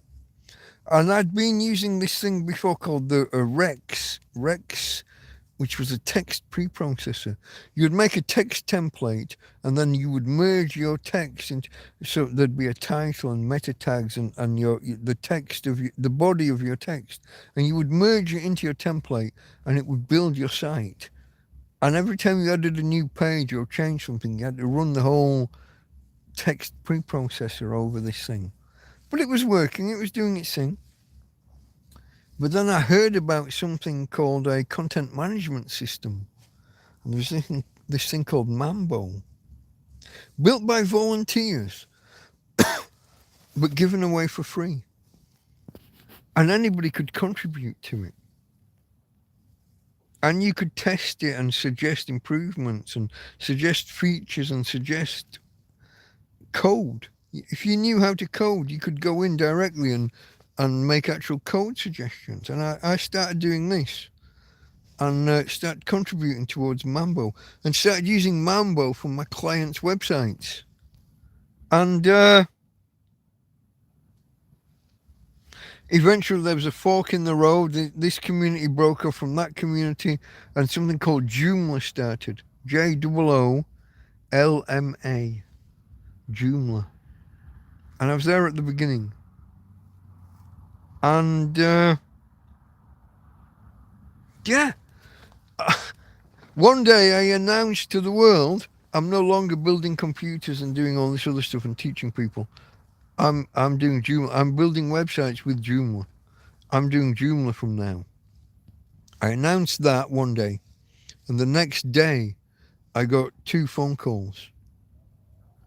One from a little company from Japan called Oki, O-K-I, Oki, Japanese multinational electronics giant.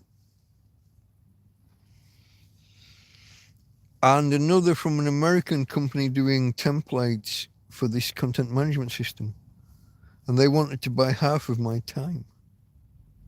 I've been in business one day and someone's bought 50% of my time. And I've got a multinational electronics giant taking the rest of my time temporarily. And later on I was contacted by the National Health Service that needed a major staff section of their website controlling. So that's my history. Tech, websites. Later on, internet, people's websites, not my clients, because I was good at keeping them secure, but people would get their websites hacked and they would come to me to be de-hacked and then to be cleansed. A lot of people would, after their website got hacked, they would revert to like last week's backup. But the hackers got wise to this, and what they would do, they would hack a website and do nothing with it for like a month or 2 months or 3 months. And only after a while would they make it obvious that they'd hacked the site. So when you roll back to last week's backup or last month's backup, they've already been in there 3 months. The hacks are, you're rolling back to an already hacked website. So we became experts in cleaning out and de-hacking and protecting websites. Internet security became a big deal. And we had clients including United Nations, including, what would you call them? International security organizations. International peacekeepers, bodies within the United Nations, international governments. We got a good portfolio of clients by the end. So that's, someone asked, what's your technical history? What's your history? That was me before I kind of did semi-retirement, moved to Spain, and then my bank cut me off from my own money, leaving me stranded and hence living in a field. So I wasn't always a nobody, a known mark, nothingness. You know? It's a recent phenomenon that I'm a no mark. It's not an indelible trait. It's a new phenomenon. Listen, if your life ended now, life as you ended now, if you were told you've got 1 hour to leave your home, to walk down the stairs or off the step, walk down the drive, you're now homeless. You can take as much as you can carry. What are you taking? What are you doing? Where are you going? Those were the questions I faced 2.5 years ago. You're homeless. You've got 1 hour. In 1 hour, you're going to be homeless. Pack your bag. What are you taking? Where are you going? What are you doing? Now, if you're in your own country, you've probably got family and friends. You can probably just nip round the corner to Auntie Mary or, you know, Uncle Fred. I'm in a foreign country.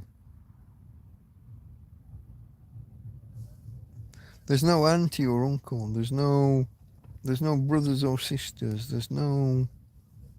What do you do? Where are you going?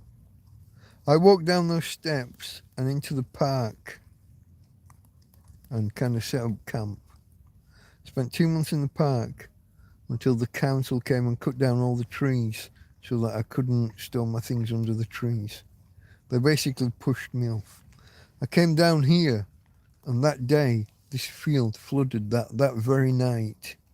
Whenever it rained, this field used to flood. Whenever it rained heavy. It flooded twice in 2 months. Once on my first day and once 1 month in. Then they did some land works at the top to build a channel and direct most of the water away. So that was good. I dropped lucky there. Because I got homeless guys here saying they'll never stay here because it floods. And I'm saying, no, it's good. They stopped it flooding. But can't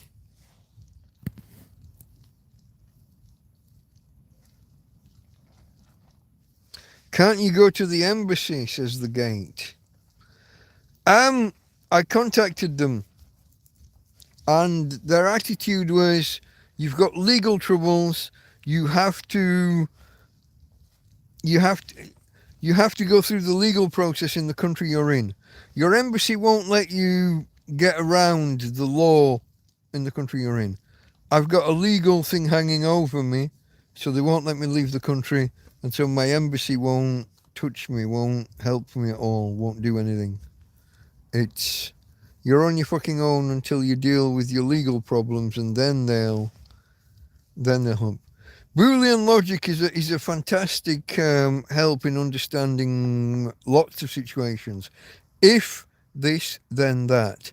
If this or this, then that. If this and this, then that.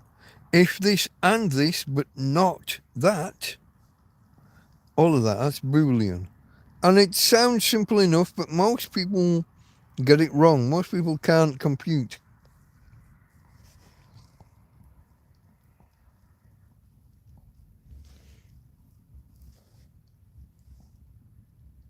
The gate had a Commodore 64.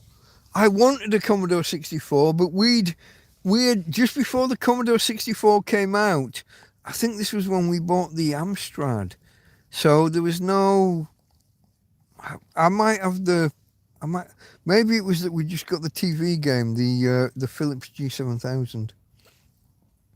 There was no persuading my mum to spend another lot of money when we just bought something else, basically. So we didn't have the Commodore 64. We had friends that did. Scruff Dog says big dumb stuff. That's his VNAs and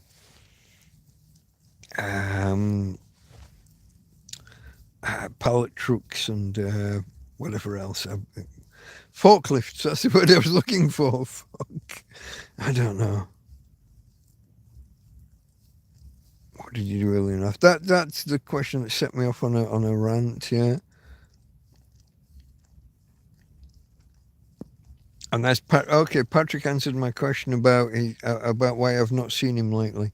He's using his channel for research combined with 4 or 5 other brands to get one big thing going to support him and his kids. That's understandable, my friend.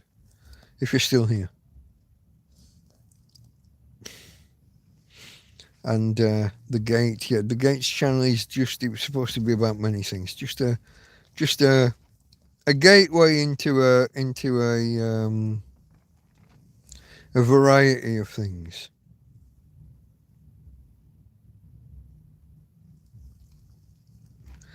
Yeah, people say save up your money and get an apartment. Let's say I save up €1,000. I can't. I mean, it's not even a thought. But let's say I did, and I went off and I paid 2 months' rent on an apartment. Then what? Come the 3rd month, then what? You see, when I go on YouTube and I say, hey, I'm in an apartment and the rent's running out, no one's going to help. No one's going to send me money for rent for the third month. Now, when I'm in a field and I can say, good God, it's 4 degrees. Are you allowed to work? No, I'm here illegally. I have enough legal problems without... If I work, I would be defrauding the tax system. And, like I just said, I have enough legal worries as it is. I would love to be able to work. Even if I could work, to be honest, my dog, she's one of these ones that barks once a second every second that I'm not there. So the practicality of going and working is not even a thing. Now, if I had a laptop, and I don't, but if I got a laptop, 200 or 300 euros, I could start like with Fiverr or something, or with building websites for people. Can you get out of the country? Not while I've got this legal thing hanging over me. If I go to an airport, I get arrested at the airport. That's what happened when I tried 2 years ago. A friend made sure I had a new passport and got me to the airport and got me a flight, paid for a flight. And I got arrested at the airport, taken to a town I didn't know where I was. I was there in the cells for about 8 or 9 hours. I was released. I didn't know what town I was in. I was just told go. And I said, go where? And they had to direct me out of the building. I didn't even know what fucking floor I was on. I didn't know where the doors were. I didn't know how to get out of the building.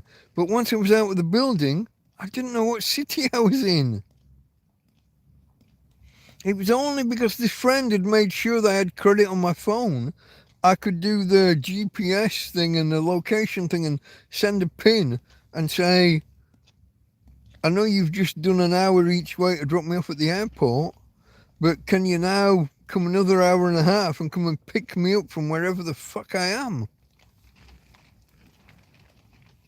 They didn't give a fuck. The Spanish police didn't care that they'd arrested me in one city and dropped me off in another, and had not even told me what city I was in. I'm stopping people in the fucking street and asking, where am I? You know when you watch a like a sci-fi film and they stop, what's the date? Who's the president? Where am I? That was literally me. I'm stopping people saying, where the fuck am I? What town am I in? I was arrested in Alicante.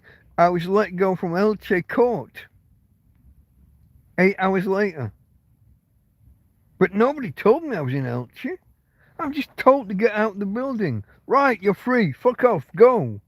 Go where? Go what? Go when? Go how? The fuck are you talking about? You would be amazed at how things escalate, how not having access to your money means you lose your apartment, means you're homeless, means you're living in a fucking field, means you're begging.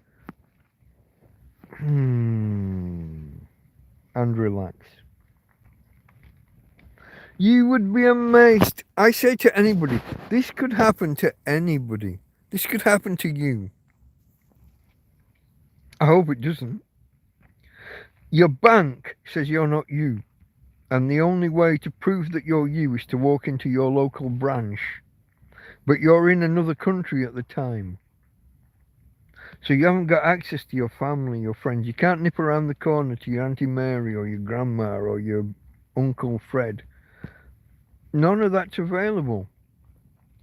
You're in another country. What do you do? And it's that. It's that. It's that easy. One or two disasters brings you to a point where 2.5 years later, you're living in a field with rats and mice and rabbits and fucking whatever else. You got a dog who's on her last legs. Literally. Her last legs, because her legs are giving way beneath her as she walks. So I'm going to have that to deal with. I'm in a place called Torrevieja on the southeast coast of Spain. Torre, that's Torre, which means tower, and Vieja means old. Vieja, Vieja. Torrevieja. But like I said, could happen to anybody, anytime. I'm not special. I'm just a bloke. Empty can of beer, look.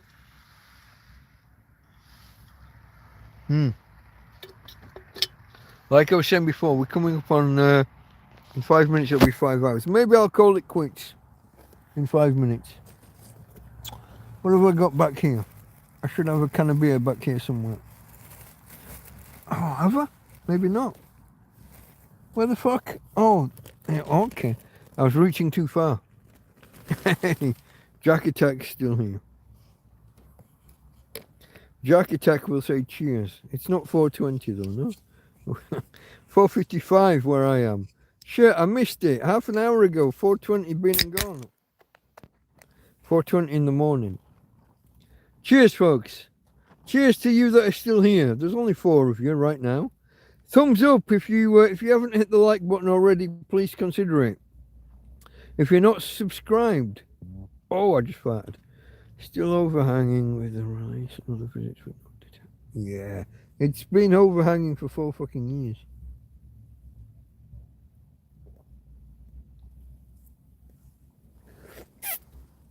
I've been hounded and arrested, charged, found guilty, given a fine for something, all without appearing in court. I don't even know what I was found guilty of, because I was told 3 months in jail or you pay €450 and you got 2 years to pay it. So what the lady said who told me, pay a little bit month by month and then gradually just fuck it off and forget about it. That was the official word from the person from the court. Yeah, it's 450.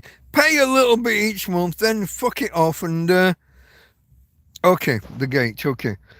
You got to understand Europe, Schengen. It's all one block. If I get to France, that doesn't get me out of being guilty in Spain. When I go to leave France to go to the UK, they will then on their computer say, oh, you're wanted in Spain. And then I'll just have a long drive in the back of a van in handcuffs back to Spain.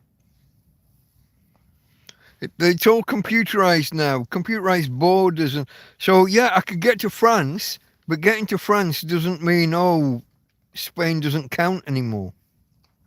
When I try to leave France to go to UK, I would be leaving the Schengen area and their computer system would say, da-da, wanted in Spain. It's not that simple anymore. It's the EU. They're all one thing.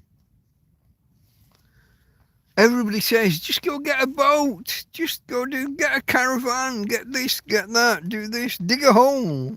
Fuck. How many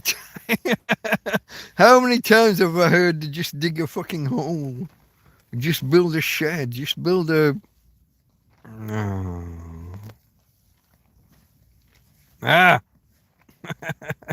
Can't you just go to France? No. It'd just be yeah, okay, yeah, I'm not brown enough to just drop my identity and get on a canoe with the rest of them.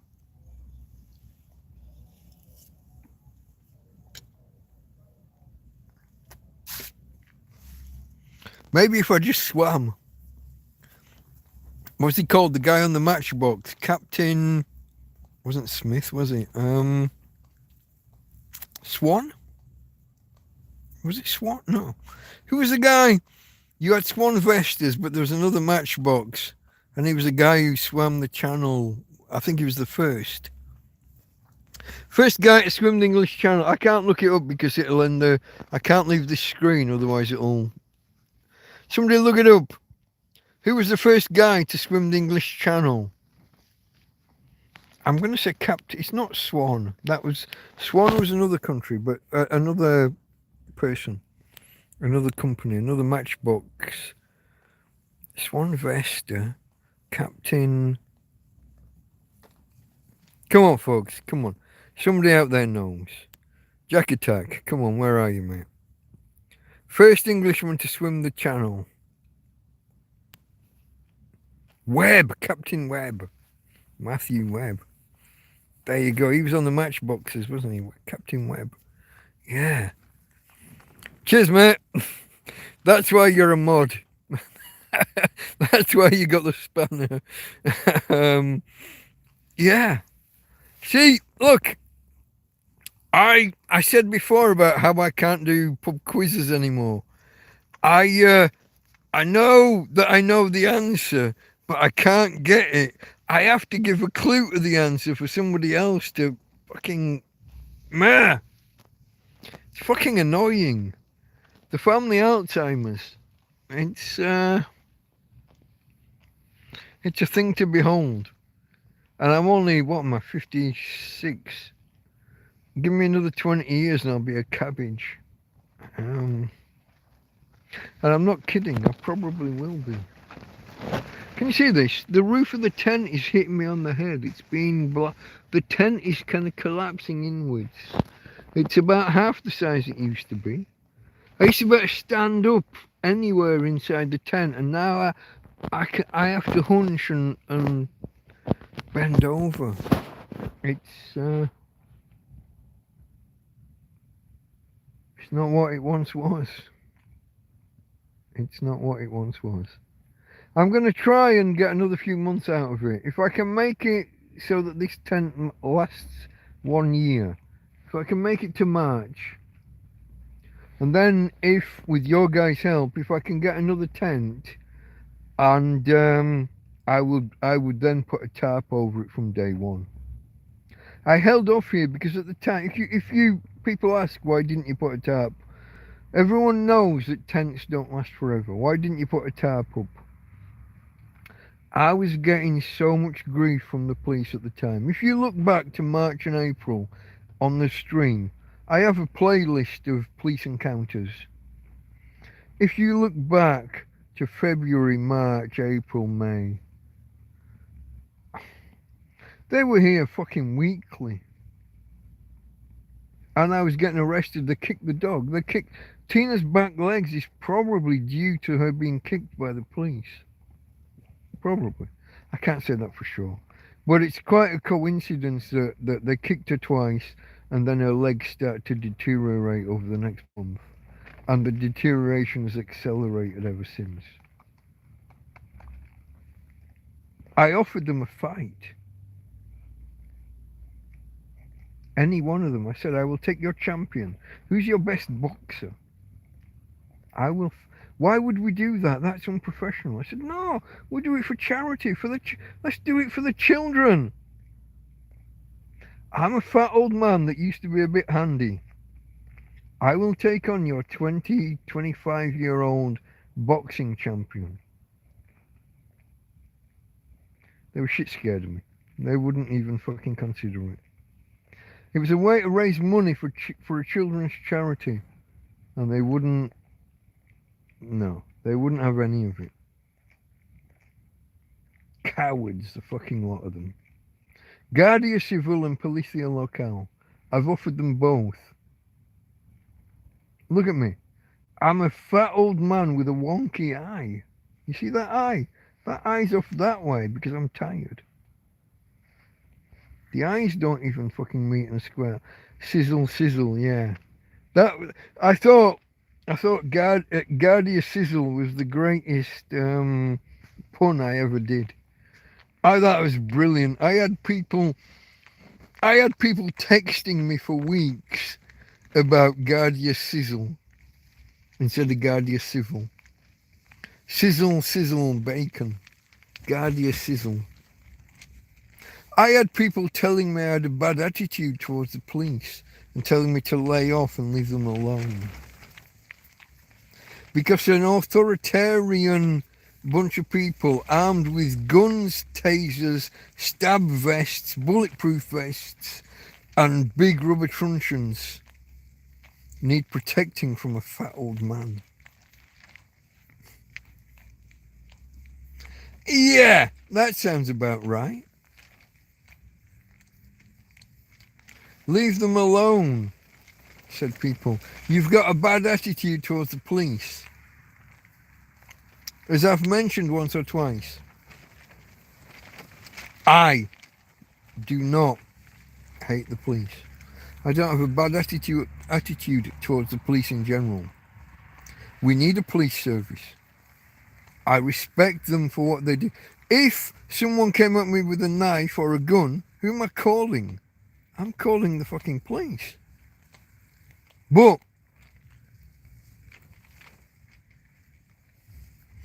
when they don't restrain themselves, when they abuse their authority and their position, I've got no truck with that. And I said that as a man who has, on two, not one, two occasions, saved the lives of a police officer. I've saved other people with first aid and things. But twice, I stepped in where fucking angels would fear to tread. I think I've told this before. I was in a nightclub and it was raided by the police. This was in London in 1989, around the Wimbledon area, but I'm not exactly sure because I was taken there by, there's me and another guy and two girls, right? We paired up and I was taken there by them. I didn't really know where I was. But we were taken to this place and it was raided by the police and we all tried to get out of the back door, out of the fire exit. And they were chained. So we had to come back into the melee, and I kind of got separated. I think I was at the back of the group of four. I was trying to see that he was at the front, two girls, and I was at the back. And I looked down a corridor's the wrong word, but down like a row of chairs. And I saw a policeman with two guys kicking his head. He's on the ground, and two men are kicking his head. And I let the group go. I went this way. I went to stop what was happening. And I stopped. First thing I did, I just buried one of the guys. I just, pushed and punched and just fucked him. One of them hit the ground. I just took him out. And that leaves the other one. And he's all pushy and shovey and I just said, no more. You're not carrying on just doing what you're doing. This guy's going to die if you fucking carry on doing that. Just no. Go. And we have a tussle and he didn't want the fight. There's some push or shove. Maybe I threw a punch, I don't know. Maybe I smacked that. But he went. And I'm left with this copper on the floor and I take his hat off and I cradle his head on my knees and I tell him I'm gonna look after him. I'm gonna make sure that nobody else carries on. And we wait about 10 minutes, maybe 15, until the police take control of the surroundings, the nightclub. They've arrested everybody they want to arrest, and people that have got away. And I just sit there, I'm there with the cop. And do you know what they did? They arrested me. They said I was the one that must have attacked him. And he goes off to hospital and I'm in the cells, and then they drag me out of the cells and we're not in a little office being interviewed like one. We're in a big room where there's like 20 people being interviewed by 20 different officers, and they tell me that I'm going down. I'm going to prison. I'm going to get multiple years in prison for breaking the skull or whatever of this cop, or whatever it is they say that's happening. And they're questioning me for about 3 hours.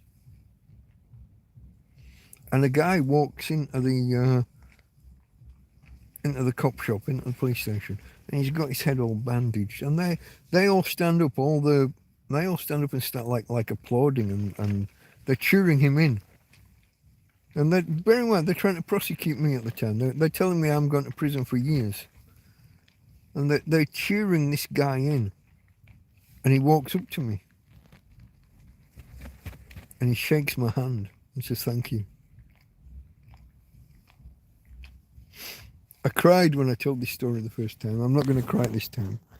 It's become a little bit repetitive now. I am tearing up a bit, but I'm not going to cry. Now this guy walks into the police station, and he walks up to me and shakes my hand. And you should have seen the look on the face of the fucking rest of them. They're literally saying to him, what the fuck are you doing? This is the cunt that got you. This is the cunt that beat you up. We're going to put him away for years. They're literally saying this out loud. And he says, no guys, no.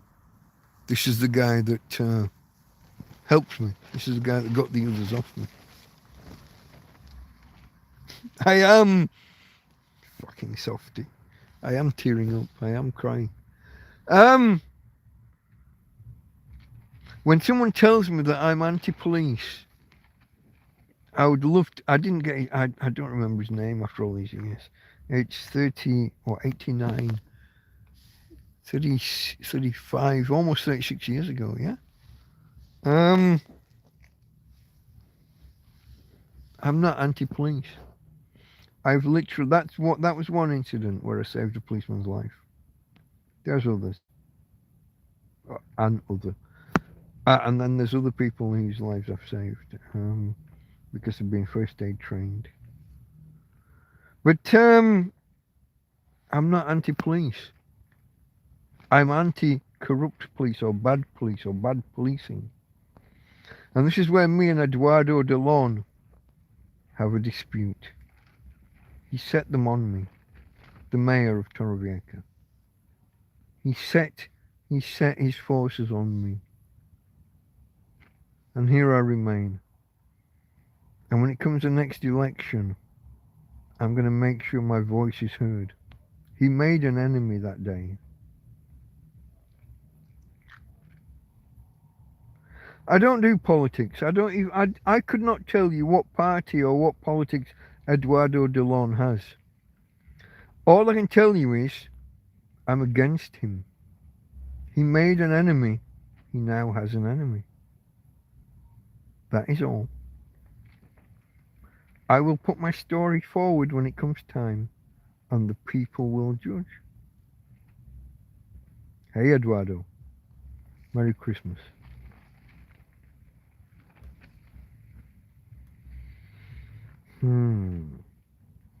Okay folks, I've probably missed a load of chat, I don't know. Oh no, Sizzle was the last one. Jack Attack, Matthew, yeah, okay. Can you not go with a bunch of friends? Okay, there's been no other chat. Okay folks, if it's this quiet, God, I've been going 5 hours. There's only 5 of you here. I'm basically talking to myself. Shall we call it quits? Let me have a quick look on Thomas. Thomas sent me a gift. I don't think there's anything else hiding away. Oh, actually, hold on. What was that? There was one message there at the end. Oh.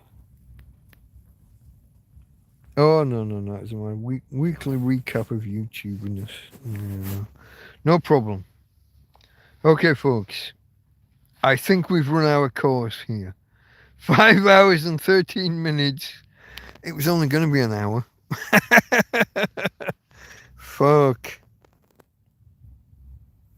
Is she... Okay, she's here. Hold on. Let me see if I can do this. See if we can finish things the traditional way. Hold on. Is that's the lighting. Okay. Okay, folks. Let's finish this the traditional way. From Tina. Oh. And from me, Delta Mike out.